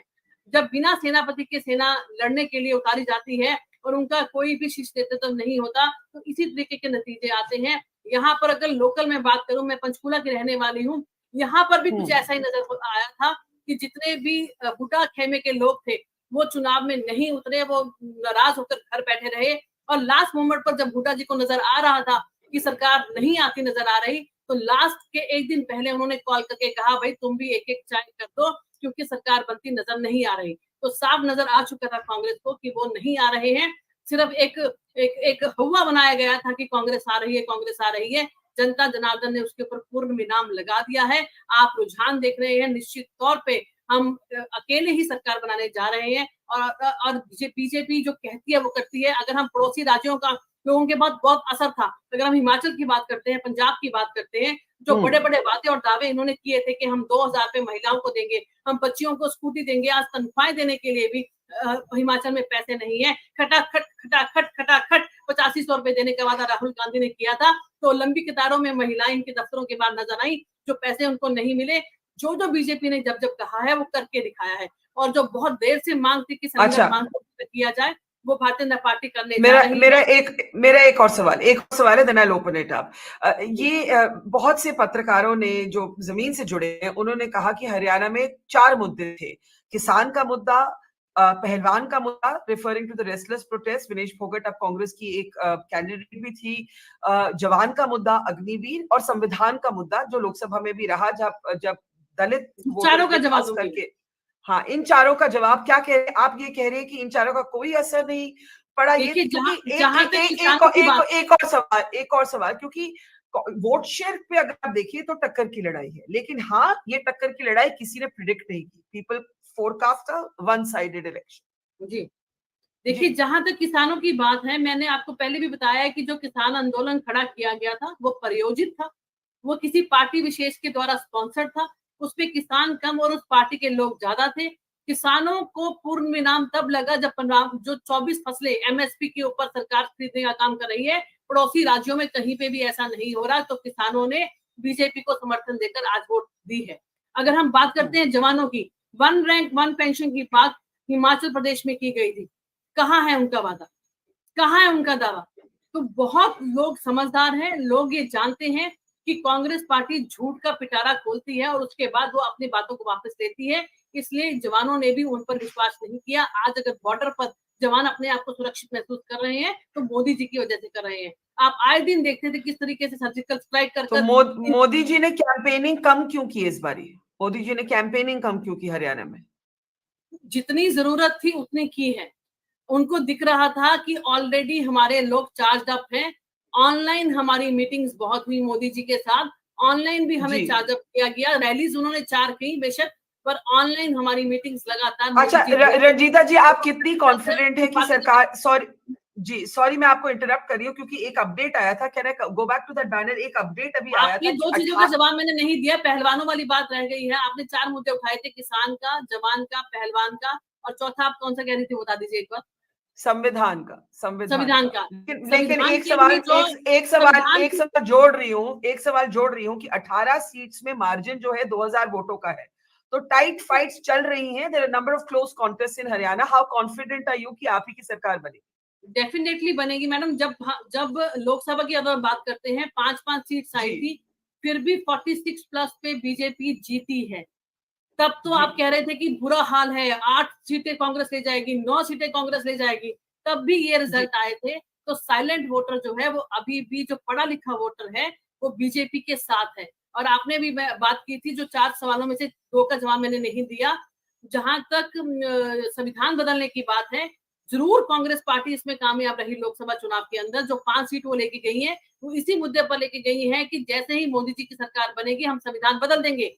पर जनता जनार्दन ने आज देख लिया कि 8 महीने के बाद भी इसमें कुछ नहीं हुआ। सिर्फ और सिर्फ वो जुमला था, गुमराह करने के लिए जो कांग्रेस पार्टी ने किया था। और अब संविधान बदलने की बातें राहुल गांधी जी करते हुए नजर आए हैं। तो ये उल्टा फेर उनको इसका जवाब अब आज यहाँ के ऐसी वोटर्स देंगे कि आप झूठ बोलकर बगरा रहे थे और आप खुद ही संविधान बदलने की बात कर रहे हैं। और चौथा मुद्दा है पहलवानों का। पहलवानों की जहां तक बात है, आपके सामने है, वो भी प्रायोजित था, वो भी कांग्रेस पार्टी कहीं ना कहीं स्पॉन्सर कर रही थी, और जनता जनार्दन इस बात के लिए बिल्कुल। अच्छा रंजीता जी, आपने बहुत से पॉइंट्स किए हैं बहुत passionately. I need to open it up. Ravi Yadav, senior journalist from Haryana, is also joining us. Abbas of the Congress is still with us. I want to bring in Tavleen, then Sunil, and then Dr. Jasrotia on the Jammu and Kashmir picture as well. Tavleen, go ahead on both states. Ranjita says in a way what you were saying. There's no organization. There was infighting, but it isn't over yet because Kartike points out that there are 18 seats with a margin of 2,000 going up and down, up and down, up and down. It's not over yet, but clearly the exit polls. In fact, one of the comments here kind of echoed you. Deep Kamal says, "ये बता देता है कि exit polls पर कभी भी भरोसा नहीं करें." That's absolutely true. Okay, in Haryana, actually, the BJP has done so much better than expected that, in a sense, the Congress party is on the back foot in Haryana because the Congress party was so certain that it was winning Haryana that in the morning there was, dhol, nagara, patake, vagera, jalebiyan ki, I mean, it was a big sort of, they were celebrating in the morning, which sort of exposes their own story. If we actually examine why this has happened, it could be because the Congress party was raising, I don't know, I'm guessing, okay, because I really wasn't reporting in Haryana, but it could be that they're raising issues from the Lok Sabha in a state election, right? So they're going on about what they said in the Lok Sabha election, which was, Agniveer, constitution, all that. Maybe that matters less in Haryana than local, issues. Maybe there has been a great deal of effort on the part of the BJP to bring in issues of development, of, water. Those are things that really do matter. And so, I think that the Congress party overestimated its, success in bringing up all those other things. In Kashmir, I think what they underestimated was the general feeling under the, they went on and on and on, the BJP, about, there's development, there's prosperity, 2 crore, tourists, you can't get a hotel room. They went on and on and on about that without realizing that if you were Kashmiri or was Kashmiri, I would be feeling the pain of having been reduced to a municipal, election. Having a state, it's a huge state, Jammu and Kashmir, and to reduce it to a union territory, as I said before, that I think hurt a lot of people. Article 370, in my view, was an issue more with politicians than with the ordinary person. I mean, I've met a few Kashmiris who feel that, Article 370 was, preventing people from coming and buying up, land, etc. But nobody has gone. There isn't much kind of change in the land ownership in Kashmir. And I don't think Article 370 was the reason for that in any case. So in my view, it was the lack of political rights and this reduction from statehood to a union territory that was the real thing, and that the BJP underestimated the anger underneath the surface.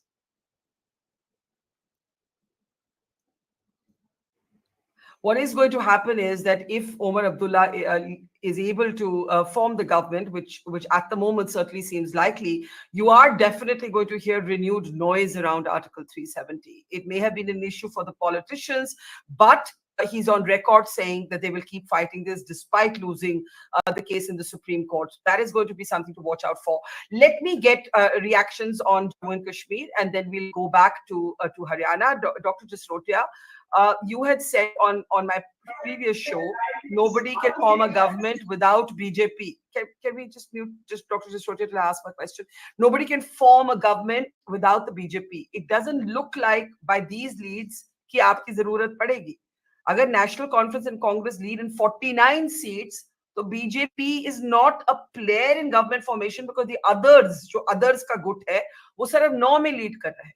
Dr. Jasrotia.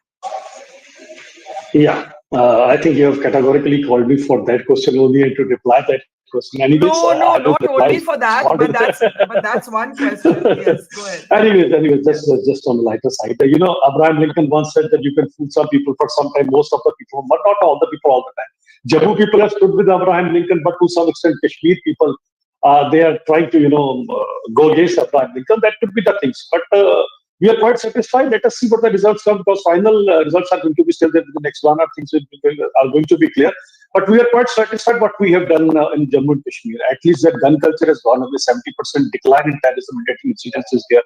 And somebody was talking about the degradation of state to UT, but I'll rather say it is upgradation from a state, a lousy state like we used to have over here, a banana republic, where aristocracy and plutocracy was playing, and then aristocracy was added to it.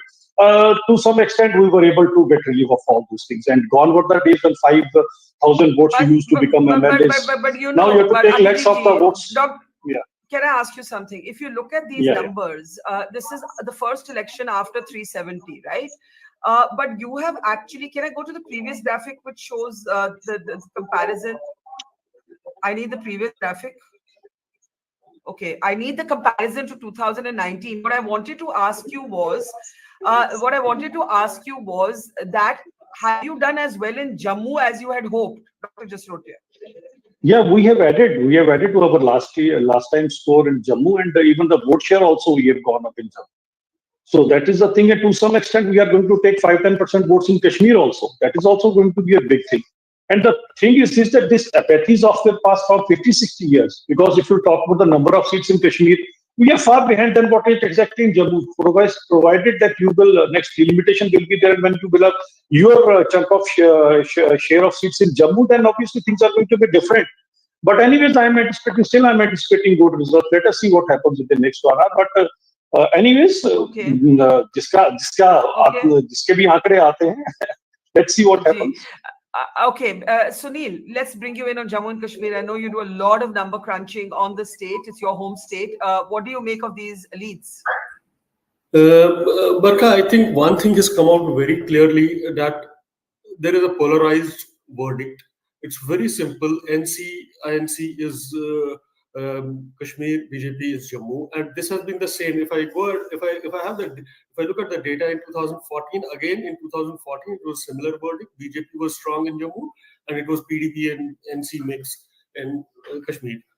So that's very clear. The other part is that I think BJP knew right from the beginning that they may not get so many seats in Kashmir. That's why they had not fielded too many candidates. But they are probably depending. Again, it's too early. I would say, going by data, it is too early to say that NC will form the government, because they are only. Why do you say it's too early? That's interesting. By the way, Iltija Mufti on social media, Mehbooba Mufti's daughter, has just conceded defeat and said, "I accept the verdict of the people." Sunil, you said it's too early to call Jammu and Kashmir. Why do you say that, given the leads that the NC Congress has in 49 to the BJP's 27? Okay, I would want to wait till the end of the day. Other thing is that in order to form the government, they need a magic figure of 48. They're just at 49, so they could trail in 1 or 2. And BJP has tried all its possible tricks in the trade.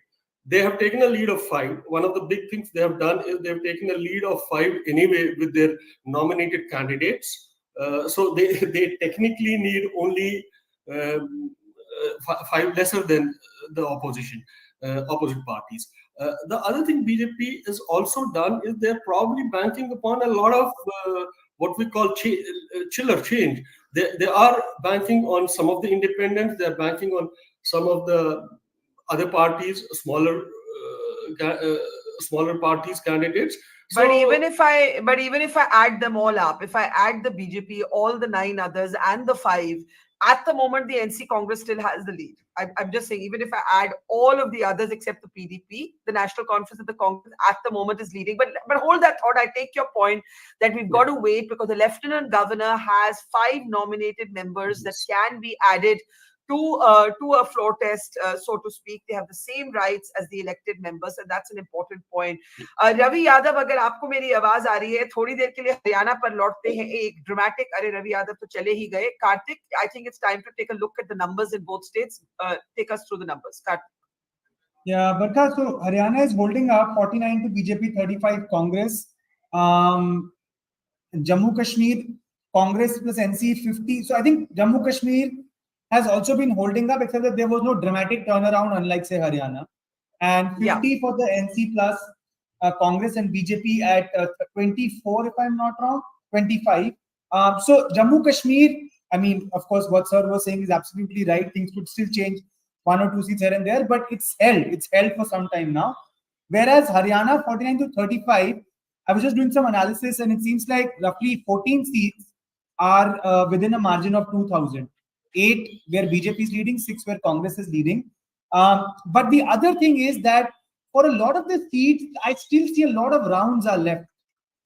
So this is if the election is so close, then as we move along, rounds get counted. Things can still change, if not dramatically, but on the margin. Right at this point, if the BJP goes down by say 5 seats and the Congress gains 6-7 seats, this could again become very close. But having said that, for the last almost an hour now, I would say the BJP has been comfortably ahead of the halfway mark. Yeah, this is I think a huge surprise. The one thing that I would add, because I was also on the field, and when I came back, my analysis was a little more cautious than what I heard other people saying. Although I also saw the Congress ahead, and that's what is visible in the vote share. But the one thing is that, and again, I might be completely wrong at the end of the show, but this is true, that when you have the support of one vocal community, your mahal or the hawa is so strong that at times you get misled. And that has happened in the past also. I'm not saying it will happen, but I'm just saying that a lot of people who went to the ground and did not basically you're talking about the Jat. You're talking about the Jat vote. Okay, hold that thought, because I want to. I think this is an important point. I think that they did not randomly talk to larger samples of people. Probably came back with the idea that, this is done. But the fact is that the BJP social coalition in Haryana is such that you will have to find them and talk to them. Whereas the Congress's coalition is such that a large chunk of it will come to you and talk to you. I understand. I wanted to take that to Ranjita ji, but also the Congress is reacting. The Congress is reacting to the trends we're seeing in Haryana. I want to just play Supriya Srinath's bite. Of course, Abbas is here with us, but Supriya has also given a statement, and then come back to Ranjita ji and the rest of the panel. Take a look. लेकिन हरियाणा में जो है चीजें अलग इतर नजर आ रही हैं, जिस तरीके का दावा आपके नेता कर रहे थे, उससे इतर हरियाणा के जो रुझान है वो दिखा रहे हैं। ये तस्वीर अभी बहुत जल्दी पलटेगी, और तस्वीर पलटते हुए देर नहीं लगेगी। हमारे लिए अच्छी खबर हरियाणा से भी आएगी, हमारे लिए अच्छी खबर जम्मू कश्मीर से भी आ रही है। मेरा अपना मानना है कि जैसे बिहार में एक बार हुआ था, 12 बजे से अपने इलेक्शन को ऑल आउट कर दिया था और फिर तस्वीर पलट गई थी, वही हरियाणा में होगा। बड़ी देर से मैं इलेक्शन कमीशन की वेबसाइट देख रही हूँ, जिसको अब अधिकांश चैनल दिखा रहे हैं, वहां पर डेटा भी चेंज नहीं हो रहा है। हमारा वोट शेयर काफी आगे है बीजेपी से, और ये सीटों में जरूर तब्दील होगा। जो ग्राउंड रिपोर्ट्स आ रही हैं वो 3 या 4 राउंड एवरेज हुए अभी, और उसमें हम आगे हैं। लेकिन कई सीट ऐसी हैं।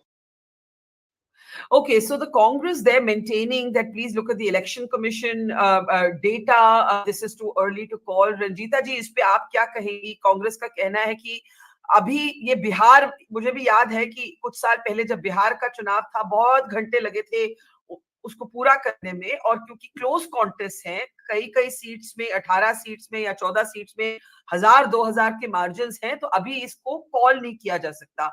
आप क्या कहेंगे? बरखा जी, एक शेर कहना चाहती हूँ कि ठोकर खा के गिरते हैं फिर भी शान से चलते हैं, इस खुले आसमान में सीना तान के चलते हैं, उठेंगे गिरेंगे पर फिर से उठेंगे, पर जीतेंगे हम ही, ये ठान के चलते हैं। तो आज जिस तरीके का हरियाणा में माहौल दिख रहा है और रुझान दिख रहे हैं, आज जनता जनार्दन जो है वो बता चुकी है कि राहुल गांधी ना एक्सेप्टेबल थे, ना एक्सेप्टेबल है, ना एक्सेप्टेबल होंगे। राहुल गांधी जी पर्टिकुलरली उन सीट्स के ऊपर आए जहां पर उनके कैंडिडेट भ्रष्टाचार की बातें करते नजर आए। मैं असम सीट की बात करना चाहती हूँ। शमशेर गोगी का जो एक स्टेटमेंट थी वो सब जगह पे वायरल हुई कि जैसे ही हम जीतेंगे, पहले मैं अपना पेटा भरूंगा, फिर मैं अपने रिश्तेदारों का पेटा भरूंगा, और उसके बाद बाकी लोगों की बारी आएगी। और राहुल गांधी जी उस पर मोहर लगाने के लिए उनकी कैंपेन में जाते हैं। तो ये चीजें साफ नजर आती हैं कि जो इनका ट्रेंड है, जो इनकी आदतें हैं, वो नहीं बदलने वाली। जो भ्रष्टाचार का बोलबाला ही खुल के करते रहे थे इलेक्शन के अंदर, वो आगे भी चलेगा, ये जनता जनार्दन जान चुकी थी और वो नहीं चाहती कि हरियाणा की जो विकास की पटरी है वो ट्रेन नीचे उतरे और दोबारा से यहाँ पे खराबी हो। यहाँ पे हरियाणा में चौतरफा विकास हो रहा है। यहाँ पर जो एक क्षेत्र आता सिर्फ रोहतक और रोहतक का विकास होता था, आज मनोहर लाल खट्टर जी ने, उसके बाद अब नायब सैनी जी ने चारों तरफ का विकास करके दिखाया है कि हरियाणा एक है और हरियाणवी एक। रंजीता जी, मैं आपसे पूछना चाहती हूँ, at the moment it's looking like a third term for the BJP in Haryana, लेकिन खट्टर जी को जो मिडवे हटाया गया था, मुख्यमंत्री बदला गया था, और ये जो बात अभी कार्तिकेय बत्रा ने की, Jat vote moving away from the BJP, आपने ओबीसी वोट पे ध्यान दिया, इसको आप किस नजरिए से देखते हैं? डू यू थिंक कि ये जो हवा चली थी कि बीजेपी हार सकती है, that was because of the unpopularity of mister Khattar, क्योंकि उनको नहीं तो बीच में क्यों बदला गया? It was not the unpopularity of mister Khattar. Khattar साहब ने 10 साल बहुत अच्छा शासन किया और सेंटर में उनकी जरूरत थी, इसलिए उनको लोकसभा का चुनाव लड़ाया गया। मैं ये मानती हूँ कि खट्टर साहब ने जो भ्रष्टाचार पर विराम लगाया वो खट्टर साहब ही लगा पाए। वो भाई भतीजावाद पर अगर किसी ने विराम लगाया तो वही लगा पाए। बिना पर्ची बिना खर्ची के अगर किसी ने नौकरी दी तो वही लगा पाए। निश्चित तौर पे समय की डिमांड थी कि नायब सैनी जी को उतारा जाए और नायब सैनी जी को जितना समय मिला उसमें उन्होंने बहुत ही अच्छा परफॉर्म किया। ये बोल्ड डिसीजंस जो है चेंज करने के, ये भारतीय जनता पार्टी ही ले सकती है। वर्षा वर्षा अगर आप कांग्रेस की बात करते हैं, पूरे देश में दिखा दीजिए कि कैसा ऐसा कोई डिसीजन ये आज तक ले पाए हैं। इनके पास तो बाप के बाद बेटा, बेटे के बाद पोता, पोते के बाद पड़पोता, तो ये जो रिवायत थी उसके ऊपर पूर्ण विराम भारतीय जनता पार्टी की सरकार ने लगाया है। और वो ये बता सकते हैं कि एक गरीब से गरीब रिक्शे वाला प्रधानमंत्री बन सकता है और एक जो मैकेनिक का काम करता था वो हरियाणा का मुख्यमंत्री बन सकता है। यहाँ पे एक कम्युनिटी के अलावा किसी और कम्युनिटी को कांग्रेस पार्टी आगे करती नहीं। यहाँ पे हर वर्ग को, हर जाति को मौका दिया जाता है और वो आगे बढ़ सकता है और वो देश का मुख्यमंत्री भी बन सकता है और प्रधानमंत्री भी बन सकता है। ठीक है, you've spoken very passionately in favor of your party. I want to welcome Zafar Sareshwala for first comment. Zafar bhai, if you're just joining us, a surprise in Haryana, जहाँ पे सबने कह दिया था कि बीजेपी की हार होने वाली है, वहाँ पे बीजेपी लीड में है. Going by present leads, the BJP will form next government. But Kartikeya Batra ने वार्निंग दी है कि बहुत सी सीट्स में बहुत क्लोज मार्जिन की फाइट है, 1000, 2000 इस तरह की vote. So we're not calling it yet. और जम्मू एंड कश्मीर में the National Conference and the Congress are comfortably ahead. एक पोलराइज्ड वोट आया है, जम्मू ने एक तरफा वोट दिया है, कश्मीर वैली ने दूसरा तरफ वोट दिया है. What is the political conclusion, if any, that you draw from both these states? Zafar Sareshwala. See, I think first conclusion is, and you, as you said, that it is too early to call. I think the way things are happening now and the trends you are showing, I think with all of this, the pollsters and psephologists should just pack up their bags and go home. I mean, they are absolutely wrong in both the places. In Jammu and Kashmir, they were saying that National Conference and Congress will barely make, halfway mark. And here they were giving comfortable victory to Congress party and how things are. So, yes, and one thing that people are very silent. There is silence. People don't say what they are going to do, how they are going to vote when they go directly inside. But yes, about the political situation, I think that still Mr. Modi's stamp is there.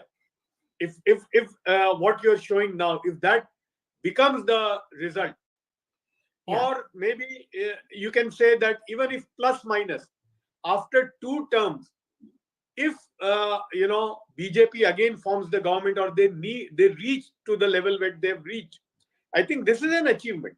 This is a great achievement. And I think one thing I've seen with BJP, I've been seeing them for last so many years, they just don't feel that they're going to be defeated. They work tirelessly. In fact, if you take 3 months before, 2 months, people were talking that BJP to gayi.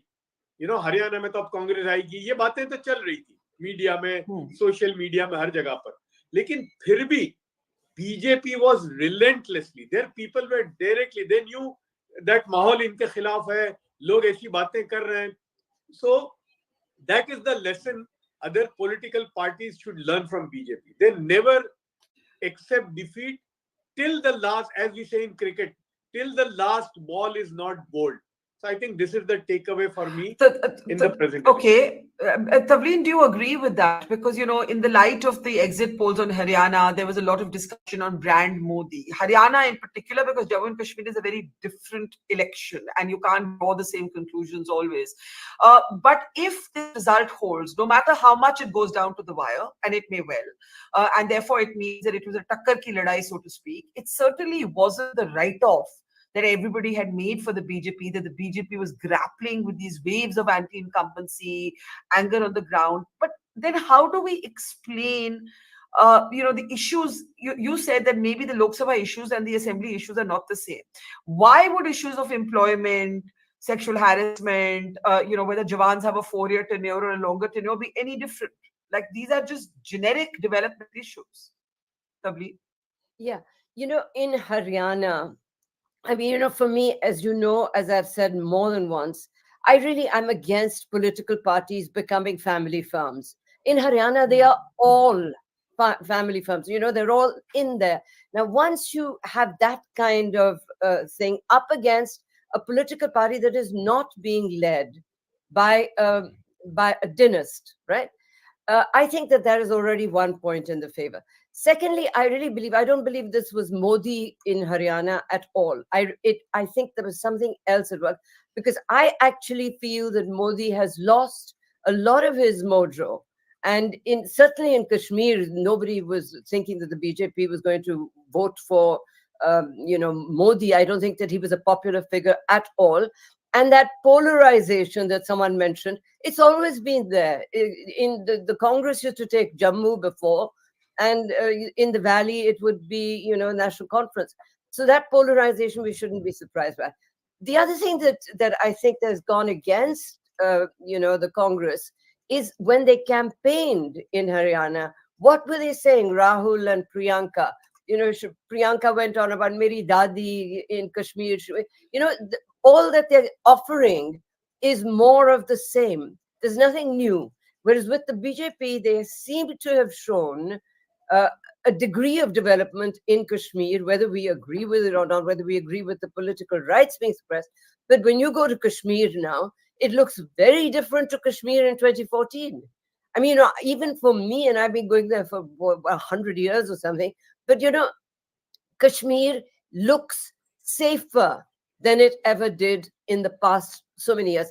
I'm sure that's a factor. I'm sure, because even Kashmiris, the ordinary Kashmiris in the valley, admit that they like the fact that shops are open at night, that that it's safer. That and yet, outside of Jammu, the BJP is not doing well in Jammu and Kashmir. Yeah, well, I mean, but that's expected. I mean, that's not a shift. I think that's not a shift. I was actually making the point that development is something. What people want on the ground are jobs. They want their lives to improve. They want that kind of thing much more than political parties that are, in it for their own family. And I think that you're going to see that it's going to continue to happen. And out of the two, the dynasts and the BJP, you find that the BJP has done more work on the ground in terms of development, whether you like it or not. Okay, before Kartikeya comes in with some numbers updates, Sunil, I have a question for you. Why does a person like Engineer Rashid, who manages to defeat Omar Abdullah and Sajjad Lone in the Lok Sabha, we don't know the party-wise breakup yet, but it doesn't look like he or the others have been a major factor. Even a Tarigami last counted was leading. I don't know if that's still the case, where he was up against a Jamaat-backed candidate. What has changed between the Lok Sabha and the assembly elections? That the National Conference, Mr. Abdullah lost his Lok Sabha seat. He didn't even want to contest this election. He was planning to not contest this election. He said it's a disempowered assembly. Then when he finally contested, he fought from 2 seats. He told me on record that it is his toughest election in his life. The numbers are showing something totally different. So how do we understand the change from the Lok Sabha to the assembly in the Kashmir Valley, Sunil? Okay, Barkha, the Lok Sabha thing was totally different for Engineer Rashid. It was pure sympathy wave. It's a wave, and since you've been doing Kashmir for a long time now, you know the psyche. Kashmiri people's psyche is totally different. It's a wave which goes on. During Lok Sabha, it was not anti Umar Abdullah. It was pro Engineer Rashid. People thought like Engineer Rashid, he became an overnight hero, and it was a sympathy wave. He got sympathy votes. In the assembly election, the narrative that came out was there's a huge narrative in Kashmir Valley, especially about this B party, C party, BJP, B party, BJP, C party. I think one of the things what happened was BJP fielded their very less of their own candidates. That gave the narrative Only a 19. strength. That Only gave the 19. narrative a strength that there are B parties and C parties. And the other thing is, Engineer Rashid was not able to hold his charm. I think they released, frankly speaking, I think they released him a little bit too early. If he would have he was a more potent force in jail. Dr. Jasrotia, very quickly, if you want to respond, looking at the numbers now, do you still believe that these could change? Because in Haryana to upar niche ja rahe hain. I don't know if Jammu and Kashmir they're that close. Yeah, Abbas, give me a second. Dr. Jasrotia. Only maybe 2 or 3 seats here or there, because this is going to be like that only. But still, we are anticipating much more better results in that. And if you're talking about, somebody was talking about the leads of Engineer Rashid, I think this is all law takes its own course, and it is judiciary just to decide that who is to be brought out and who is to be put back in the jail. Because finally, if things are like that, then Arvind Kejriwal would have been a star pracharak of Bharatiya Janata Party. So anyways, people have voted for national conference to some extent in Kashmir, and people have voted for us in Jammu. And again, it's a fractured mandate. Now let us see what's the outcome. And you cannot go with the aspiration of one side and leave the other side aside. Moreover, like what I have said last time also on your show, it is an injustice of 50, 60 years. If you factor with the seats also. Like Jammu people, we are short of near to 10 to 12 seats which are given extra to Kashmir. In case if that thing is justified, then the score would have been something different from what has happened. But we are quite satisfied with what we have delivered to the people of Jammu and Kashmir. At least, like somebody was saying over here, that security of life is there, that 2.5 crore tourists have visited, G20 like events have taken place in Kashmir. So that is what was lacking in Kashmir. Moreover, that true form of democracy, the three-tier system is restored. Now you have to take lakhs of vote if you have to qualify as a CM or you have to qualify as a minister or a MLA over here. That is what was lacking in Jammu and Kashmir. It was all going way back to 1987 when that injustice was done. So we took near about 30 years to bring back the things to normal. No more stone pelting is there. And at least now I expect if whosoever comes in the government, they should try to continue this thing. No more addition to those 1.5 lakh innocent people who are buried in the pits. Are you conceding that it won't be your government is what I'm hearing? But okay, let's wait a while. Karthik, I'm waiting for some updates from you on the graphics. But whatever you have right now, do share. Do bring us up to speed. I think this analysis is all good and healthy, especially with Haryana in mind. Let me just speak something which I think is relevant in terms of the counting process, right? And Supriya's bite that you played is very relevant, that the numbers from the ECI are not moving as quickly because all channels have also now aligned with the ECI numbers. Let me tell you something, in most of the seats in Haryana, or less than half the rounds have been counted. Less than half the rounds have been counted in most seats in Haryana. Let me just give you a sense of what's happening. So BJP, Congress is leading in 35 seats and BJP is leading in 49 seats. Let's look at the number of rounds in the seats where Congress is leading. 8 on 16, 9 on 20, 10 on 19, 6 on 19, 5 on 18, 7 on 14, on and on. BJP similar, 8 on 17, 6 on 17, 6 on 18, 9 on 17, 6 on 16, 5 on 17. My point is that half the votes have not even been counted yet. It's just that we are stuck with these numbers. For some reason, it seems to me that JNK is moving at a faster clip in the counting. Why is the counting so slow? I mean, this is very unusual for a small state. I wouldn't know that, but I'm just trying to tell you that we are analyzing these trends because they're held up. They haven't held up so much because the leads have gotten bigger or the leads. It's because the data has probably not come at the pace at which we have expected it to come. So expect twists and turns. They are possible. They are possible. I'm not saying they'll happen. The BJP might well cross 55. We don't know. But what I'm saying is that this might still go in a different direction than what we see right now, just because in the count. So like Vinesh Phogat, right?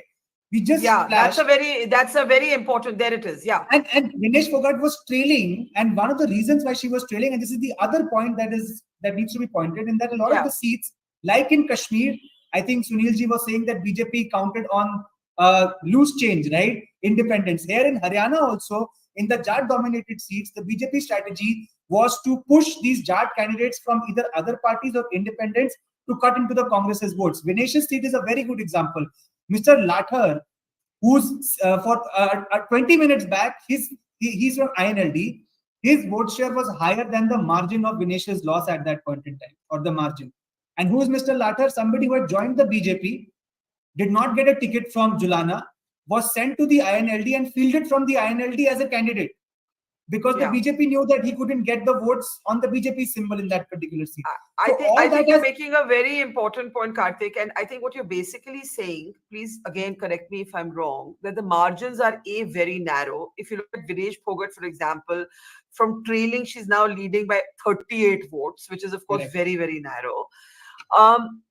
And therefore you are not ready to call this trend. The trend has been holding, not because the BJP is galloping in the lead, but because the counting is slow, or the updates are slow. Exactly. So, and I'm not sure if this is normal for Haryana or not, but the statistic for me is, in most seats, less than half the number of rounds have been counted. How about that? I'd like actually Ranjita ji to respond to this. It's a very important point. I'm glad you made it. But Ravi ji, अगर आपको मेरी आवाज आ रही है, Ravi Yadav is on the ground in Haryana. Yes, आप ही कुछ बताइए. Yes, Ravi ji, is it ये slow counting चल रही है, slow updates चल रही है, बहुत tight margins की contest चल रही है, क्या हो रहा है, कुछ हमें समझाइए. बरखा जी, मैं अपने लंबे अनुभव के बाद जिस तरह के नतीजे अब आ रहे हैं उसमें हम भी खुद भी शॉकिंग है, क्योंकि ग्राउंड पे 32-33 सीटों पे तो इनके लोग, बीजेपी के लोग बागी हो गए थे, जो पार्टी को छोड़ गए, उसके मुखालफत की, अलग से खड़े हुए, उनको मैनेज करने में जो है बीजेपी 100% जो है सक्सेस नहीं हो पाई। और हरियाणा में जो किसान वर्ग था, पहलवान वर्ग था, वो काफी सारा नाराज था, और बीजेपी को छोड़ के कांग्रेस में काफी सारी जो है वो वापसी भी हुई, घर वापसी भी हुई। अशोक तंवर जो एससी वोटर, जो बड़ा एक वोट बैंक माना जाता है, वो इनके साथ आए। लेकिन इस काउंटिंग में एक देखने वाली बात है, आप भी एक सीनियर जर्नलिस्ट हैं, कि सुबह जब पहली गिनती का दौर शुरू हुआ और बैलेट पेपर खुले तो ये कांग्रेस 71 पे लीड कर रही थी।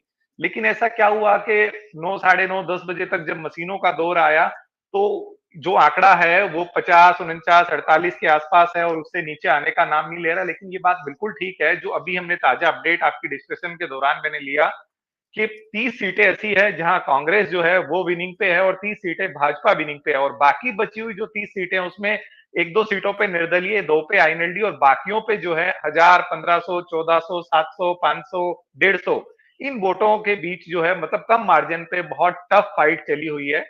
कई जगह से ऐसी भी रात को अपडेट आई, रूमर्स आए कि सीसीटीवी जो है वो काउंटिंग सेंटर के बंद थे, कई सारे जो कांग्रेस के उम्मीदवार थे वो वहां पहुंचे, उन्होंने ऑब्जेक्शन किए। और अब जो जिस तरह की बातें अभी रंजीता मैडम कर रही थी कि बीजेपी की जो वाहवाही थी, उनकी जो अच्छी योजनाएं थी, वो कॉन्फिडेंस, मेरे ख्याल से जितने काबिल लोग पैनल में बैठे हैं, वो कॉन्फिडेंस कभी भाजपा में इस पूरे चुनाव में नजर नहीं आया, जिस तरह के अब 10 बजे के आंकड़ों के बाद नजर आ रहा है। और जिस तरह की जम्मू की बात करें, आपने कहा कि हरियाणा में जो रुझान आ रहे हैं वो शॉकिंग है और सुबह के रुझान से बहुत अलग हैं।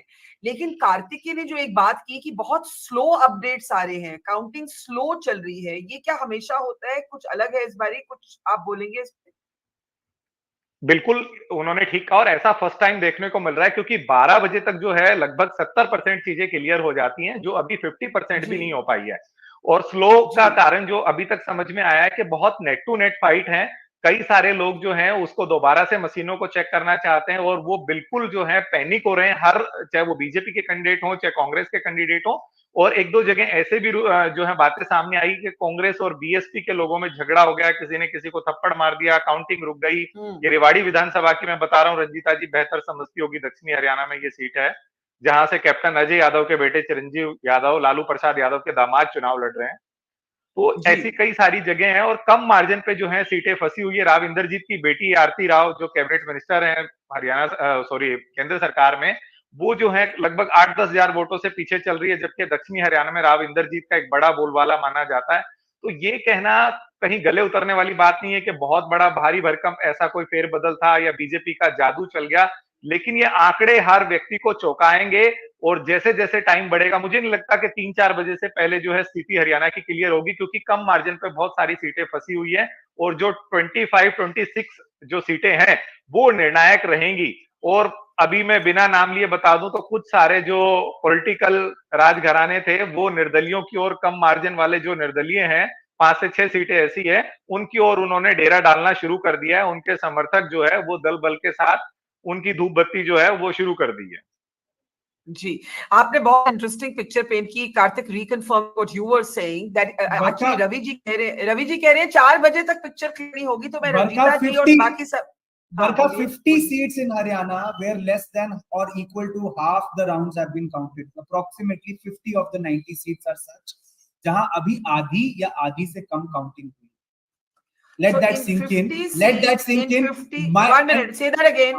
Say that again. I'm going to write it down. 50 seats in almost 50 seats, less than half the number of rounds have been counted. Let that sink in. Why I am throwing this cautionary tale is that we can analyze as if these trends are the final trends, but it might actually turn out to be something different. It may also be true that it may go this way, but I just want to lay this out for everybody to understand that things could change even from here. Okay, I want reactions to this. Therefore, this analysis, Ranjita ji, आपका analysis जैसे था, तवरीन जी का था, जफर का था, Abbas of course has been saying wait. Abbas, just you also wait. I want Ranjita to come in. Kartiki और रवि जी ने दोनों ने बताया कि यहाँ पर Jairam Ramesh has alleged why there's an update. I don't know what this actually means. Maybe if you could get us more details, but also spoken about slow counting in Haryana and slow updates from the Election Commission. So the Congress is reiterating this point. But factually, going by the EC website, Dr. Kartikeya Batra says in 50 seats in Haryana, less than half the rounds have been counted. So आप जो एक तरह से जो congratulations party को दे रहे थे, सैनी जी को दे रहे थे, खट्टर जी की बात कर रहे थे, मोदी जी की बात कर रहे थे, is it premature? Ravi ji तो कहते हैं 4 बजे तक इंतजार करना पड़ेगा। आप क्या कहेंगे? ये प्रीमेच्योर नहीं है, आधे से ज्यादा राउंड हो चुके हैं और बाकी जिन सीटों पे कांग्रेस आगे चल रही है, कुछ सीट पे तो मात्र 100 वोटों से आगे है। अगर मैं कुरुक्षेत्र की बात करती हूँ, सुभाष सुधा और अशोक अरोड़ा का मार्जिन ऑफ डिफरेंस मात्र 100 वोटों का है। 100 वोटों से अशोक अरोड़ा जी आगे हैं, इसलिए यहाँ पे आंकड़ा कांग्रेस का एक ज्यादा दिखाई दे रहा है। तो धीरे धीरे वो आंकड़ा भी आपको बीजेपी की तरफ ट्विस्ट होता नजर आएगा। मैं बात करना चाहती हूँ, पूर्ण विराम लगाना चाहती हूँ उन लोगों के ऊपर जो बड़े बड़े वादे और दावे कर रहे थे। 10 साल की एंटी इनकम्बेंसी के बाद अगर इतनी फाइट बीजेपी दे रही है और इतना लीड कर रही है, तो ये विकास पर मोहर लगी है। जो जिस तरीके से कांग्रेस पार्टी गुमराह कर रही थी, बार बार झूठ बोल रही थी, बार बार वोटर जो ऐसी वोटर्स है उनको गुमराह कर रही थी, आज उनको पता चल चुका है कि भारतीय जनता पार्टी ही है जो उनका विकास कर सकती है। अगर मैं बात करती हूँ शमशेर गोगी जी की, जिन्होंने ये बयानबाजी की थी भ्रष्टाचार की, और राहुल गांधी जी उस पर कैंपेनिंग के लिए आए थे, वो पिछड़ रहे हैं। जहां जहां राहुल गांधी जी आए थे वो सीटों पे कांग्रेस पार्टी पीछे चल रही है। तो राहुल गांधी जी को परहेज करना चाहिए चुनावों में उतरने से पहले कि जहां जहां पे जाते हैं पनौती उनके साथ। रंजीता जी, ये जो बड़ा मुद्दा है कि कांग्रेस कह रही है काउंटिंग बहुत स्लो है, मार्जिन बहुत नैरो है, हो सकता है पिक्चर कुछ अलग हो। और जयराम जी का अगर ट्वीट कोई मैं आपको पढ़ के सुनाती हूँ, कोई भी टेक इट शेयर स्क्रीन, तो वो कांग्रेस का एक तरह से एक अभी तक आरोप तो नहीं है, लेकिन वो कह रही है स्लो काउंटिंग है और 18 सीट में जो मार्जिन है वो सिर्फ 2500 वोट का है, जैसे कार्तिकेय ने बताया। ये मैं पढ़ती हूँ, लोकसभा नतीजों की तरह हरियाणा में भी चुनावी रुझानों को जानबूझकर चुनाव आयोग की वेबसाइट पर धीमे धीमे शेयर किया जा रहा है। क्या भाजपा प्रशासन पर दबाव बनाने की चेष्टा कर रही है? Alright, this is very important. The Congress has made an allegation of possible pressure on the Election Commission, making the allegation that the updates are very slow? I want reactions from everybody. बरका, अगर इसके ऊपर वाकई कोई सच्चाई होती कि pressure बना रही है, तो चुनाव 1 महीना पहले अनाउंस ना होते, नायब सिंह सैनी जी ने जो घोषणाएं की थी उसको अमली जामा पहनाया होता। और ये तो कांग्रेस पार्टी की रिवायत है, जब भी वो हारती है तब तब ईवीएम आंटी का बलात्कार होना शुरू हो जाता है। जब भी जहां ये पिछड़ते हैं, जब ये पिछड़ रहे होते हैं, तो ईवीएम आंटी का और चुनाव प्रशासन का और सब चीजों का प्रेशर होता है। जहां पर ये जीत रहे होते हैं, तब ये ढोल नगाड़े बजाकर जलेबियां बांटने शुरू करते हैं। वो जो राहुल गांधी जी जलेबियां एक्सपोर्ट करने की बात कर रहे थे, सुबह से ट्रायल हो रहा था कि गुहाना की जलेबियां बाहर एक्सपोर्ट की जाएंगी, वो फैक्ट्री में बननी शुरू हो चुकी है। राहुल गांधी जी को बता दीजिए, और जल्दी ही डिब्बा पैक होके उनको भेजा जाएगा खाने के लिए। Right. So, अब इस पे मैं Abbas, the Congress is pretty much questioning the electoral process at this point in Haryana. That's what Jairam Ramesh's tweet suggests to me, that there is possible pressure on the election commission. Counting भी slow है, updates भी slow है. Abbas जी, मुझे आवाज नहीं आ रही Abbas जी की. Sir आप अपने एंड पे तो म्यूट नहीं है. ना, अब म्यूट हो गया क्या? अनम्यूट हूँ? ओके. बरखा जी, सबसे पहले तो जो बीजेपी की हमारी साथी प्रवक्ता है, आई condemn what she said about the EVM aunty का क्या होगा, वो अपशब्द है यहाँ पर। और ऐसे डिग्निफाइड पैनल के अंदर ऐसे स्क्रीन के ऊपर इस तरह के शब्दों का इस्तेमाल करना, उनको खेत प्रकट करना चाहिए, तो उन्होंने कहा। दूसरी बात मैं कहूंगा कि अगर काउंटिंग स्लो हो रही है, तो हम उससे पहले से इस पैनल में भी we were discussing the same thing, that why this Abbas, I can't hear you. Your connection is terrible. Can I ask you to reconnect? Slow. Can I ask you to reconnect, because we're just not able to hear you at all. But I want Tavleen and Zafar to respond. I'm sorry, the J&K, our friends from J&K, somehow we expected J&K to be the bigger story because of a complex election, and Haryana's turned into something else. Now, Tavleen, let's look at the data point. Jairam Ramesh is blaming the election commission, but as Karthik just tells us, there are 23 seats with a margin of 3,000. I'm quoting his data. 18 seats within a margin of 2,500. And you see a Vinesh Phogal type character in this context, also leading by 38 votes, then falling behind, leading, then falling behind. I think the point that Karthik is making is reserve your analysis because we don't know the outcome yet. Yeah, I agree. By the way, this is my last comment. I have to go after this. Okay. I agree with him. You know, you can't decide, but certainly the questions will be asked about why it's so slow, the voting. We need to know. You need to find that out. But already the BJP has, in a sense, shown that, you know, that there's still a factor in Haryana. Do you know? I mean, everyone, I have to say, including me, I really thought that there was no chance for the BJP to win. And after 10 years, if they're managing to do this, you know, that's a big point in their favor.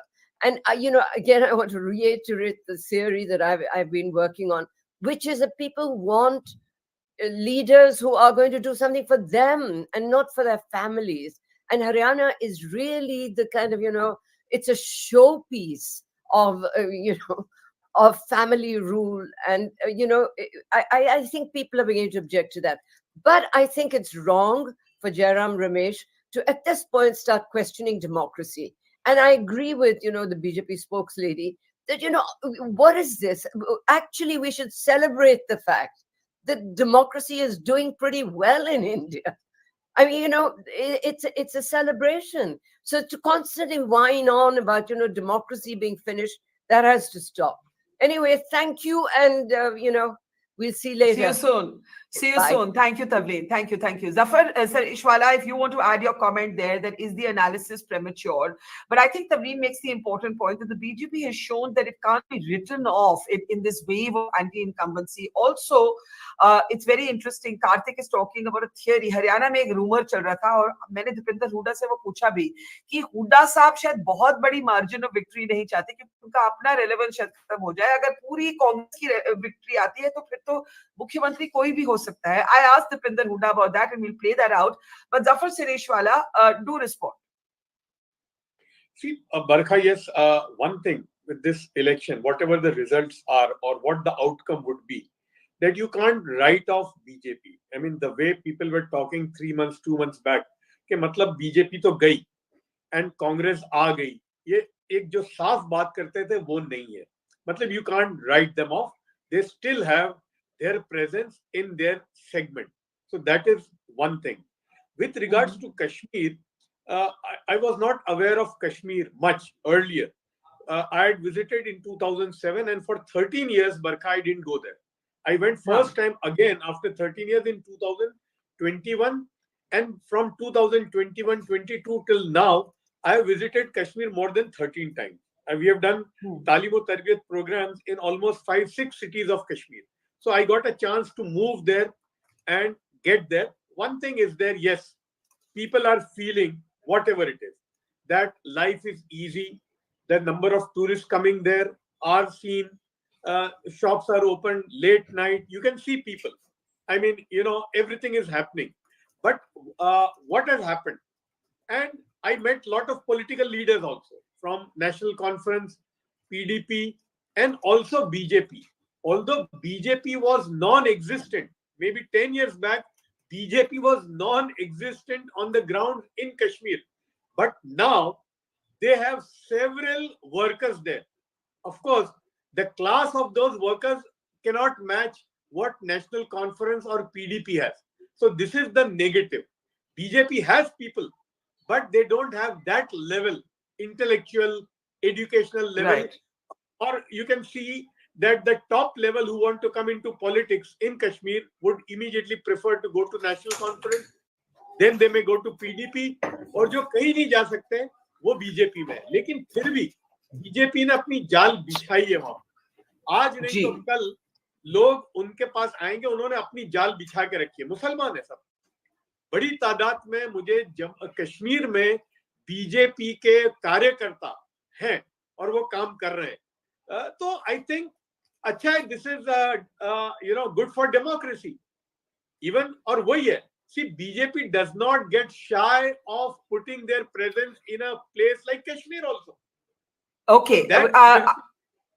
Yeah, I want to just get shy of where they have to reach. Okay, I want to welcome guests joining us at this hour. Yeah, I'm just going to introduce our guests. Just give me a second.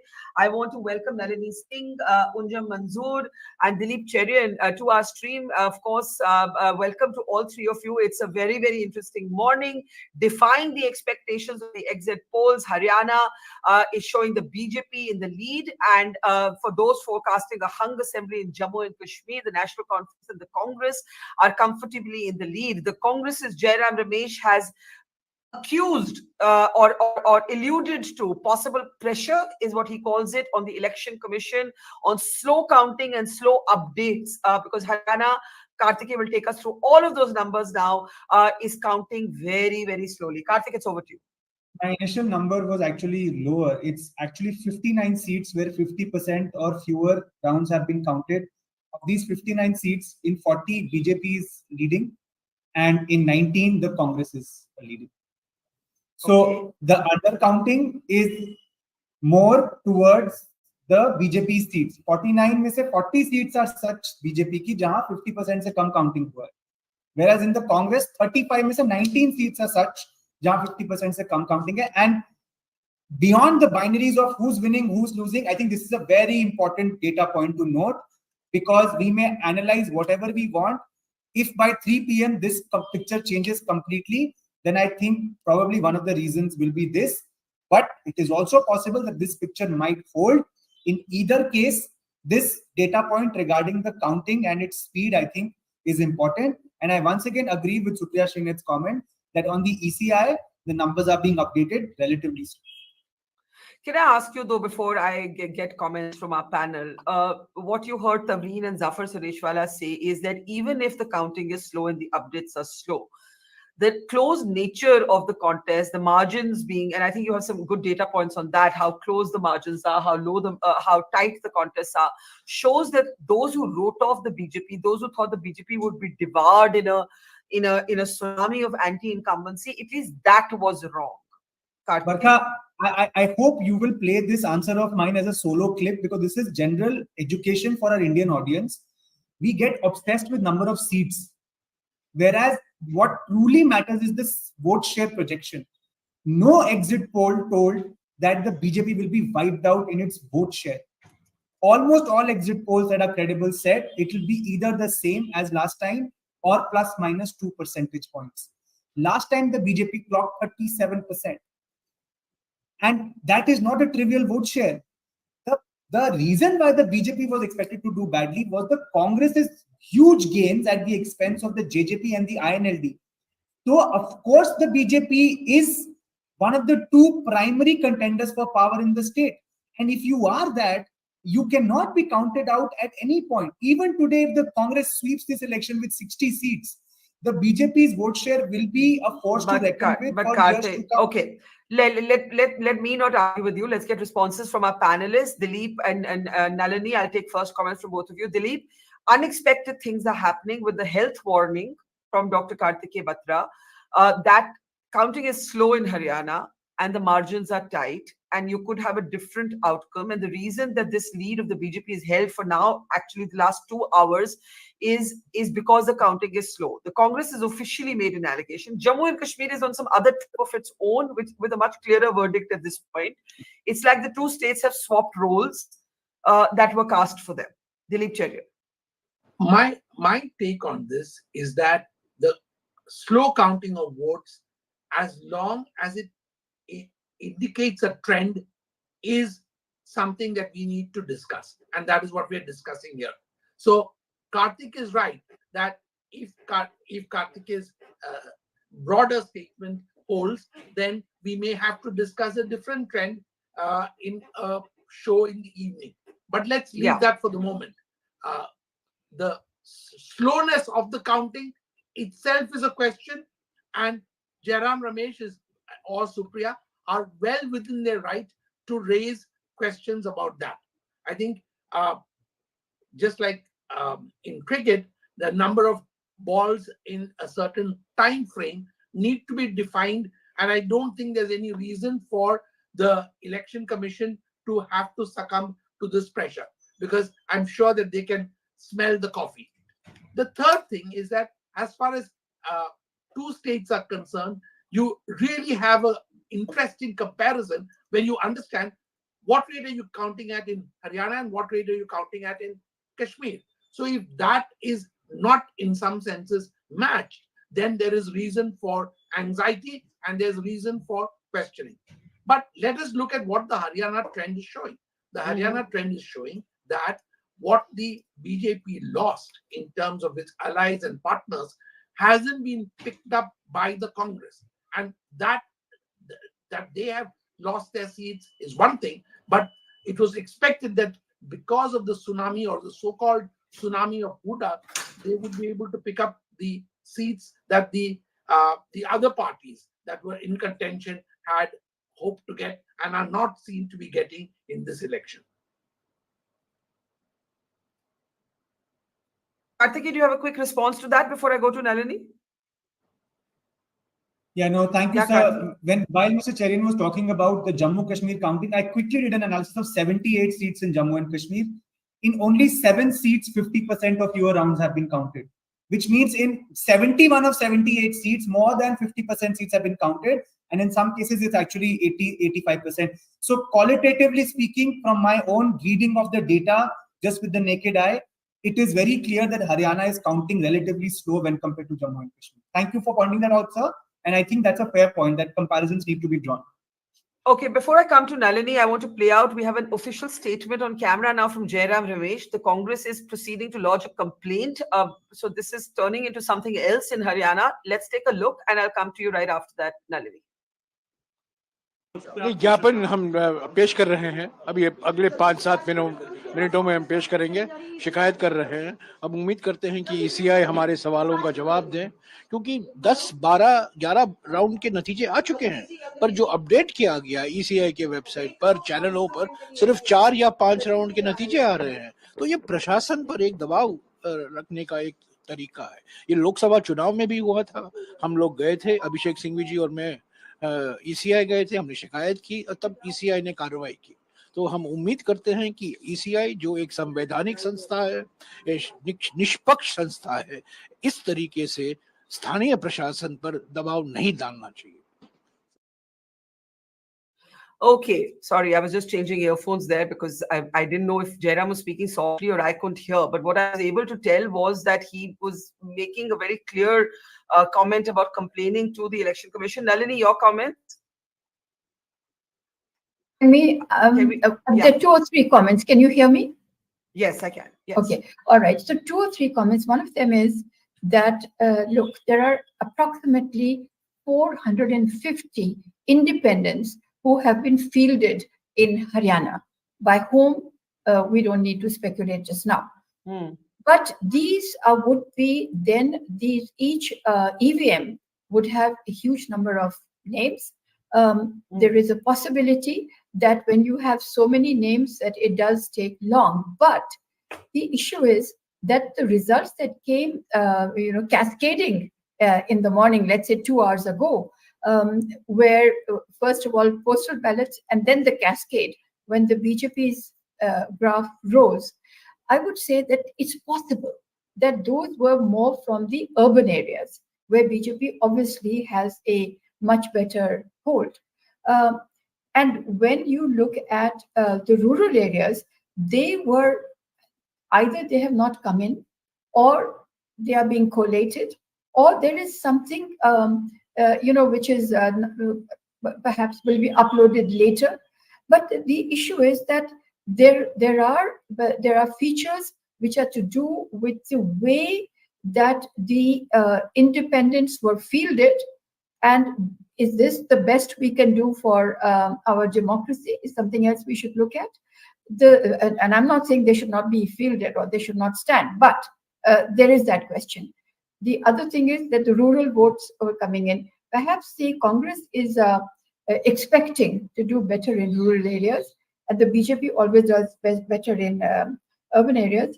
So, but there is a huge point when you have Jammu Kashmir, which is, which also has huge areas which are inaccessible. We've heard of EVMs going for only about 15 voters, 10 voters, etc. So I would say that just in comparison, just in terms of narrative perception, this is a bad narrative for the Election Commission of India. If there were 450, it was not hidden from anybody. They should have made these arrangements to be able to work this faster. If you were also talking about Jammu Kashmir, I would say that it seems to be pretty evident that NC Congress will form a government there. But Barkha, for me, this was not 2 states. There were 3 states which were actually fighting the election this time. There was Haryana, there was the Valley, Kashmir, and there was Jammu. Because these are, when you look at Jammu as always, when you compare it to the Valley, it's a bipolar opposite situation. So I would say that this should be taken into account. In no way should Jammu be disenfranchised, the voters over there, because this would then again make for a non-functional kind of polity going ahead. In fact, I'm nobody to offer a suggestion to anybody, but I think the deputy CM should be from Jammu. And that would make a more comprehensive kind of outlook to this state which has come. But going back to Haryana, the BJP's own poll, I must tell you, was 52, greater than 52. And so if we are looking at 49 just now, they're looking at 49. We cannot discount BJP's poll completely. All of you have said, and I agree entirely, that it is highly, highly commendable if after 10 years they're again likely to form the government. But what it does mean is that Haryana will join those Hindi heartland states that are fortresses of BJP. Rajasthan, Chhattisgarh, Madhya Pradesh, and not to talk of Gujarat. So this, of course, is something which we were thinking, or when the exit polls came, it looked as if the Congress party is now going to buck that trend, that it's making an entry into sorry, we've gone to Jammu and Kashmir, but let's do this state-wise, otherwise it's very confusing. On Haryana, you said this is not a good narrative for the Election Commission. If there were so many independents, it should have managed this differently. Now, Jairam Ramesh has said that they will be complaining to the Election Commission. I also want to actually welcome our Congress guest to the program. I don't actually see him. So there's APS Kharyal is with us. So welcome to the program, Mr. Kharyal. Are you questioning the electoral process in Haryana? How do we read Jairam Ramesh's statement? Well, it's very clear that just like it happened during the Lok Sabha elections, the uploading of the data has been delayed. And we've all seen that. When it was the 11th or the 12th round, the 4th or the 5th round was showing up. This was not the case with Jammu and Kashmir. And not just that, we all saw during the Lok Sabha elections how the voting percentage increased, and that to not just a minor amount, a massive number. There was an increase in that, and such things are happening again. Therefore, we'll definitely be filing a complaint with the Election Commission of India. And what is the precise complaint? I want to understand. Is the complaint, because Jairam Ramesh's tweet says, is there pressure on the Election Commission? Pressure to do what? You have to explain what is your precise allegation.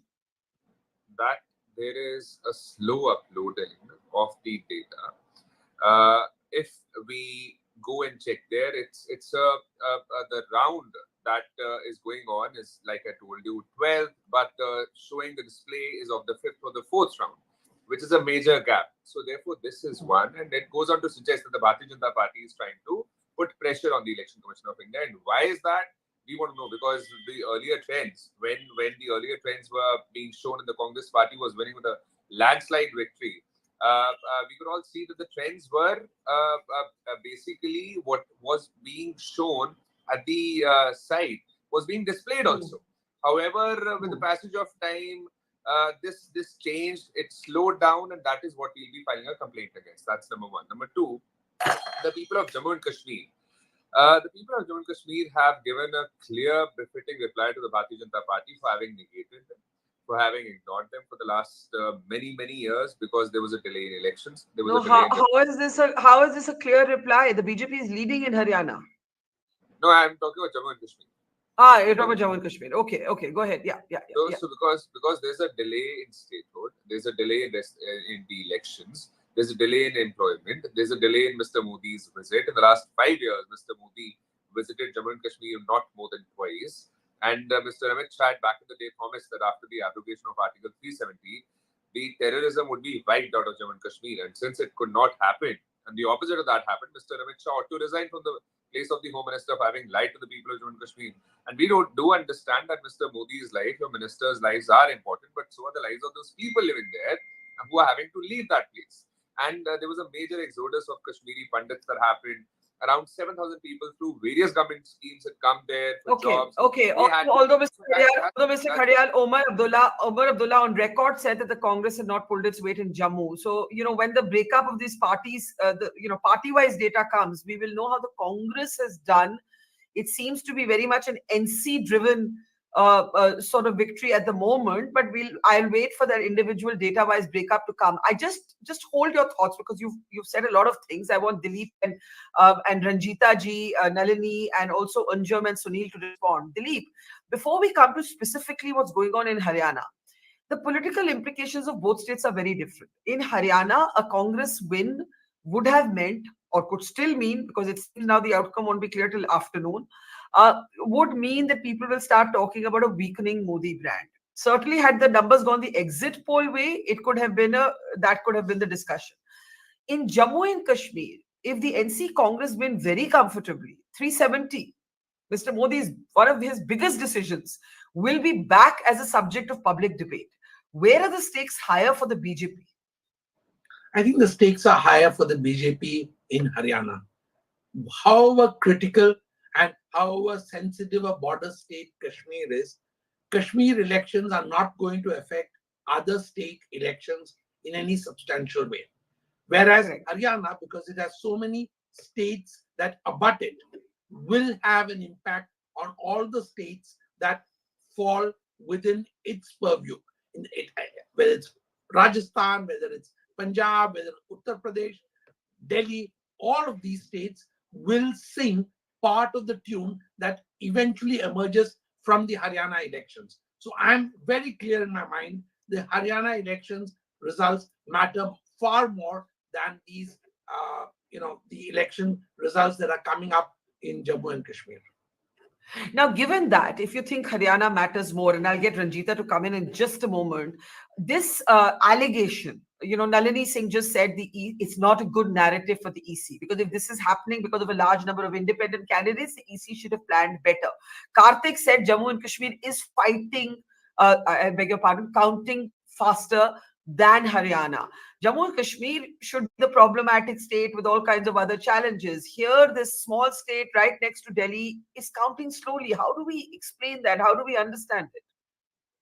Machines count, as far as I know, at a fairly rapid pace, irrespective of the number of parameters thrown at it. Yes. It is just a matter of just collating and putting it together, which is where human intervention is possibly delaying things. And that is where the administration and other worthies come into play. So as far as I am concerned, I think that if what Jairam Ramesh says holds water as the day goes by, then the allegation is extraordinarily serious.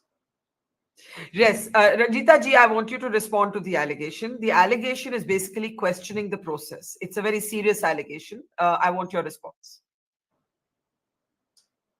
देखिए, मैं बता चुकी हूँ कि allegation Jammu Kashmir के लिए सही है और हरियाणा के लिए गलत है।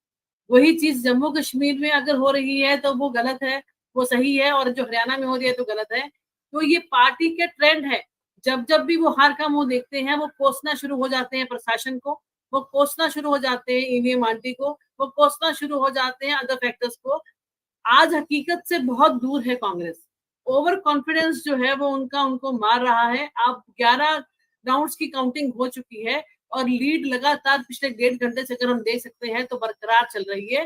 तो मैं आपको बता रही हूँ कि ये सिर्फ और सिर्फ इनका भ्रम है जो जल्दी ही हरियाणा में टूटने जा रहा है, क्योंकि ये बहुत ज्यादा ओवर कॉन्फिडेंट थे कि हम 65 प्लस लेके जा रहे हैं, हम क्लोज टू 70 लेकर जा रहे हैं, पर इनकी अंतर क्लह ही इनको मारती है। जहां पे भी इनके कैंडिडेट्स 3-3, 4-4 लोग टिकट मांग रहे थे, वो अपने जो कैंडिडेट खड़ा था उसके खिलाफ टैचिया खोलकर बैठे थे कि इसको कैसे हराना है, जो कि भीतर घात कांग्रेस हमेशा सफल करती है। और जब तक इस चीज का हकीकत को ये नहीं मानेंगे और इसके ऊपर ये काम नहीं करेंगे, कांग्रेस की वापसी कभी नहीं हो सकती। अपना भीतर घात ही इनको खराब करता है और इनकी जो ऊपर का प्रशासन है, इनकी जो ऊपर की नेतृत्व है, वो उसके ऊपर लगाम नहीं लगा पाता, क्योंकि कहीं ना कहीं राहुल गांधी जी इस चीज में फेलियर है कि जो नीचे के कार्यकर्ता है, अगर 5 लोग टिकट की रेस में है तो कहीं ना कहीं भारतीय जनता पार्टी संगठन के नाते उनको मैनेज करती है, उनको समझाती है और उनको बताती है कि अगर पार्टी जीतेगी तो आप रहेंगे वरना नहीं रहेंगे। जबकि कांग्रेस में ऐसा नहीं होता। मैंने 10 साल लंबा समय कांग्रेस में भी बिताया है, तो मैं पूरा डिफरेंस अच्छे तरीके से आपको बता सकती हूँ कि नेतृत्वहीन पार्टी है कांग्रेस। वहां पे अंतर कलह और अपने ही लोगों को मारकर जिंदा रहना चाहती है कांग्रेस। इसी वजह से आज 15 साल हो गए वो सत्ता से बाहर होने जा रही है और तीसरी बार फिर से हरियाणा में सरकार बनने जा रही है भारतीय जनता पार्टी। ओके रंजीता जी, ये कार्तिक ने एक रेफरेंस किया कि कैसे पॉलिटिकल सर्कल्स में there was a rumour that did the Hoodas want a slightly less than complete victory for Congress so that their own relevance as the primary political force, the primary political family remains in Haryana. Although, of course, nobody will say this khul ke. I did ask Dipinder Huda this question and I want to play out for you what he said. Take a look. उनको ये अंदेशा था जब पहले भजन लाल जीते थे। एक minute ma'am, मैं एक इंटरव्यू का क्लिप प्ले करना चाहती हूँ। पॉलिटिकल सर्कल में एक चर्चा चल रही है कि जो हुडा जी हैं, दीपिंदर जी हैं, वो एब्सोल्यूट स्वीप नहीं चाहते कांग्रेस के लिए। वो चाहते हैं जीत हो, लेकिन इतनी जीत हो कि उनका लेवरेज बनाए। आपने भी ये सुना होगा, ये थियरी चल रही है कि उनका लेवरेज, उनका कंट्रोल पार्टी पे बना जाए और रहे। इस थियरी को लेके, इस रूमर को लेके आप क्या कहें? तो आप खुद ही रूमर बता रहे हैं। हाँ, रूमर ही है, बट चर्चा में रहता है, बहुत पत्रकार बात करते हैं, बहुत नेता लोग बात करते हैं, इसलिए पूछ रहे हैं। कुछ भी हो सकता है। What is your own expectation? You are confident of a win? मैं प्रश्न पूछना जी कि कौन सी पार्टी ऐसी है देश में जो ये चाहेगी कि कम सीटें आए? कौन सी पार्टी ऐसी है देश में जो चाहेगी कि कम सीटें आए? तो that is how Dipinder Hooda answered that rumor. I wanted Karthik to take us through the numbers, but Nalini, before you come in, Ranjita ji, if you want to respond. अंदर का डर रह रहे कि उनको सता रहा था, उनको पता था कि जो भजन लाल के साथ हुआ था वो हमारे साथ भी होगा। इसी कारणवश से वो चाहते थे कि सीटें ज्यादा ना आए।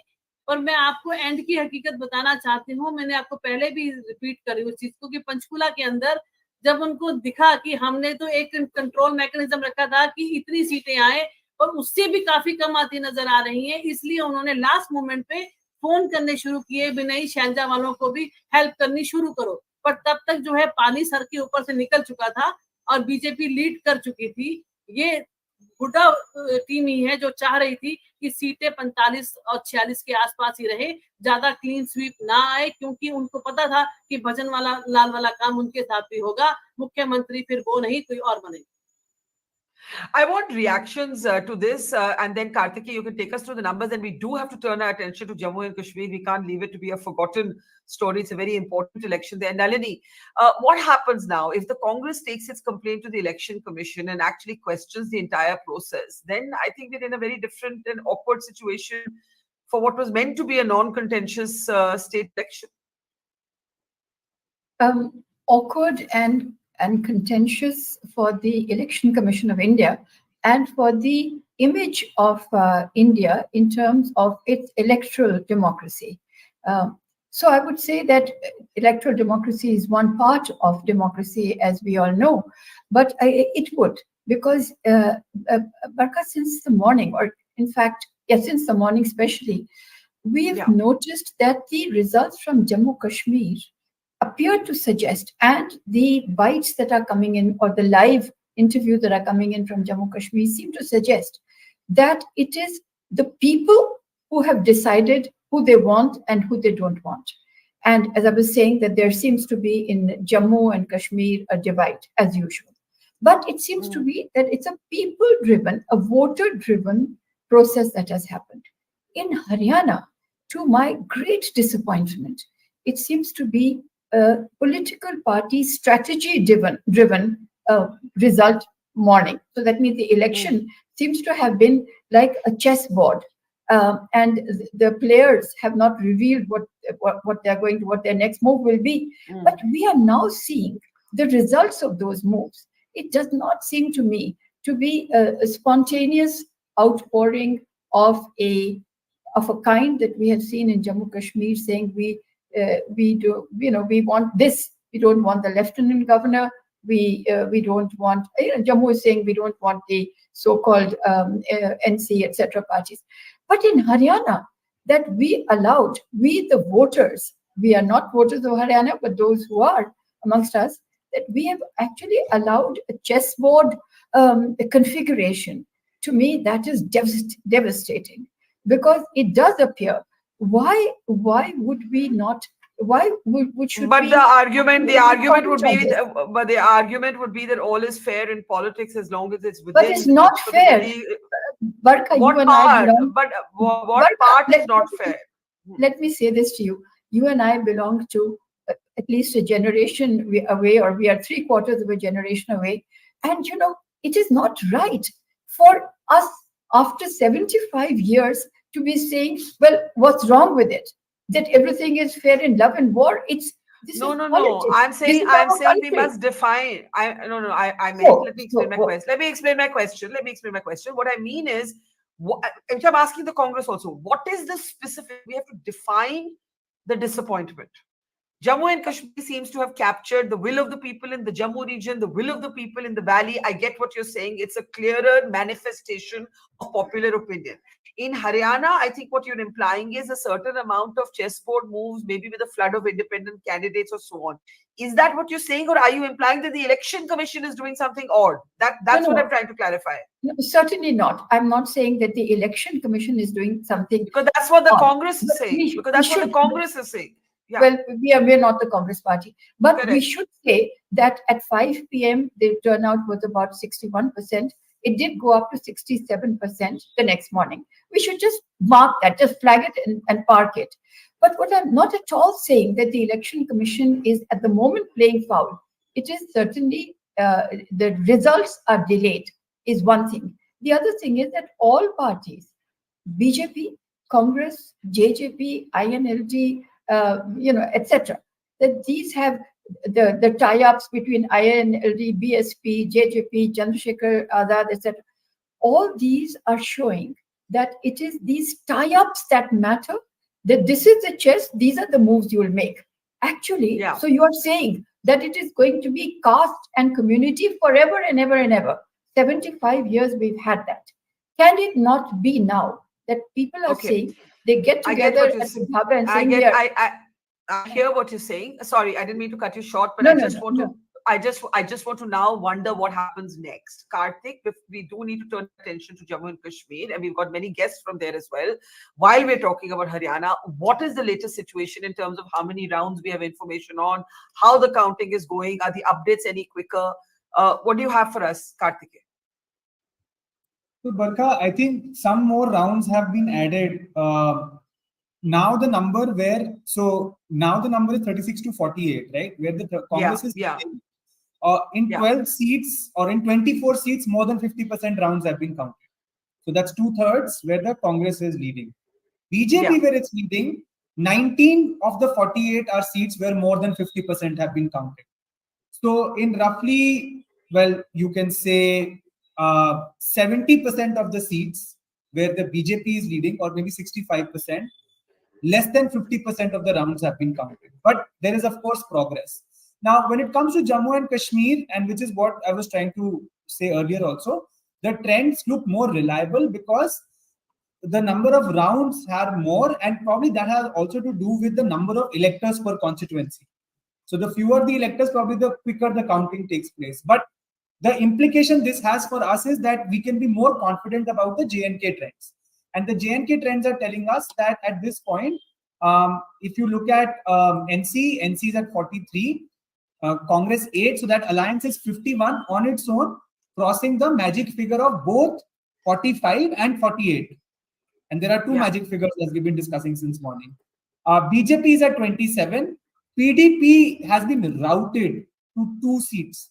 This is lower than what it got in the Lok Sabha segments in 2019 and 2024. So it's a further slide in terms of number of seats, not in terms of vote share. Vote share we'll have to look at more closely. Independents are 7. So not close to the dent that we were thinking they would make in terms of the number of seats. But again, vote share is something we'll have to look at. So Jammu Kashmir looks like a more solidified image because the counting we are sure of, the momentum is there. Haryana, I would still say, because it was 34 to 50 for the longest time. In the last 20 minutes, it switched to 36 to 48. Who knows what might happen as more rounds are counted, both on either side. So I'll still hold. Whereas a lot of my colleagues are writing on social media that we can call this trends are likely to hold. I'm not very convinced because you may have more than 50% of Haryana's votes counted, but it doesn't matter till the time more than 50% of all seats are counted. You might count. Let's turn our attention to Jammu and Kashmir for a moment, where unexpectedly there is a very clear verdict, not a fragmented verdict.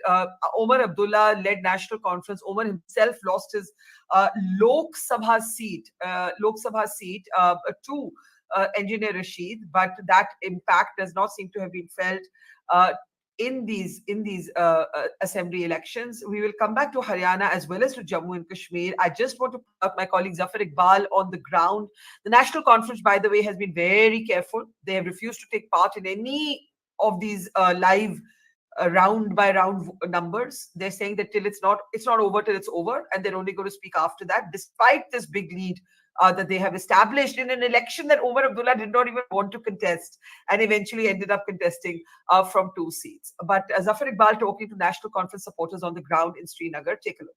At the National Conference office in Srinagar, the supporters of the party have started coming in. They are in fact very happy.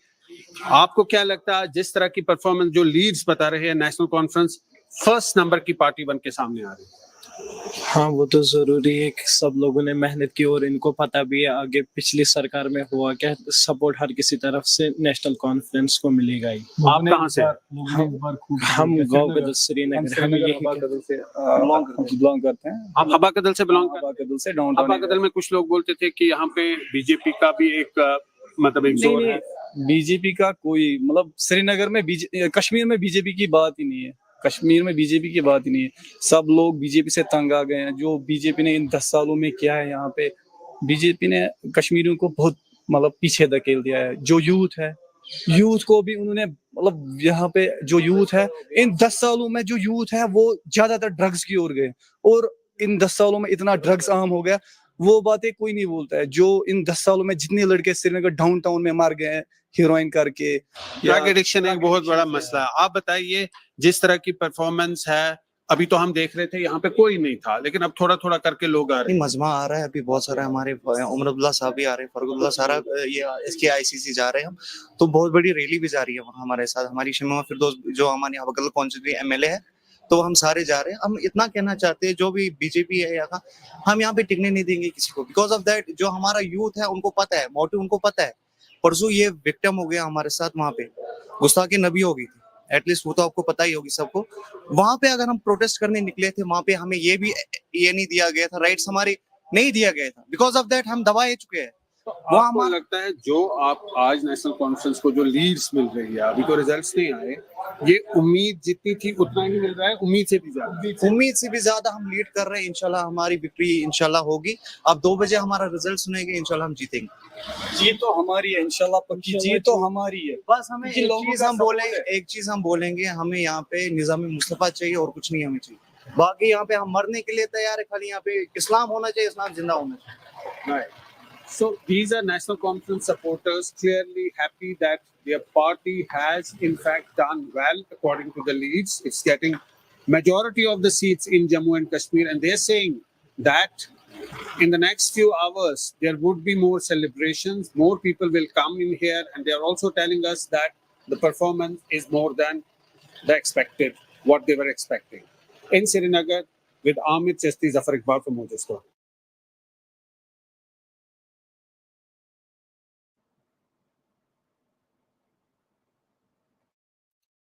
So that was the report from Jammu and Kashmir. In Haryana, it seems like the BJP's leads are holding 49 to 35 at this point in time. But again, I must add my favorite statistic that I've been quoting and I've been recalculating every few minutes.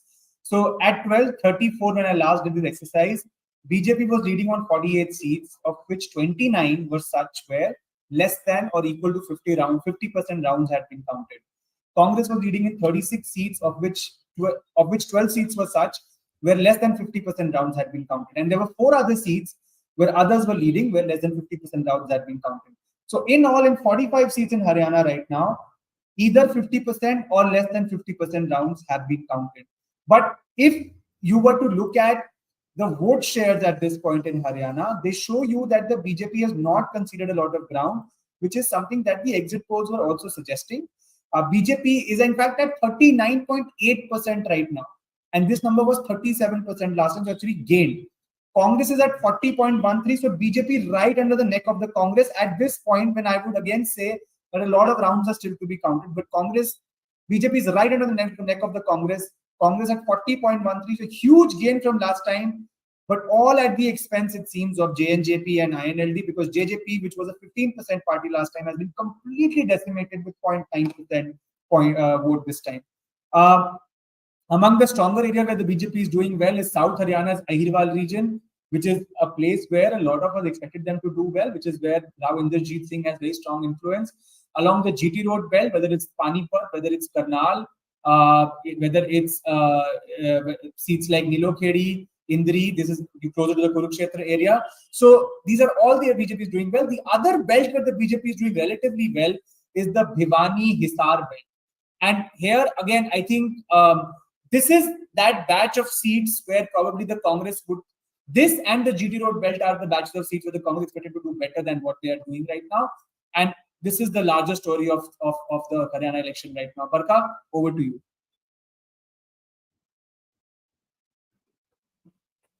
Thank you, Kartikeya. Let me actually, I know Haryana is going to be a kind of long, drawn out story. Let me just get reactions on what we're going to think is going to happen in Jammu and Kashmir. Sunil, you were hesitating to call the election earlier. Are you willing to call it now for Jammu and Kashmir at least? I think as time goes forward, the verdict is more and more clear. It looks like NC Plus is going to is in the position to make the government. One thing we are overlooking, Barkha, and this again I would say from a data perspective. BJP has just retained its position in Jammu and Kashmir. It's not done exceptionally well. It's just retained its position. If you look at 2014 and today, they have the same seats. NC actually has eaten. If NC has got more seats than expected, obviously the boys just said they're doing better than expected, and that is what I had also. In my own opinion, I had put them at a lower figure than what they have got it now. What is happening is PDP has got a big setback. I think NC has got more of seats from PDP. PDP was supposed to do good in South Kashmir. And I just saw a tweet sometime back today, which said that what is common between PDP and JJP. So I think the same thing. What PDP. So you're implying that both the JJP and the PDP have suffered from having allied with the BJP in the past, in a way. That's what you're saying. They've lost their base. They have lost popularity with their own base. Dilip, do you want to respond to that? And then, Dilip Cherian. That's an interesting analogy there. Dilip Cherian. I think it's very well put. It's probably what a lot of people are saying. I think that the public sees that it is these kind of partners who add strength to the people they do not want in power. I think, and they tend to punish them harder because it is also less painful, or it has less implications if they completely trash these power brokers or powers behind the throne or shadow power centers. So I think that's a correct statement. And a lot of us have been analyzing this from a political imagery point of view. Where, my area is to look at how these images play out. And these support stars are the ones who get trashed when the big stars may be the actual target. Interesting. Anjum, as a young Kashmiri with the Congress party today, how do you see what's happening? What do you think this changes? How do you see the result, or the leads rather? Yeah, good evening, ma'am. Actually, yes, exactly. I told it before, like Kashmiri people are more active, politically active and analytical, and you have seen this round after round. It's so clear that NC, that Alliance NC plus Congress is having, and I think there is government. There is obviously it's so clear that we are going to make the government.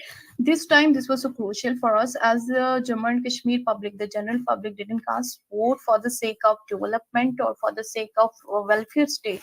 They casted vote in order to get rid from Bajpa, BJP. As we have already faced the leadership crisis, that's why this time this was not for the welfare. This time this was to get freedom from this BJP, and we are all aware about what they did. And right now, I'm just myself watching this all, that NC is doing great. Congress is also sacrificed for this, that in order to be selfless here. So that's why we'll see right now what's going on. And do you believe, although we didn't hear a lot about 370 in the campaign from the people, most people spoke about jobs. Do you believe that if it's an NC Congress government, they will again talk about 370, or do you believe that's a closed chapter?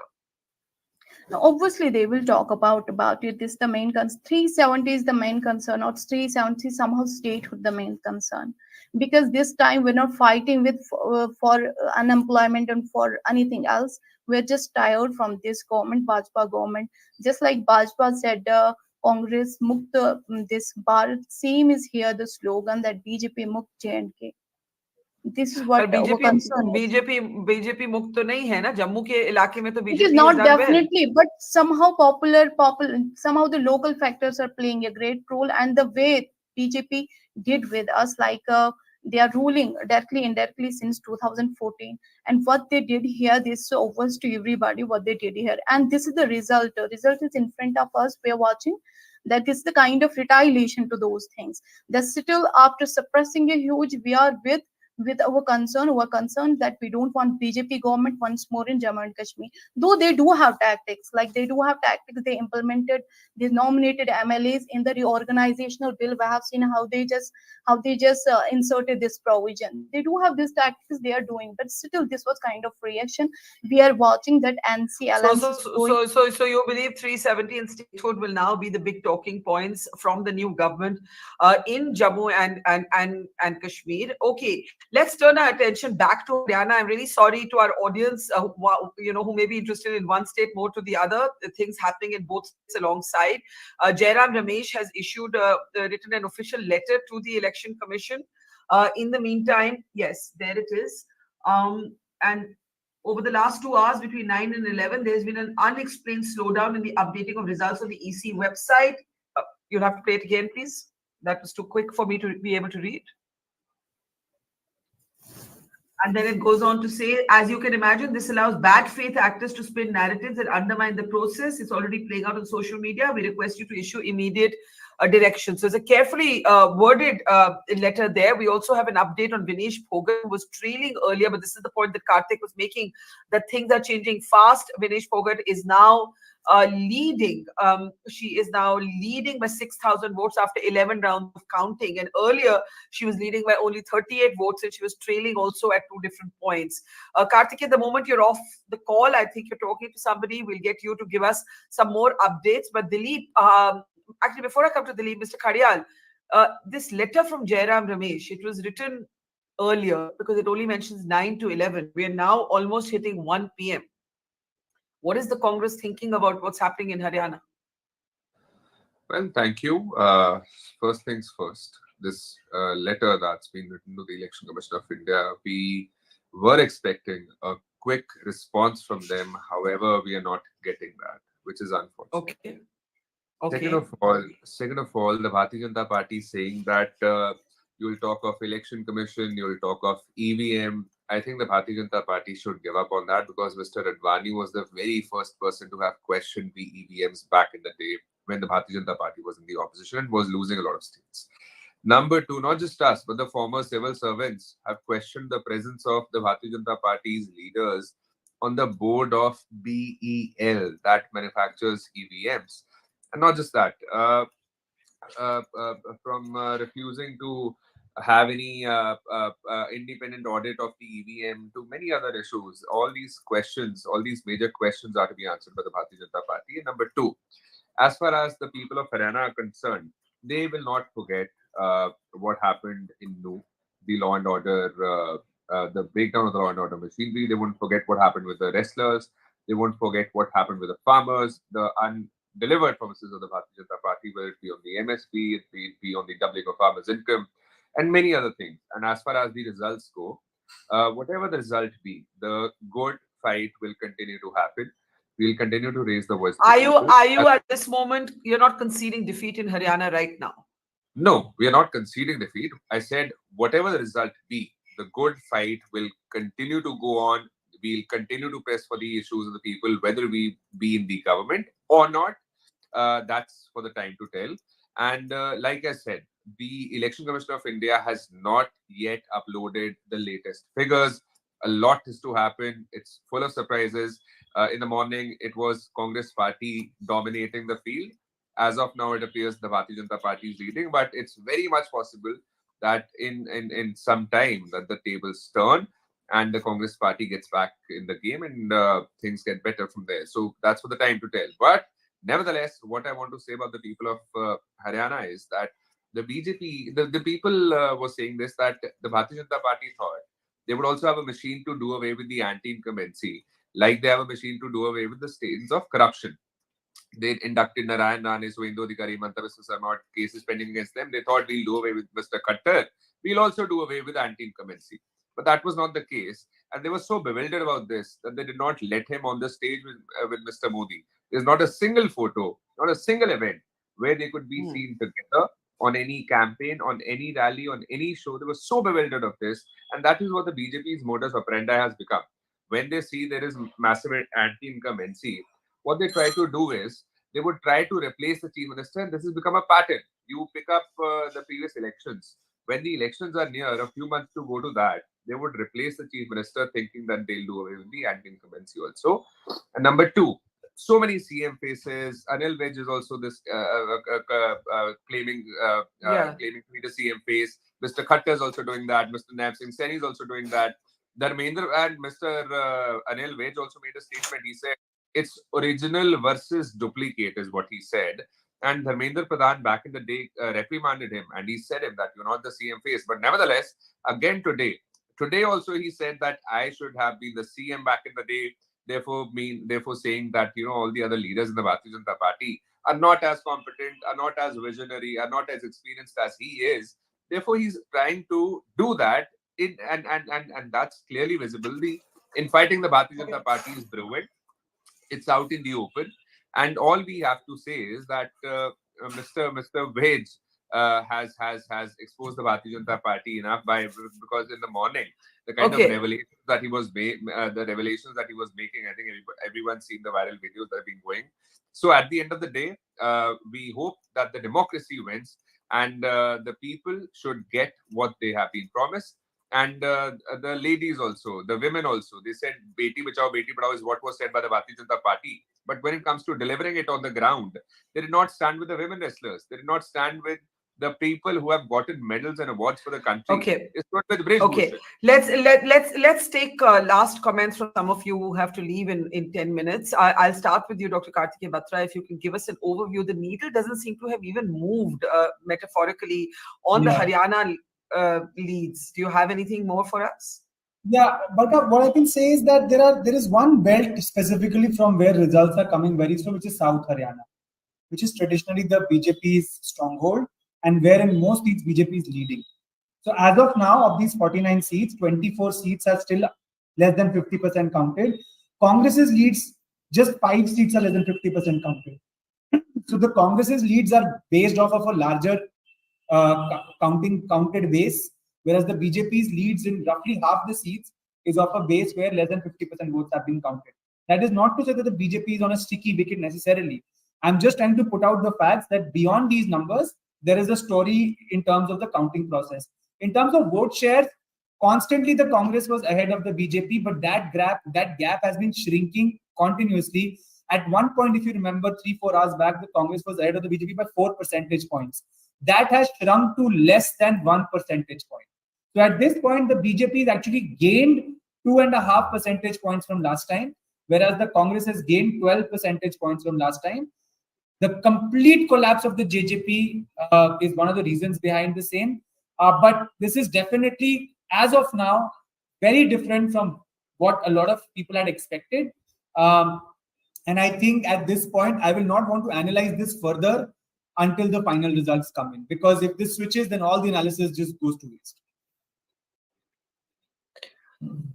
Okay, I think I'm getting some update, but I couldn't understand what my team is trying to say to me. So hopefully that update will come soon. Ranjita ji, your thoughts on Haryana की अभी picture बाकी है, अभी कुछ clear नहीं है, अभी घंटे लगेंगे. आप क्या कहेंगे? Mr. Huda, meanwhile, is ahead with a big margin of 52,000 votes. Ranjita ji. बरखा जी, राज तिलक की करे तैयारी, आ रहे हैं भगवाधारी. तीसरी बार फिर से भारतीय जनता पार्टी का परचम लहराने वाला है और हम जो हैट्रिक मारने जा रहे हैं हरियाणा के अंदर. और मैं बधाई देना चाहती हूँ नायब सैनी जी को, उनकी सोच को और उनकी मेहनत को. जो जितना भी उनको समय मिला है काम करने का, मैंने उनको काम करते देखा है. 24 घंटों में से 20 घंटे जो लोगों से मिल रहे हैं, मात्र 4 घंटे में उसमें आप सोना भी लगा लीजिए, उसमें नहाना भी लगा लीजिए, उसमें खाना भी लगा लीजिए. इतनी मेहनत करते हैं वो, और लोग, हरियाणा के लोग उनको समय देना चाहते हैं, उनका समय लेना चाहते हैं, और वो चाहते हैं कि मुख्यमंत्री नायब सैनी जी को पूरे 5 साल मिले और वो हरियाणा का विकास करें. जिस तरीके की परफॉर्मेंस उनकी 50-60 दिनों में रही, वो निश्चित तौर पे सराहनीय है. और इतने मेहनती लोग ही आने चाहिए. जिस तरीके का नेतृत्व पहले खट्टर साहब ने किया और अब नायब सैनी जी करने जा रहे हैं, हरियाणा में इतिहास रचेगा. जिस तरीके की डेवलपमेंट अब अगर बजट की बात करते हैं 2019 से पहले 2014 में जब बीजेपी की सरकार बनी थी तब हरियाणा के बजट की बात करें और अब की बात करें, जमीन आसमान का फर्क है। और खट्टर साहब की और नायब सिंह जी की जो जोड़ी है उन्होंने रंग लाया है और हमारी जो ऐतिहासिक जीत है वो सेलिब्रेशन की ओर बढ़ रही है। और पिछले 2 घंटे का ट्रेंड ये बता रहा है कि 48-49 की लीड जो है वो टूट नहीं रही है। निश्चित तौर पे हम सरकार बनाने जा रहे हैं और तीसरी बार हरियाणा में भगवा खिले। Okay, Kartikeya has some interesting details coming in, but before that, Dilip, any last thoughts? Dilip and Nalini, quick closing comments on this hour. Dilip, I would say that it's very clear that the Haryana election results have thrown a curveball at all the exit polls.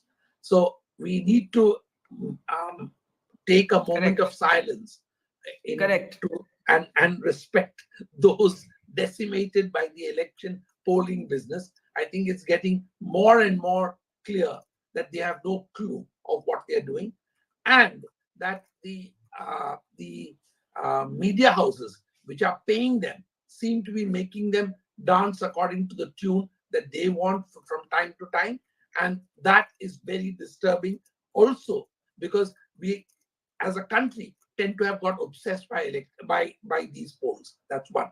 The second is that if this U-turn in Haryana persists, then it is bad news for the Congress, which was expecting that this would be a huge turning point for it in the Hindi heartland.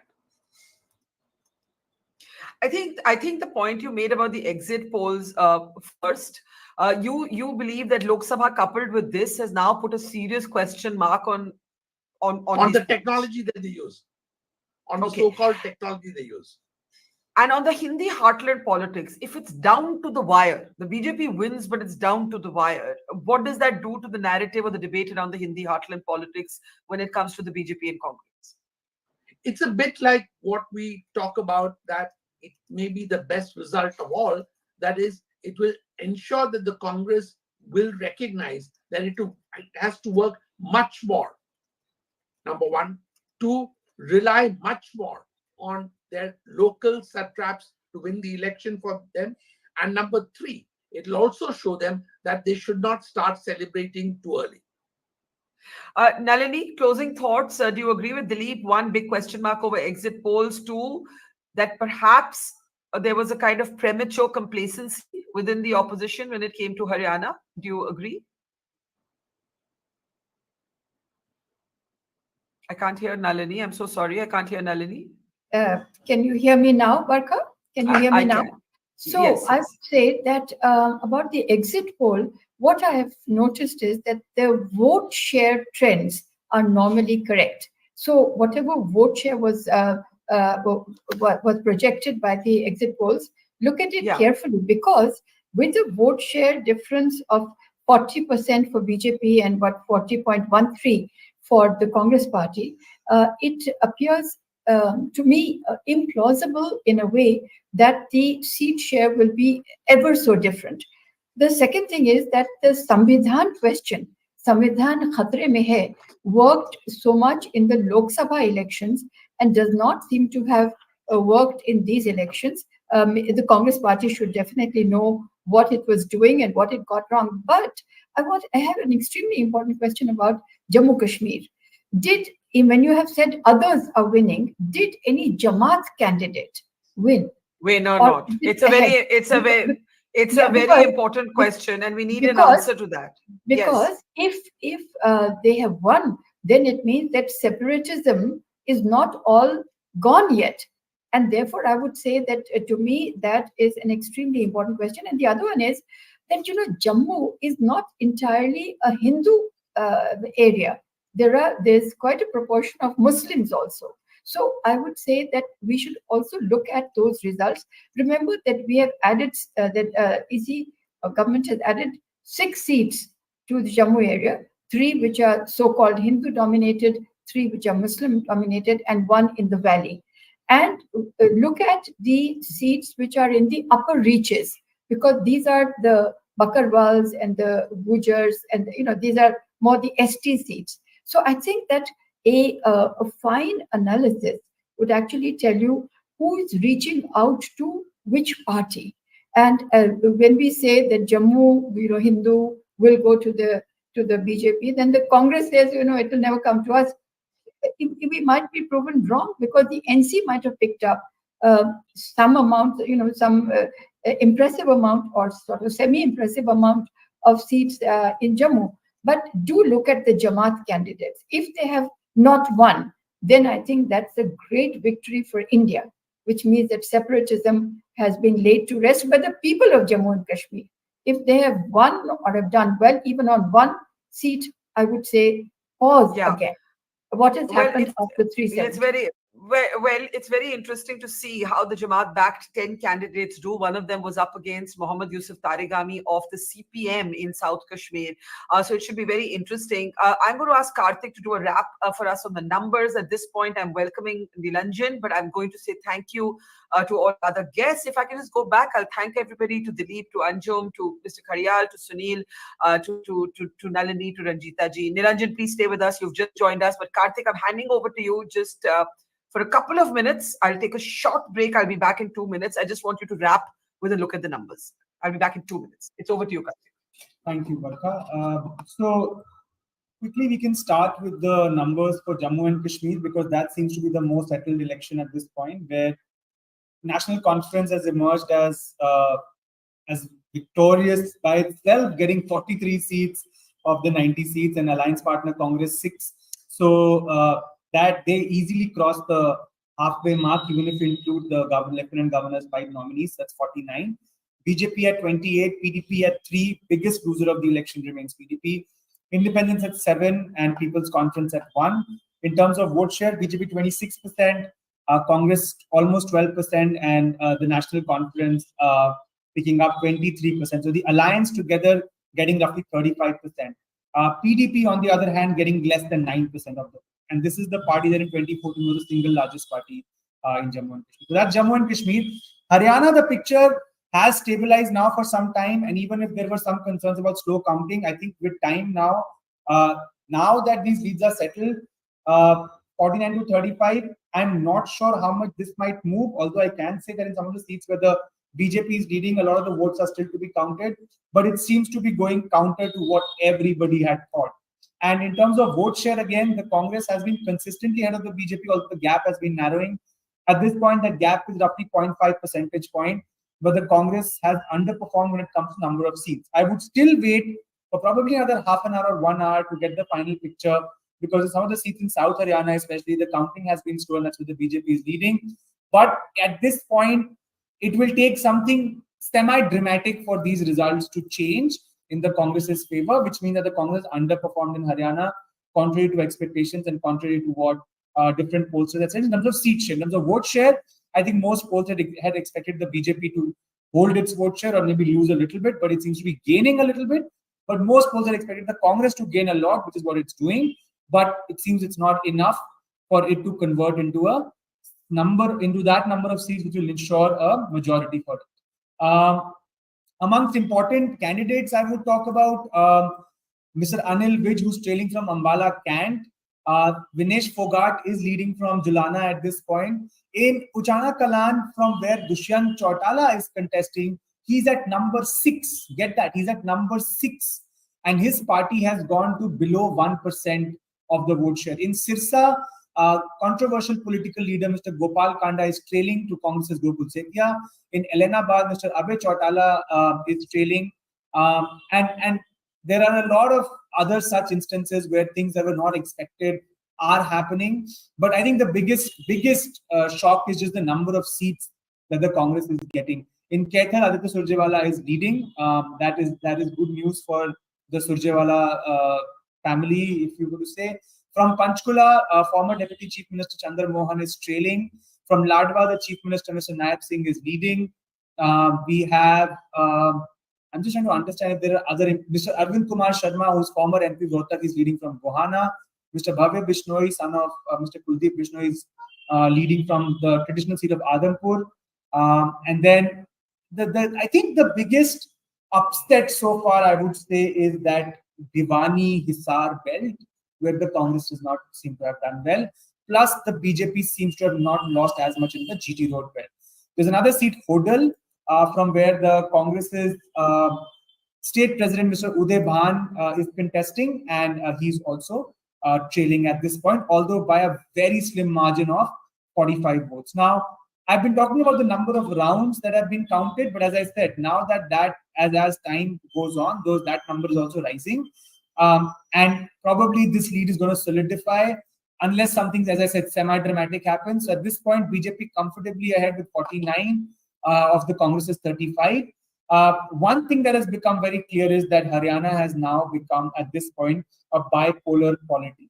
So if you combine the BJP and Congress's vote share, it's 79% this time. It used to be in the 60s last time, or it was 60s in the last time, 65% 2019. In 2014, it was in the early 50s, which means that there was a lot of space for a third formation, the INLD, which then collapsed, but JJP took some of that vote share. So that was 2.5 polls, I would say, last time. But this time it's just a bipolar contest. INLD getting 4.5%, but not even close to what its glorious past would have been. BSP with 1.6% vote and one candidate leading, and it's a very interesting seat from where he's leading. This is a seat called Ateli, from where Ravinderjeet Singh, who's the BJP's face in South Haryana, she's contesting, and she's trailing. She's losing to BSP's candidate Thakur Atar Lal. And when I went to the field there was a lot of tailwinds for Thakur Atar Lal, and it seems like that is materializing. So I think that is where we stand at this point. Any more updates that I'm trying to figure out what more updates we can give you. Again, I would say in South Haryana, the counting has been relatively slow. Narnaul, 6 on 12 rounds. Nangal Chaudhary, 7 on 19. Right. 9 on 20. Rewari, 9 on 19. Barkha, that's also my last update for the day on the show. And I'll also take your leave now. Okay, Karthik, we'll let you go. I want to welcome our next round of guests to the program. We still have Sunil and Nalini with us. Nilanjan Mukhopadhyay, senior journalist, author of many books, including one on the life of Mr. Modi, is with us.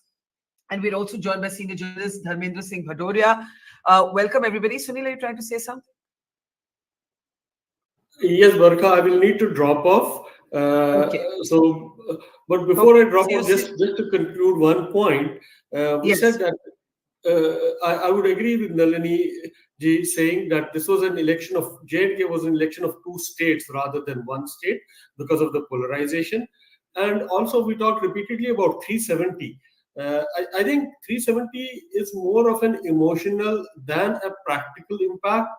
It was used in the elections, but I'm sure the government will now focus more on statehood rather than 370. I think the prime focus will be statehood rather than 370. So with those words, I'll need to drop off. Thank you once again. Thank you. Thank you. Thank you. Take care. Thank you. Take care. All right, let's continue the conversation. It's a little after 1 p.m. in the afternoon. The two states have gone in completely different directions from what the pollsters and the pundits had predicted. For those who were talking about a Congress romping home to victory in Haryana, the exact opposite is happening at this moment. It is the BJP lead in 49 seats to the Congress's 35. The Congress has objected to what they call a slow counting of votes and a slow update on the Election Commission. A formal letter has been sent by Jairam Ramesh to the Election Commission. But yes, these are the numbers that you see on your screen do show you the leads for the BJP if these leads hold.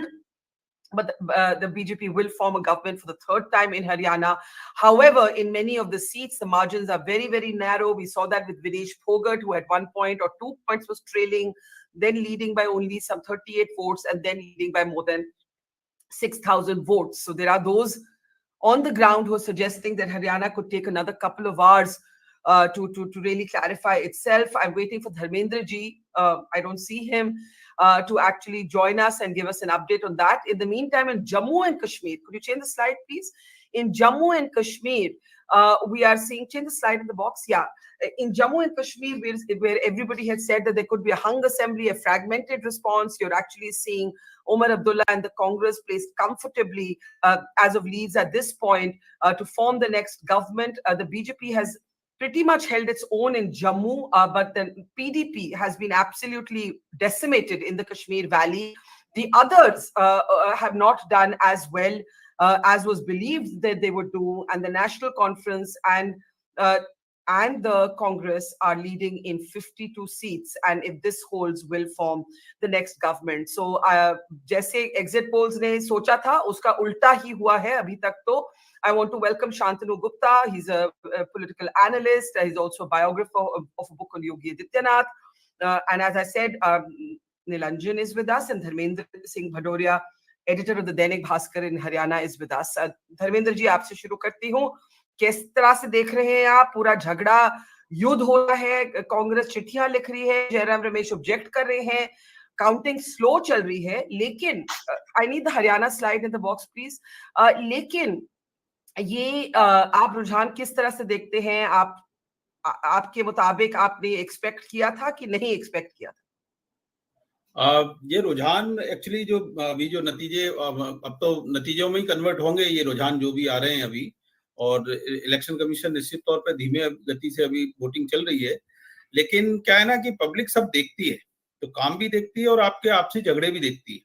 तो कांग्रेस को आम आदमी या कहना चाहिए कि हरियाणा के लोग चुनना भी चाह रहे थे, लेकिन आपने देखा कि वोटिंग से पहले ही सीएम के लिए जिस तरीके से कहासुनी शुरू हो गई थी, लगातार शैलजा आखिरी तक, वोटिंग के दिन तक भी वो लगातार इंटरव्यू देती रही और खुद को सीएम कंटेंडर, और इवन उन्होंने ये भी कहा कि मेरी हुड्डा से बहुत लंबे समय से कोई बातचीत नहीं हुई है ना. तो जिस तरीके से ये झगड़े शुरू हुए, एक बात. दूसरी बात ये है कि अभी जो हम नतीजे अभी तो आए नहीं है, लेकिन जो ट्रेंड्स जो आ रहे हैं वो देख रहे हैं कि रिजर्व सीट जो 17 है, 17 में से 8 सीट पे कोई बीजेपी आगे चल रही है, और पिछली बार इसके हाफ थी करीब, है ना, 5 सीटें ही थी, तो 3 सीटों पर आगे चल रही है. तो दलित वोट मुझे लगता है कि जैसा लोकसभा चुनाव के समय कांग्रेस के साथ जुड़ा, वो विधानसभा में कांग्रेस बरकरार नहीं रख पाई.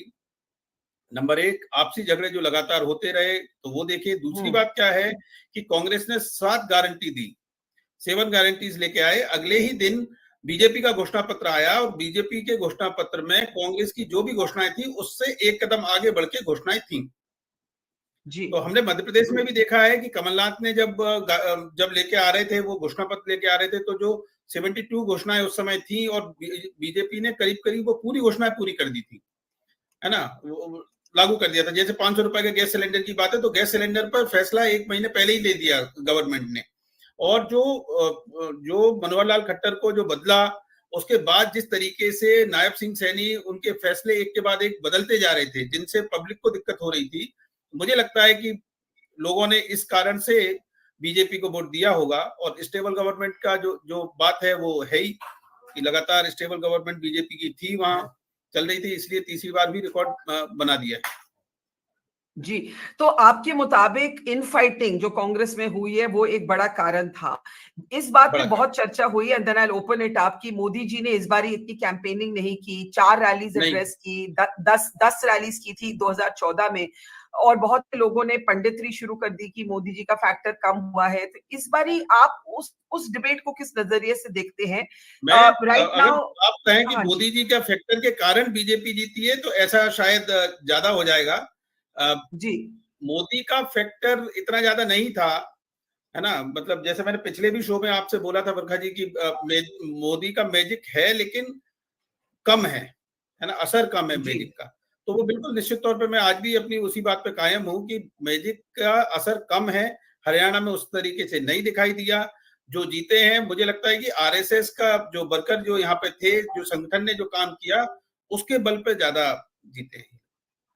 और आप नहीं मानते कि ये बहुत सिग्निफिकेंटली बदलेंगे? क्योंकि Congress is not conceding defeat, अभी गैप काफी बड़ा है, 49 to 35 है, लेकिन कांग्रेस कहती है 4 बजे शाम तक ही हम देखेंगे. पहले आपको लगता है अभी कि कुछ जो बदल ट्रेंड आ सकता रहे हैं है? ना, अभी जो ट्रेंड आ रहे हैं, तो 1000 से कम वोट की केवल 4 सीटें हैं. जो बीजेपी के जो कैंडिडेट जिनका मार्जिन चल रहा है, वो 1000 से कम सीट की 4 सीटें हैं मार्जिन की.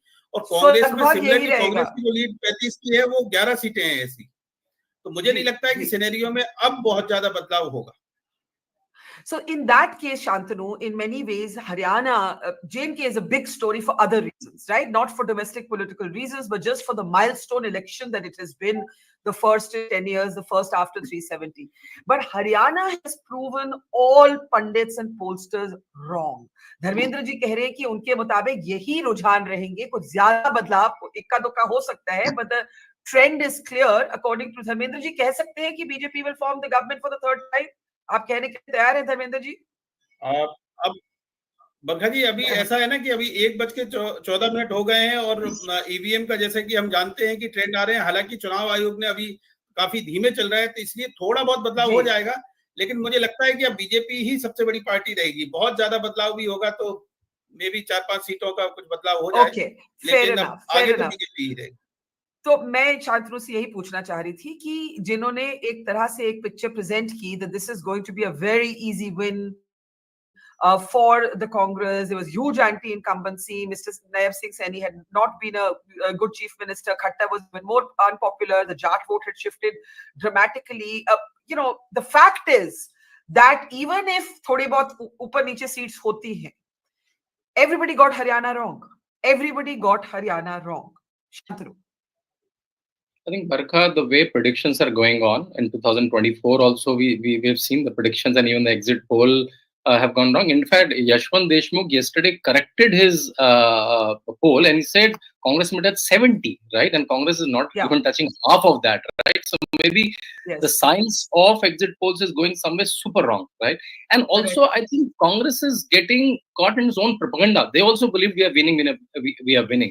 See, BJP has mastered this art of pro-incumbency. In 10 years back, 20 or 15 years back, the terms in any TV studios, anti-incumbency, haar gaye. That was the easy release, and any analyst will say. And BJP has mastered from Gujarat to MP to Chhattisgarh to UP that how to work good, reach to the people, do little bit of caste combination wherever needed, don't talk loud about it, and winning elections.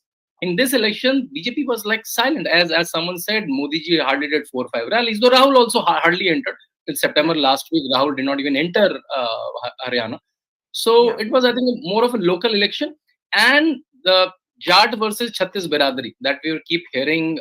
So maybe there is a super Jat consolidation. But when I'm seeing a lot of seats in Rohtak, right, are also going BJP way, which is a Hudda Jat land. So maybe when maybe CSDS or someone will come with the exact caste-wise poll, there is a decent percentage of Jat vote that I understand that BJP is gaining. And it's a record. See, BJP started Barkha with 9% vote in 2009. It's not a traditional BJP state. And with 9% vote in this 2009 with 4 seats, now they are a 40% vote share party. Even if, like 2 hours back, when we are seeing BJP down with numbers, their vote share was still 37-38%. So 9% in 10 years, a 35-40% party, and also as a signal of all the local parties generally are getting disseminated, right? Both the Chautala parties, NLD and JJP. JJP is not even getting 1% vote. Aam Aadmi Party 1.5% vote, right? So now it's becoming Congress, BJP, many places like Telangana, like Haryana. It hasn't been the day that the BJP would have wanted in Jammu and Kashmir for itself. Where are the stakes higher for the BJP in Jammu and Kashmir or Haryana? I mean politically. I don't mean as a nation. Obviously, Jammu and Kashmir has other sensitivities. I mean simply politically. Shantanu, and then I'll open it up. See, what BJP would have expected, I'm sure, see, Jammu has 43 seats, right? They want to maximum, they want 23. So they want to improve that tally. So they want to touch maybe 29, 30. That would have been a best performance. If they come somewhere around 30, they winning seats in Kashmir is like out of question. Like they have an advantage of those 5 nominated MLAs. But again, I think this is the best BJP could have done. Or if the independent supported, the smaller parties supported in Kashmir, they would have done. But I think demise of PDP and those votes going towards NC. And also I'm seeing a phenomena since the victory of Rashid Engineer, right? The radical thoughts will win more votes. That seems like order of the day. That's why you're seeing the support for Hezbollah became the part of NC narrative during elections. So whoever will be more radical may win more elections. That's a dangerous trend which is emerging, which was already there in Kashmir. It is not a new trend, but now it's getting strengthened. But again, after 370 first poll, even smaller parties are developing in Jammu and Kashmir. So normalcy is back. Now we have a third state, or third UT with Chief Minister after Delhi and Pondicherry. So we'll see this LG CM confusion will still will be news from henceforth in Jammu and Kashmir, I think. Now, of course, Omar Abdullah did not want to contest this election, and that's the irony. He ended up contesting from 2 seats. His party is doing very well. He didn't want to contest these elections. But I think we have to separate Jammu and Kashmir from Haryana, because one impacts domestic politics in a way the other doesn't. Jammu and Kashmir is a very sort of has a unique set of factors. Nilanjan, again, the results, if they hold, these are leads, but I mean, Dharmendra Pradhanji on the ground in Haryana says he doesn't expect a major change. The Haryana is terrific news for the BJP, and it challenges all the punditry that believe that something had shifted fundamentally in the Hindi heartland. Nilanjan? In fact, what we notice in Haryana, I think I look at it more as a case of not the BJP winning so much as the Congress ending up losing the state. I see very much similarity with what happened in Chhattisgarh and Madhya Pradesh, and to some extent in Rajasthan also in 2023.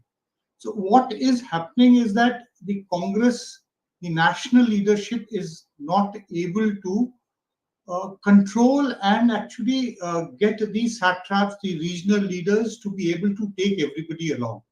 No, Shantanu used this phrase, that Jat versus Chhattis Biradari. This is what was actually we were hearing. I did not travel through Haryana for various professional reasons, but constantly kept on hearing that out here is this man, Bhupinder Singh Hooda, who cannot take people from other castes within his own party. Wo humko kya lega? So people started fearing some kind of a Jat hegemony, which used to be there in the pre-2014 years. So possibly what has happened is that the BJP's old social coalition, which it wove from 2014 onward, when they decided very consciously to have a non-Jat as Chief Minister in Manohar Lal Khattar. The same thing was done in Jharkhand also. I think that has paid electoral dividends for the first time, because this is an election where the votes have not been asked in the name of Mr. Modi. The national leadership was by and large absent. They allowed essentially to do the work, whatever it was good or bad, by the state government to speak for itself. But essentially it was the fear of takeover by the Jats, not just the government, but also at the village level and at the local mohalla levels. That is what possibly got the entire anti-Jat coalition together against the Congress party. Now, you analyze, Nilanjan, the elections in terms of, the local leadership of the BJP giving a free hand, and the Congress's local leadership being seen as too associated with one caste. Nalini, do you agree with that reading? That this is a very local election and not a national election? The truth is that had the BJP lost Haryana, people would have extrapolated national conclusions. Brand Modi would have been discussed. Right? So how do you see it now? Do we see it now as strictly local? Barkha, I think every election is going to have some sort of accretion or some subtraction to the brand Modi image and the BJP national image. And if they win Haryana, it is definitely something which will add to the sheen of the Modi image, even if he didn't step in, didn't participate that much, and as well as to the BJP image. So I think that should, one cannot say it's local to that extent that it will not have any effect on how Modi or BJP nationally is regarded. But I would say that I don't really, when we are talking about the Jat element and Bhupinder Singh Hooda, etc., and the fear of the Jats returning, is called Jat Shahi, that people are afraid of that. But look at the numbers of Jats who have won in the BJP just now, from what the figures tell us and what you tell us. So what does that imply? That also has its own, the Ahirwad would be definitely feeling that we are going to be a smaller proportion of this BJP house that comes in. So will Jat Shahi now impose on us? There are all these things, and I don't really agree with, I think it was Shantanu Gupta who said that smaller parties are having their day and their say. Actually, the smaller parties seem to be shrinking. And also there is this, when you talk about the fact that, that the Congress, when Shelja was making her demands, can you hear me? I can't Hello? hear Nalini. Can If you Nalini, hear? if others We can hear hear, yeah. Nalini? We can Can hear you you. hear? You can, Okay. Nalini, please carry on. I think it's something in my So earpiece just, have stopped working. I'll just take 10 seconds. When we say that Congress suffered because of the Shelja and Bhupinder Singh Hooda, etc., wanting whatever, and also Randeep Surjewala, it's correct. I'm sure it's very correct. But on the other hand, when you look at the Congress turncoats who into the BJP and who are winning, what is actually the inference to be drawn? Because if a split in one, that is at the top, leads to a loss of votes, a split from the party, you seem to, the voters seem to welcome that, and they make the Congress turncoats win. I think that this is something which is going to baffle people, baffle analysts, and it should be looked at squarely in the eye. And I certainly cannot draw any inferences at this stage, but certainly it is a a rich area for analysis for a long time. What Haryana has done and its proximity to Delhi, and nothing seems to matter. And I do say it again that BJP has to be electorally complemented because it has taken another state, North Indian state, and added it to the Hindi heartland fortress that it has. And how can you deny that? So that is not only, now we are not just going to say Rajasthan, Chhattisgarh, Madhya Pradesh, which trips off our tongues, but we'll have to say plus Haryana. And of course, Gujarat is the ultimate throne. So these are things that we have to now contend with. That we've got a party over here, even if the results turn a little bit, and they might. Let's just say they might, because the vote share of the Congress party is very impressive. It's added 12% from the last time, which might have caused the buzz. But there, if I may just say, that if you look at Jammu and the Valley, and I did say that there are two elections, Jammu and the Valley separately, if you want that they should actually feel there should be participation, then there really should be proportional representation in the government. It should not be the numbers of seats, is something I feel very strongly about. Similarly, I think even in Haryana, you've got a party, Congress party, which is ahead in vote share of the BJP, as indeed BJP was ahead in vote share in many other places where, I think, was it Himachal Pradesh, where the Congress formed the government. Forgive me if I'm wrong, but I would say that this seems to be, you disenfranchise an equal number of people in a way. They are not going to get their MLAs to the MLAs of the BJP to listen to those who voted for the Congress party, who canvass for them. Similarly, vice versa. So why Let me just come in here. Even as the Aam Aadmi Party picks up a seat in Jammu and Kashmir quite unexpectedly in Doda opening its account. Dharmendra ji, आपने बहुत theories सुनी हरियाणा के बारे में, local था, national था.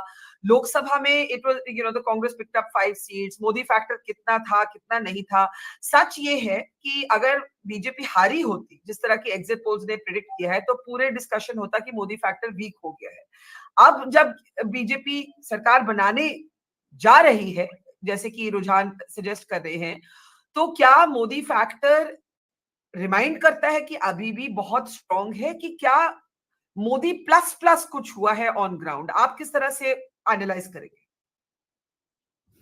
जो निश्चित तौर पर बरखा जी, जो मोदी प्लस अमित शाह प्लस योगी आदित्यनाथ, इन तीनों लोगों ने यहाँ पे काफी रैलियां की थी. मोदी की 4 हुई, अमित शाह की 9 हुई. और था अभी सबसे बड़ी प्रायोरिटी ये होगा कि अगर जम्मू से कांग्रेस के रिप्रेजेंटेटिव्स जीत के आएंगे, उनको एकोमोडेट किया जाएगा गवर्नमेंट में, ताकि जम्मू के लोगों को ये लगेगा कि combination of the BJP MLA. मुझे लगता है कि नेशनल कॉन्फ्रेंस और कांग्रेस के जो गवर्नमेंट फॉर्मेशन है, उसमें ये जो फैक्टर है, ये काम ही नहीं करेगा. और दूसरी बात यह है कि भारतीय जनता पार्टी का जो काडर है, वो जम्मू में तो जाहिर सी बात है मजबूत था. आखिर क्या वजह रही? अगर 10 साल थे, क्या वजह रही? उन्होंने अपनी पार्टी की ग्रोथ कश्मीर में वो पॉसिबल क्यों नहीं हो पाया? क्या आपको ये नहीं लगता है कि भारतीय जनता पार्टी से कहीं ना कहीं कुछ गलतियां हुई जिसकी वजह से आज कश्मीर से उनको कुछ नहीं मिल रहा है और इतनी majority would you see this as a kind of rebellion vote? बहुत जल्दी, I have to say thank you to you because our next guest is waiting. Would you see this as a kind of rebellion vote? This is completely a rebellion vote. This is anger against the Bharatiya Janata Party, against the policies of the Bharatiya Janata Party.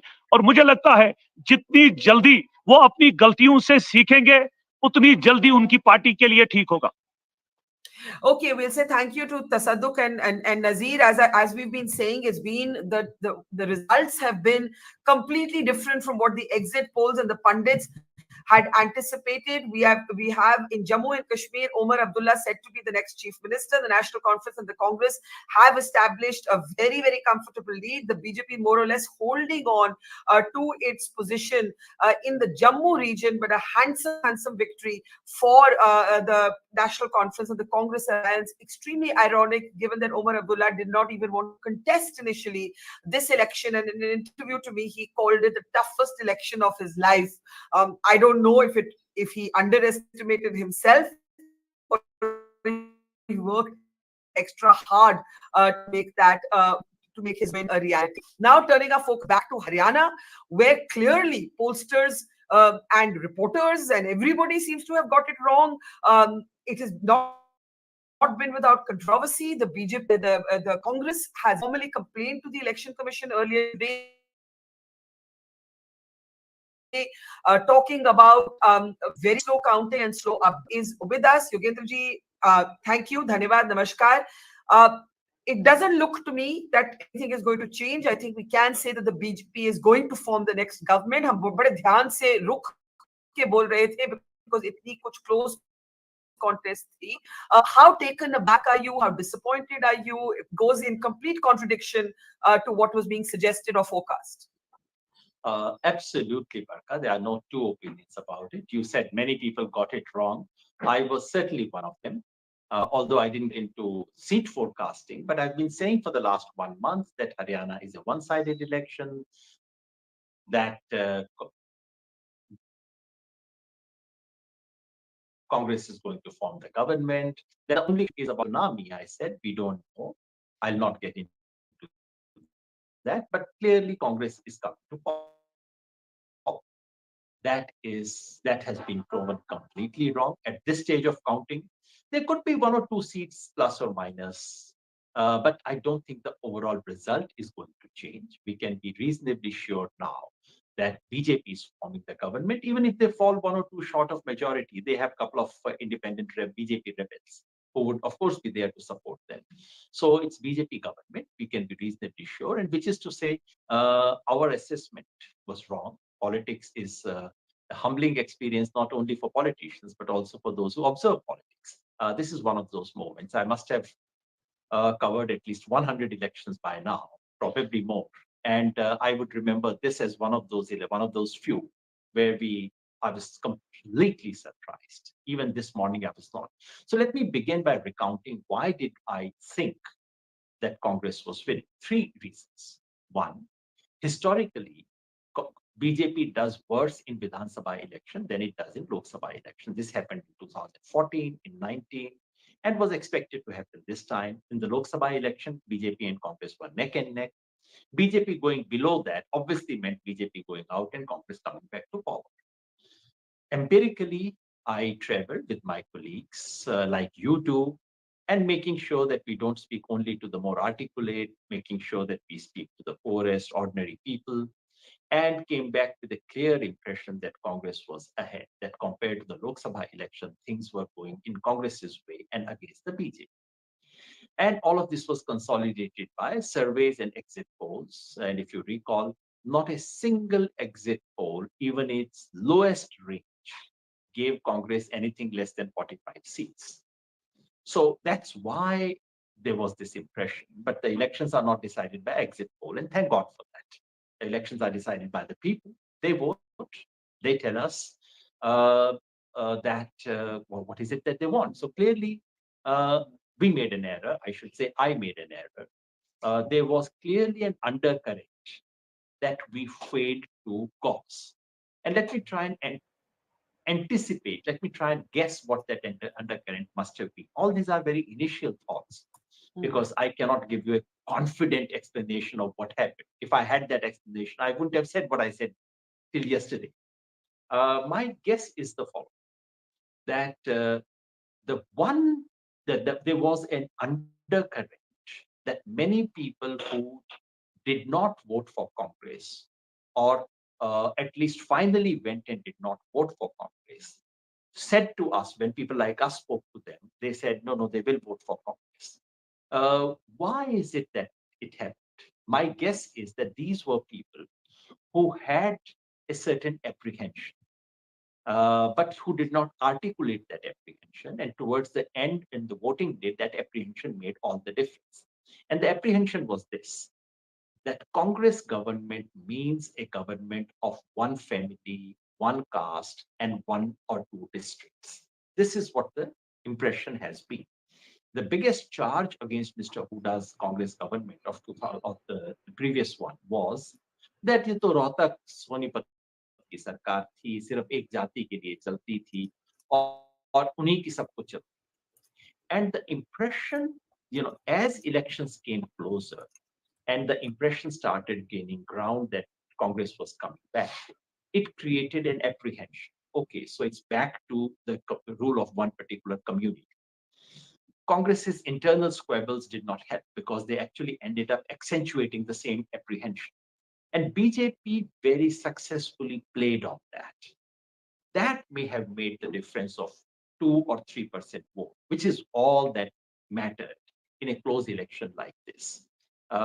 This is somewhat similar to what happened in Uttar Pradesh in 2022. Everyone thought Samajwadi Party was doing very well.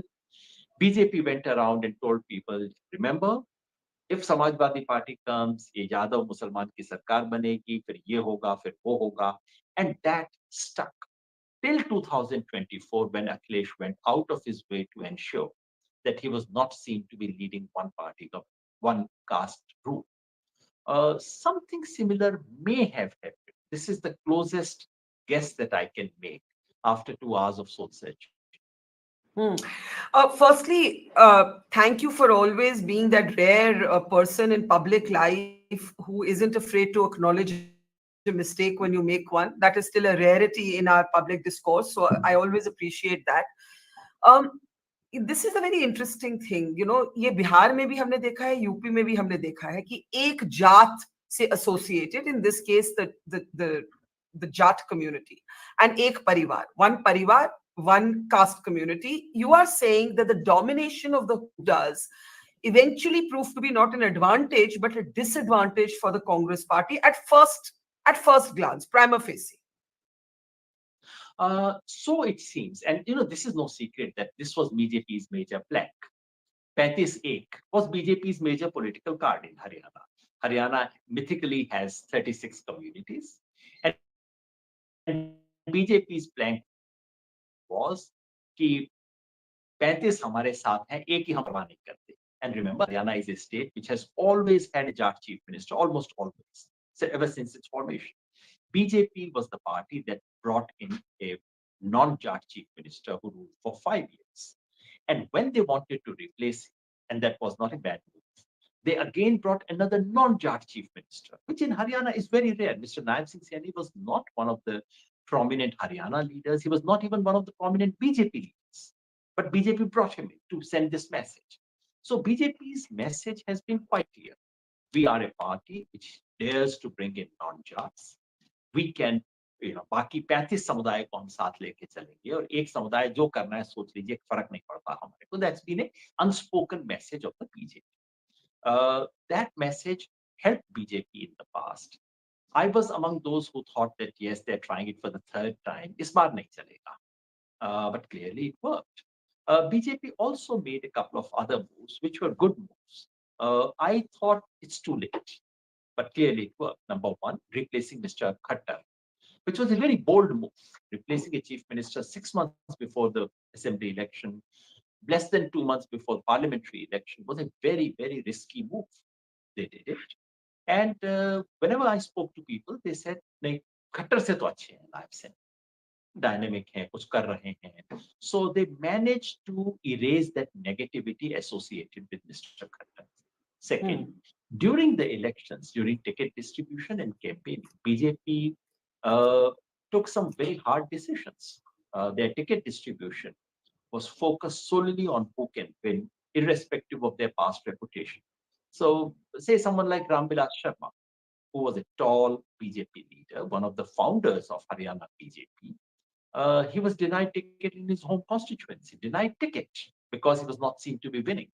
Now, these are very bold decisions. BJP did that. I mean, I had considered all this and I said, these last minute things don't win you elections. But clearly we were wrong. And, this was an election, which was an election maybe of 1 or 2% votes. And these are things which make all the difference, that 1 or 2%. Congress may have been complacent, may not have done enough to counter this impression. And BJP managed to push this impression and did those additional things towards the end of the election that give them that 1 or 2 point advantage. Now, this last sentence that you almost said in a throwaway way, कि Congress may have been complacent. आपने 2-3 चीजें कही हैं. एक तो the domination of one family, one caste could have been a big perception in some of the voters. Dusra, the BJP replaced Khattar, played on the mobilization of the non-Jat community. But you also said Congress may have been complacent. What do you think? I know hindsight is 2020, but what do you think were the signs of that complacency? जो अब लगता है अरे हमने कांग्रेस ने ये क्यों नहीं किया, ये कर सकते थे, वो क्यों नहीं किया, वो कर सकते थे. I'm always a little wary of these things, as you said in a throwaway remark. Hindsight is 2020. Once someone loses, then it's the easiest thing in the world is to say everything they did was wrong and everything someone else did was right, which of course doesn't happen. But in hindsight, this the impression that everyone had was, some mythical figure of 72 seats to Mr. Huda was thrown around, that Mr. Huda managed to get 72 seats. And therefore, this is going to be, one person, one community Raj. Enough was not done to counter that. I'm sure all kinds of questions will be asked about candidate selection. But to my mind, these are all hindsight things. If the candidates had done well, everyone would have said, what smart choices. I personally do not think Congress made very poor candidate selection. Candidate selection was okay based on winnability, as it normally happens. BJP did slightly better, but then BJP always does slightly better in terms of candidate selection because they have slightly better inputs and so on. I don't think that's so true. And third was the question of Congress's infighting. Now, infighting is not a new thing in Congress. And I thought the number of rebel candidates that I had expected actually were not there. Initially, I thought there would be 30, 40 serious rebels this time. But there were actually only 20, and maybe after that a little less. But the one thing that the Congress factional fight did was that it gave out a message, once again, which aligned with this Jat non-Jat theme, because the Shailajaji's dissatisfaction, which she, made public, didn't quite hide, that contributed to the same message. Those are things that may have cost Congress more than thought. In this infighting, Shailaja, obviously, Dalit leader, a woman leader, very public about her disquiet. But at the very last moment, the Congress was able to get back Ashok Tawar, also another prominent Dalit leader. Do we have an understanding that, we don't actually the breakup of how right now, at least right now, we need to study it a little more. एक तो वो कितना बड़ा factor था Shailaja's disappointment, because polls seem to suggest that she was not really seen as a big contender for chief minister. दूसरा मेरा सवाल है कि जो issues identify किए गए थे, आपने भी वो किए, जवान, किसान, पहलवान, संविधान, उन issues का क्या हुआ? Is it that in some pockets these were big issues? Is it that in terms of vote share there were big issues, but the conversion of that vote share into seats was where the Congress failed? How do you look at it? I don't think Jawan and Kisaan issue did not work. Of course they worked, and that's why Congress was in the race. Otherwise, Congress was not in the race. By 2019 parliamentary election, remember, Congress had only 28% votes. BJP had 58% votes. That's where the story begins. How does Congress crawl back? It crawled back partly with state assembly election impact, but largely because of the Kisaan Andolan. That there is at least the dominant peasant community is firmly disoriented, is firmly detached from, aligned with the BJP. That is what happened after the Kisaan Andolan. However, now we can say that it did not affect all the farming communities. It was largely the dominant farming community. It happened. Wrestlers' protest, in a sense, reinforced the same section. So perhaps what was happening was that a small section was being charged and recharged and even more intense. It was getting more and more intense, but it was not wide enough to affect the entire society. So these issues did matter. Unemployment was an issue.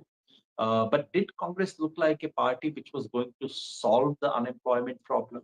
Was Congress's manifesto promises there? Did they actually reach the ground? I didn't get that sense. So yes, these issues mattered, and that's why BJP was in trouble. That's why Congress was in the game. But they were not so overwhelming as to rule out everything else. Similarly, on the issue of Shailaja ji's protest and the Dalit issue, there could be a direct effect and there is an indirect effect. The direct effect would have been if her dissatisfaction had affected Dalit voters across the state. I don't think that. In fact, if you look at the results, in areas of Shailaja ji's own influence, that is Sirsa, Fatehabad, and if you extend it right up to Ambala, in these areas, Congress has done relatively better. So it's not that in her areas, Congress has lost, but there was an indirect effect. The indirect effect was that this articulation by a Dalit leader reinforced everyone's sense that, look, one community is dominating. It reinforced the BJP narrative. That may have been an effect. Let's end with the impact on national politics. Let's be honest, had the BJP lost Haryana and the Congress had won, you perhaps would have been among those, and I would have been among those analyzing what does it mean for the brand of the Prime Minister after the Lok Sabha. Is something shifting? Hindi heartland में कुछ मुद्दे हैं जो अब BJP को चोट पहुंचा रहे हैं. The corollary is also true. We must now ask, this is a state where the Prime Minister addressed only 4 rallies this time compared to 10 in 2014. Certainly his participation was more muted, but he still remains their biggest brand, unless we are now casting Haryana as a purely local election, which would be disingenuous of us, because if the result were the ulta, we would have definitely brought brand Modi into it. So ab brand Modi ki jahan tak baat aati hai, aap kaise dekhte hain, Yogendra ji? You're absolutely right. We should anticipate what I would have said if Congress had won. And we don't need to anticipate because I actually said that even yesterday evening. I said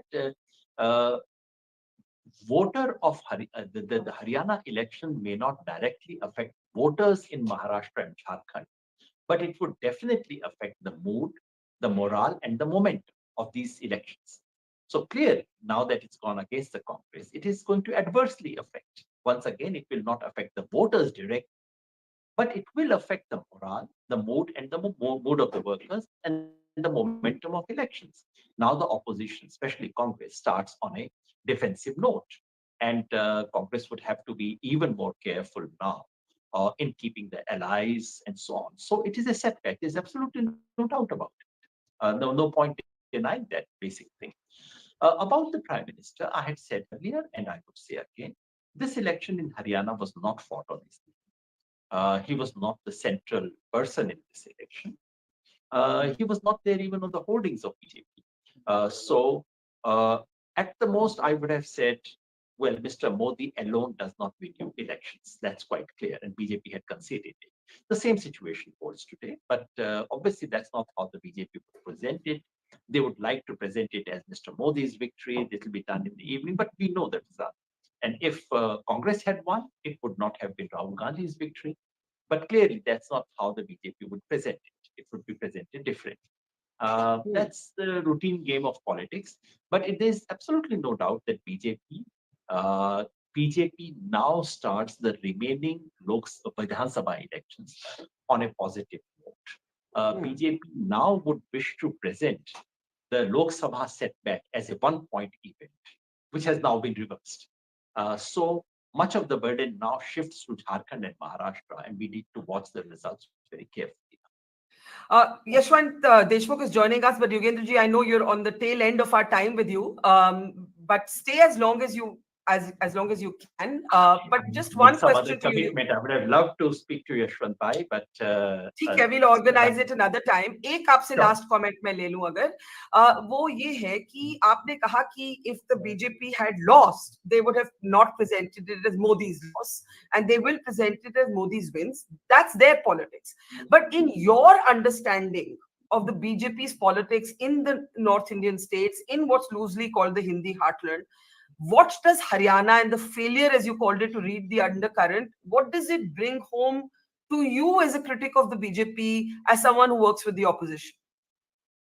The message is that you have to, you cannot be complacent. B, you need a broader caste coalition.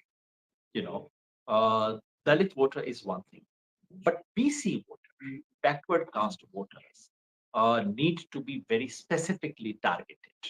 Rahul Gandhi talks about caste census, which is fine, which is going to be an issue. No one can deny that.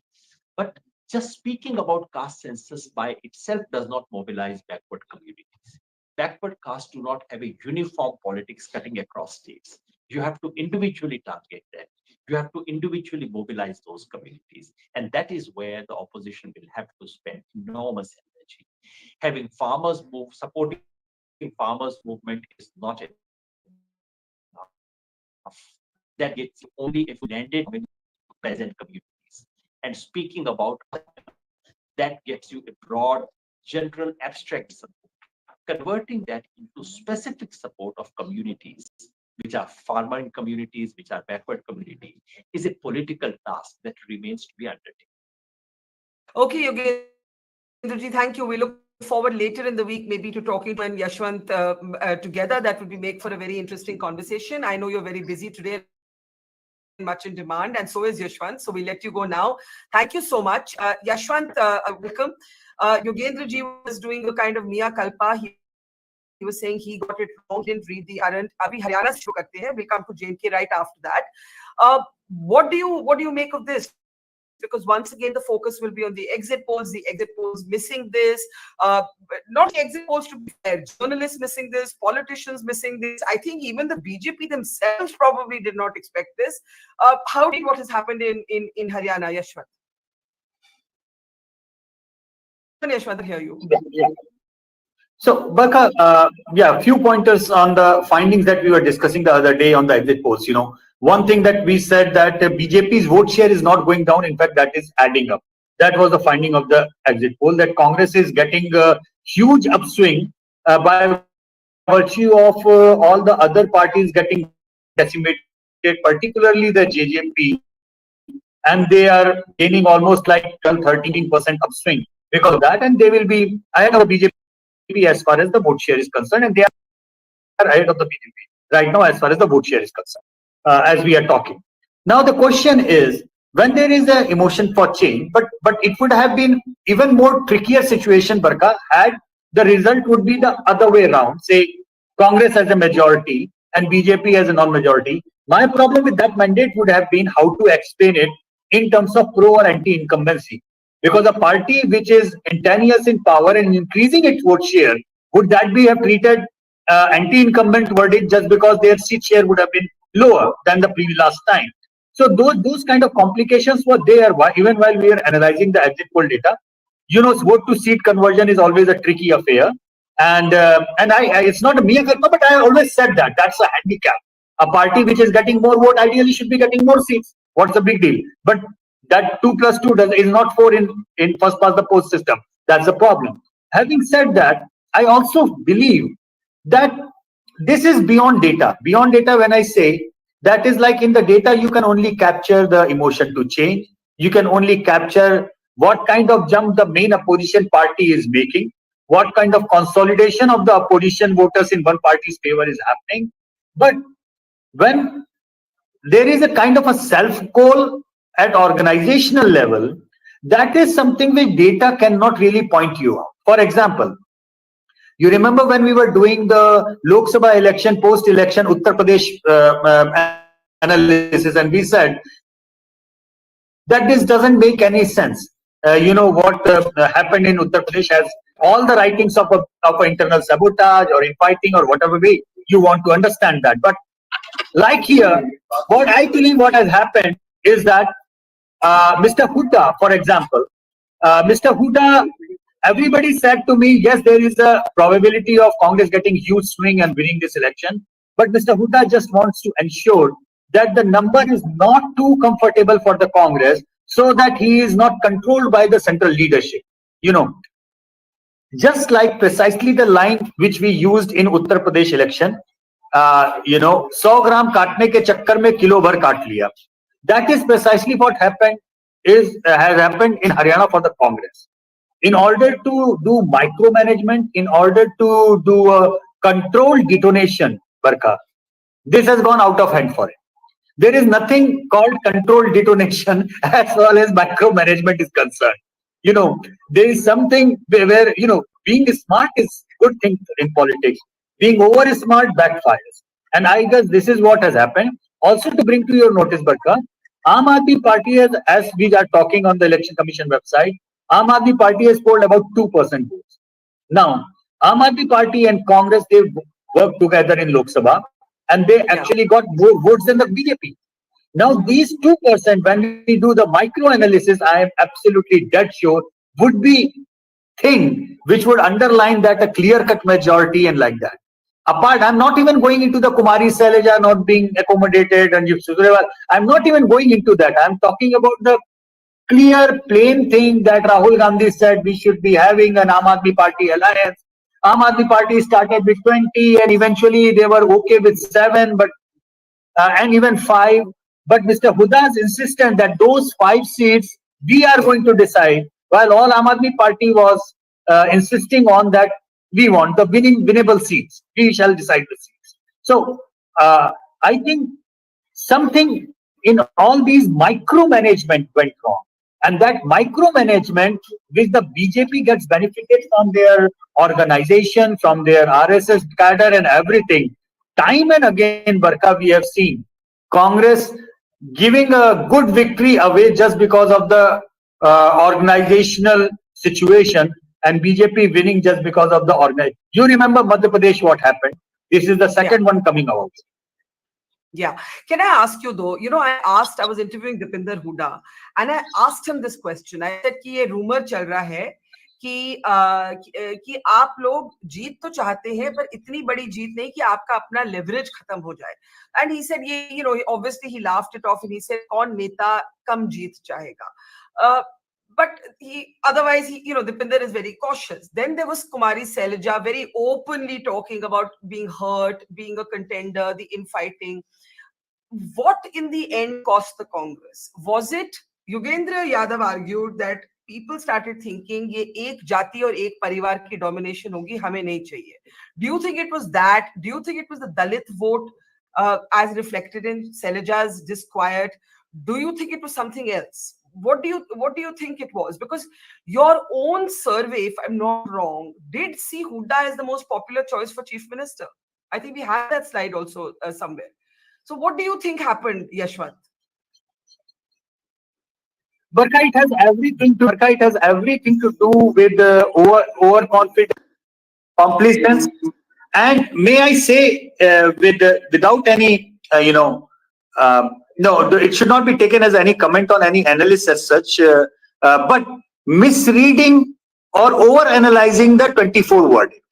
Barkha, after the 24 Lok Sabha elections, when we were discussing, I did say this more often than once that, this result of Uttar Pradesh, result of Rajasthan, where BJP polled 10% more votes than the Congress, and is still managing to get only the equal seats. This is more of an infighting in sabotage and those kind of issues.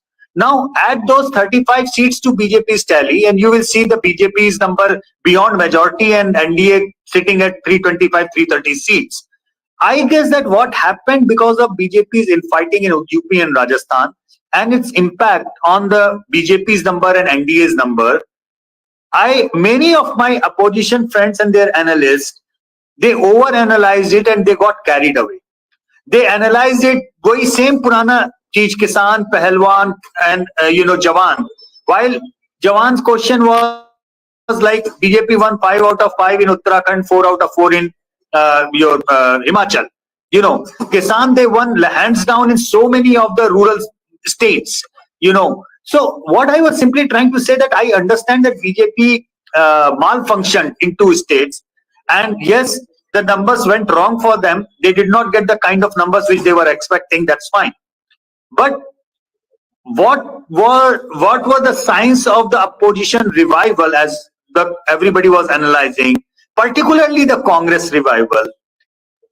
Did we misread those signs? Were the Congress sympathizers and analysts a bit overtly gung-ho on that revival? And that question will be asked again. Even though Congress became the number 1 party as far as the vote share is concerned, as we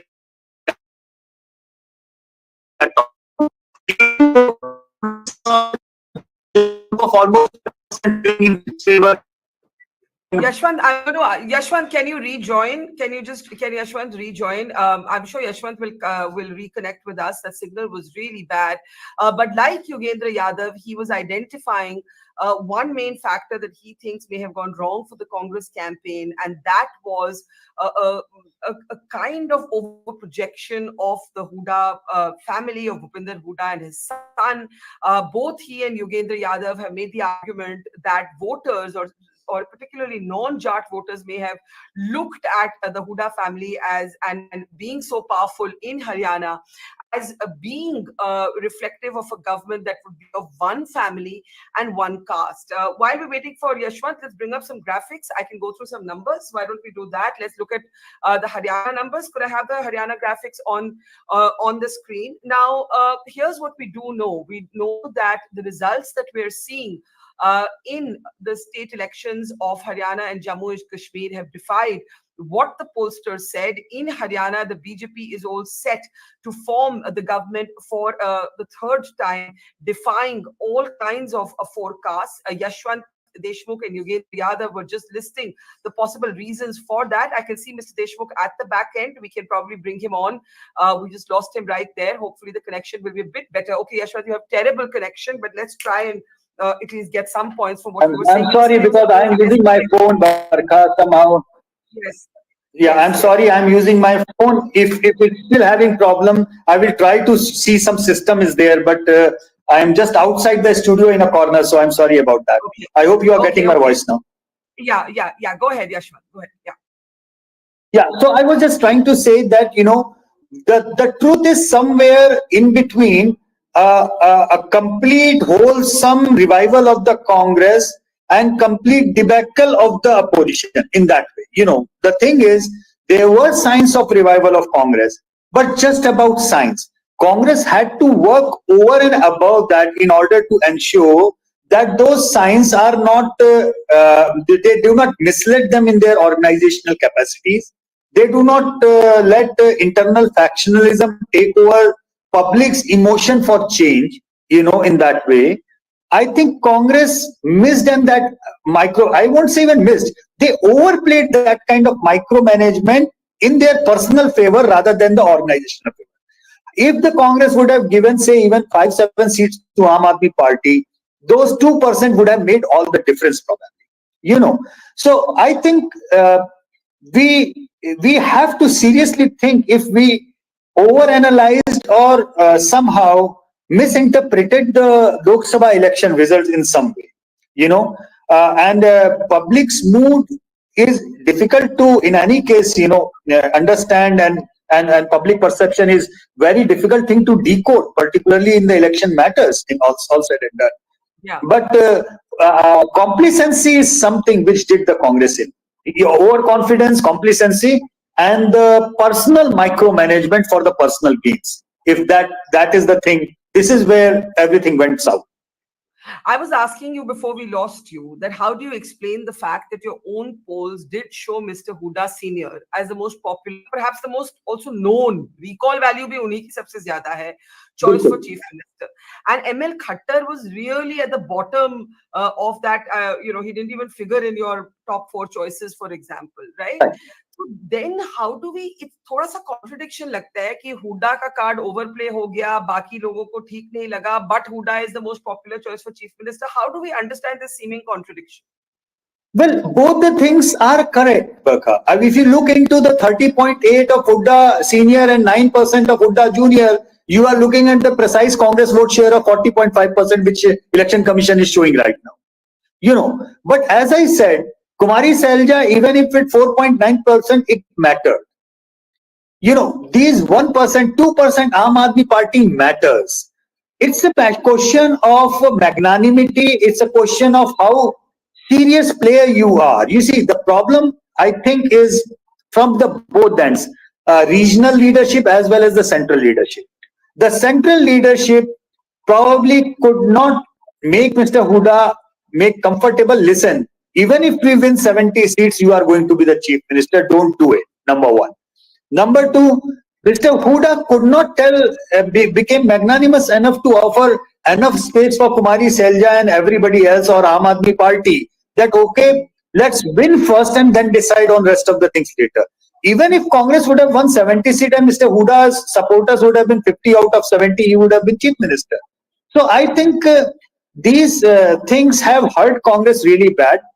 And these things have hurt even BJP in the Lok Sabha election in Rajasthan and in UP. We have seen that BJP probably is lucky in a way, luckiest party in India at this point of time, I would say, that even after those internal squabbles and other things, their mother organization at the end of the day remains there as the mother organization. Right. वो माँ की तरह खड़े रहते हैं कि कितने भी नाराज हो माँ तो माँ ही होती है. I think they are lucky. I think they are just plain lucky on that. And they know, because I was just sitting and talking to the reporters from Haryana and people over there.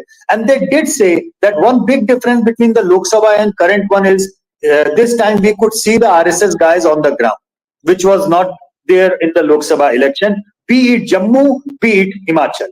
And if that is the case, I think the Lok Sabha results were kind of a reminder to RSS and BJP leadership both that, those kind of anger and bitterness only pulls their tally and the numbers down, So they are quick learners, Barkha. They are very quick learners. And I think that kind of learning has saved their day. And not only the day, this changes, Barkha, everything. The narrative changes. The assembly election narrative for Maharashtra is going to change now, which was a given. That was going to be my next question. That had the BJP lost Haryana, we would have seen a lot of analysis on Modi's brand after he slipped below a majority in the Lok Sabha. Also because Mr. Modi, the Prime Minister, did not campaign as actively, 4 rallies in this time to 10 in Haryana. Now that the BJP is going to form the next government for the 3rd term, you say this changes everything, the momentum, the morale for the upcoming assembly elections, but also what does it do to the debate around the Modi brand? Because it's not clear how it played out on the ground because he was more muted than normal in terms of his participation. Exactly. You are absolutely right. So more than the Modi brand or Modi's involvement, I think BJP managed to pull the sock and managed to, tell Congress that, okay, even as an organizational backbench, we can contest and win the election. This is something which happened in Madhya Pradesh, so it is not a fluke. We know happened in Madhya Pradesh, we know happened in Chhattisgarh. Now we see it is happening in all said and done in Haryana. This has happened in Jammu, where in spite and despite of so many senior people being changed the tickets and organization had a fair day in selection of the candidates in Jammu, and that has pulled district for them. So I think for Maharashtra, first of all, the narrative changes, because the Congress was going overtly aggressive after the Lok Sabha elections. And the first reaction today that amused me a lot was not from the BJP, giving an indirect swap to Congress. It was Uddhav Thacker's Sena, basically literally saying that you cannot win your own backyard, and you are talking about giving a chief minister face in Maharashtra. So Congress's own capacity to negotiate the seats and other thing with this is going to be in trouble. Their own way of saying that we are the biggest party, we are going to be the biggest party, and we can give the chief minister, that is going to be debated and questioned all over again. Having said that, not just about Haryana, I think what Congress has missed the bus in Delhi now. If they would have been magnanimous enough to give 7-8 seats to Aam Aadmi Party in Haryana, Barkha, they would have asked for 10-15 seats in Delhi. Now that Aam Aadmi Party has seen that, they are not going to be accommodating Congress for any reason whatsoever. So that entire narrative of India alliance going as a cohesive unit, one unit and everything, with Haryana election, I mean, we all say that a week is a long time. Forget about week. Even 2 hours is a long time in politics. Those 2 hours when the trends change this morning, that changed the entire narrative in our studios, in the discussions, and in the public mind as well. I think from the verge of being eliminated in Maharashtra, today I can say that Haryana is going to help BJP to get back in the race.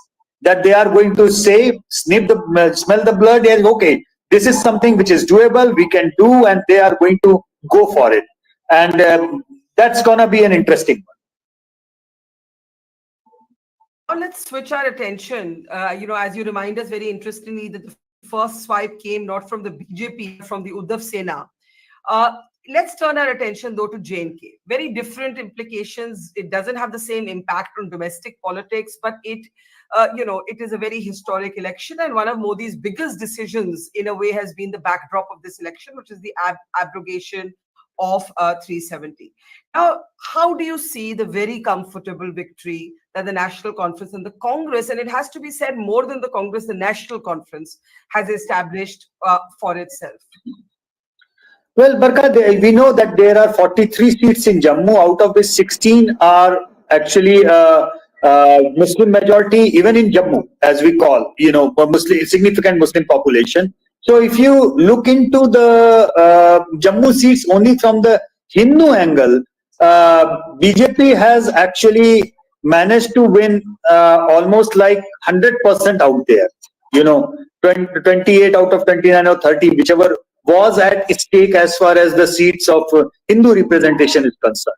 So I think along with Haryana, BJP has got the bragging rights today that we did away 370, and see those who are suffering from 370, they have voted for us. And those who are basically on the other side of the idea of 370 getting away, they have polled for National Conference. Fair enough. It's a democracy, that's fine. Question is, when we were looking into the details of National Congress plus Congress numbers, the question of Mufti Muhammad Saeed, when he said that I could not take Congress along because it did not have even a single Hindu face in among the MLAs. And the question is pertinent today because last I checked, the 5 seats where Congress was leading, it was not a single Hindu face out there. In fact, in the National Conference agenda of seat, fortunately for them, there are 2 Hindus winning on National Conference ticket. So at least National Congress can still say that we also hold some mandate from Jammu. It's not that BJP has won the complete Jammu thing, And thank God for that, because I was fearing that if this will become a Valley-only government, Muslim-only government, then the deep divide of Jammu and Kashmir that fault line is not going to be healed further, in that way. At some point of time, in order to heal those fault lines, Barkha, me and you both know that those warring factions, those on the complete two poles of the spectrum, they need to come and form a unity government at some point of time. But at least for now, I am happy that NC's two Hindu MLAs candidates are leading. I hope they win. I hope they get in good enough ministry and face responsibility. And this is and Jammu gets fair share of power in this government. But before we come to this philosophical idea of a unity government in J&K, Omar Abdullah has been very categorical that he will not ally with the BJP. I asked him this on record. He believes that one of the reasons that PDP has got decimated is because of its previous alliance. One of the reasons, previous alliance with the BJP. Now, what I'm trying to understand in this election is that you have an entire region. Yes, NC has 1 or 2 seats, so it's not a pure Hindu-Muslim divide, but it's a very, very strong regional divide. And since they have won comfortably, I asked Omar, do you want to be chief minister? He said, no, I don't have any such ambitions. I said, what is your ambition? He said, to turn the clock back on 5th August 2019, i.e. 370. Now, what I'm curious to know is, how much that re-enters the public debate and what happens? How does the Modi government handle it? I think 370 is a thing of the past, Barkha, honestly. Reason being that in the exit poll data, when we asked about that, it was not the number one issue neither in Jammu nor in Kashmir Valley. The issues were bread and butter, unemployment and other things, which were pretty much like Haryana. Yes, there was a significant chunk, I would say about 20 to 30%, which still said that 370 debate matters. But then that 20 to 30% had a polarizing view. Like, those who said it matters in Jammu, they voted for the BJP. Those who said it matters in the Valley, they voted for National Conference. So that kind of polarization of, say, 25% on each end of the spectrum was there. The middle 50% is a thing of the past, and for us it is important to see the issue of unemployment, issue of other things, inflation, price rise, and everything that comes in. Now, Omar Abdullah rightly said to you, he would not dare to do the BJP experiment looking at the PDP numbers on the screen. But at the same time, Barkha, I also believe that people may polarize, people may give that verdict, but in a long-term peace solution, peace brokering, peace process, whichever way we look at it, it is the leaders who have to take the brave step. And those steps is not something which only have to be taken by Omar. It has to be taken by everybody who is involved. Otherwise, if this government formation sends a message that this is a Valley-only, Muslim-only government, that kind of gesturing is done, then we are only going to see the fault lines getting deepened further rather than getting healed. Yeah. Final question. One big message from both of these states, very different states, apples and oranges. But, what is the takeaway? Haryana, you said, changes everything. J&K, different set of factors. Omar Abdullah is going to have to cooperate with the center. It's a sensitive state. It's a border state. It has national security issues. The foreign minister is headed to Pakistan. We've seen, there's the issue of terrorism. There are all kinds of other issues. He's going to have to find a way to open a channel of communication with the Modi government, over, whether he likes to or not. What are the messages from both of these verdicts? I think one line which I am observing, not just in these two verdicts, but it's now a pretty national phenomena, is further bipolarization of the states into two political lines. Sometimes anti-BJP, sometimes anti-Congress, whichever way, on the line that you can pick. And the others and the splinter groups and the regional names are getting squeezed out in this process. I'm not saying that regionals are not important. They are important. After all, National Conference is a regional party. But whomsoever is pretty important in that particular state or region the process of bipolarization is going on. And in those process, the spoilers, vote katwa as we call in UP Bihar ki politics, those spoilers are no more getting a space. And this is a process which is gaining momentum with each election that we are going in. Say, for example, in Haryana, last time the others polled almost like 40% votes in Haryana. This time their number is getting below 20%. You know, BJP and Congress together polled hardly about 60% last time. This time, these two parties have polled almost like 80% plus. So this matters, and from the perspective of democratic stability, yeah, I know some of the friends see this as a demise of the federalism, but I don't see it, because what I am saying. It is not a bipolarization between BJP and the Congress or the national parties. It is a polarization of the two fronts. Sometimes Congress is leading that front, sometimes the regional party, like National Conference, is leading that front. Congress is a secondary player. But people do not like to waste their votes and their vote anymore. I think people are giving much more clear and sound mandate, and people are giving positive mandate. I've been working on that book which is now coming out on the pro-incumbency emotions, that this century is less about anti-incumbency and more about pro-incumbency, in a way that how leaders can and are doing or showing remarkable ways of delivery of governance, or making their own vote bank count for them, using multiple tools and things. I mean, there are so many case studies, but gone are the days, Barkha, of the default anti-incumbent verdict. When you would do nothing, yet a default victory would come your way just because you happen to be opposition. I think those days are gone, and a lot to learn from that, not just for the politicians, but I think for journalists and pollsters, everybody alike. Public has changed, public are viewing, perceptions have their own way of finding their way to the finding their voice at the polling booth, and there is so much to learn from all of this.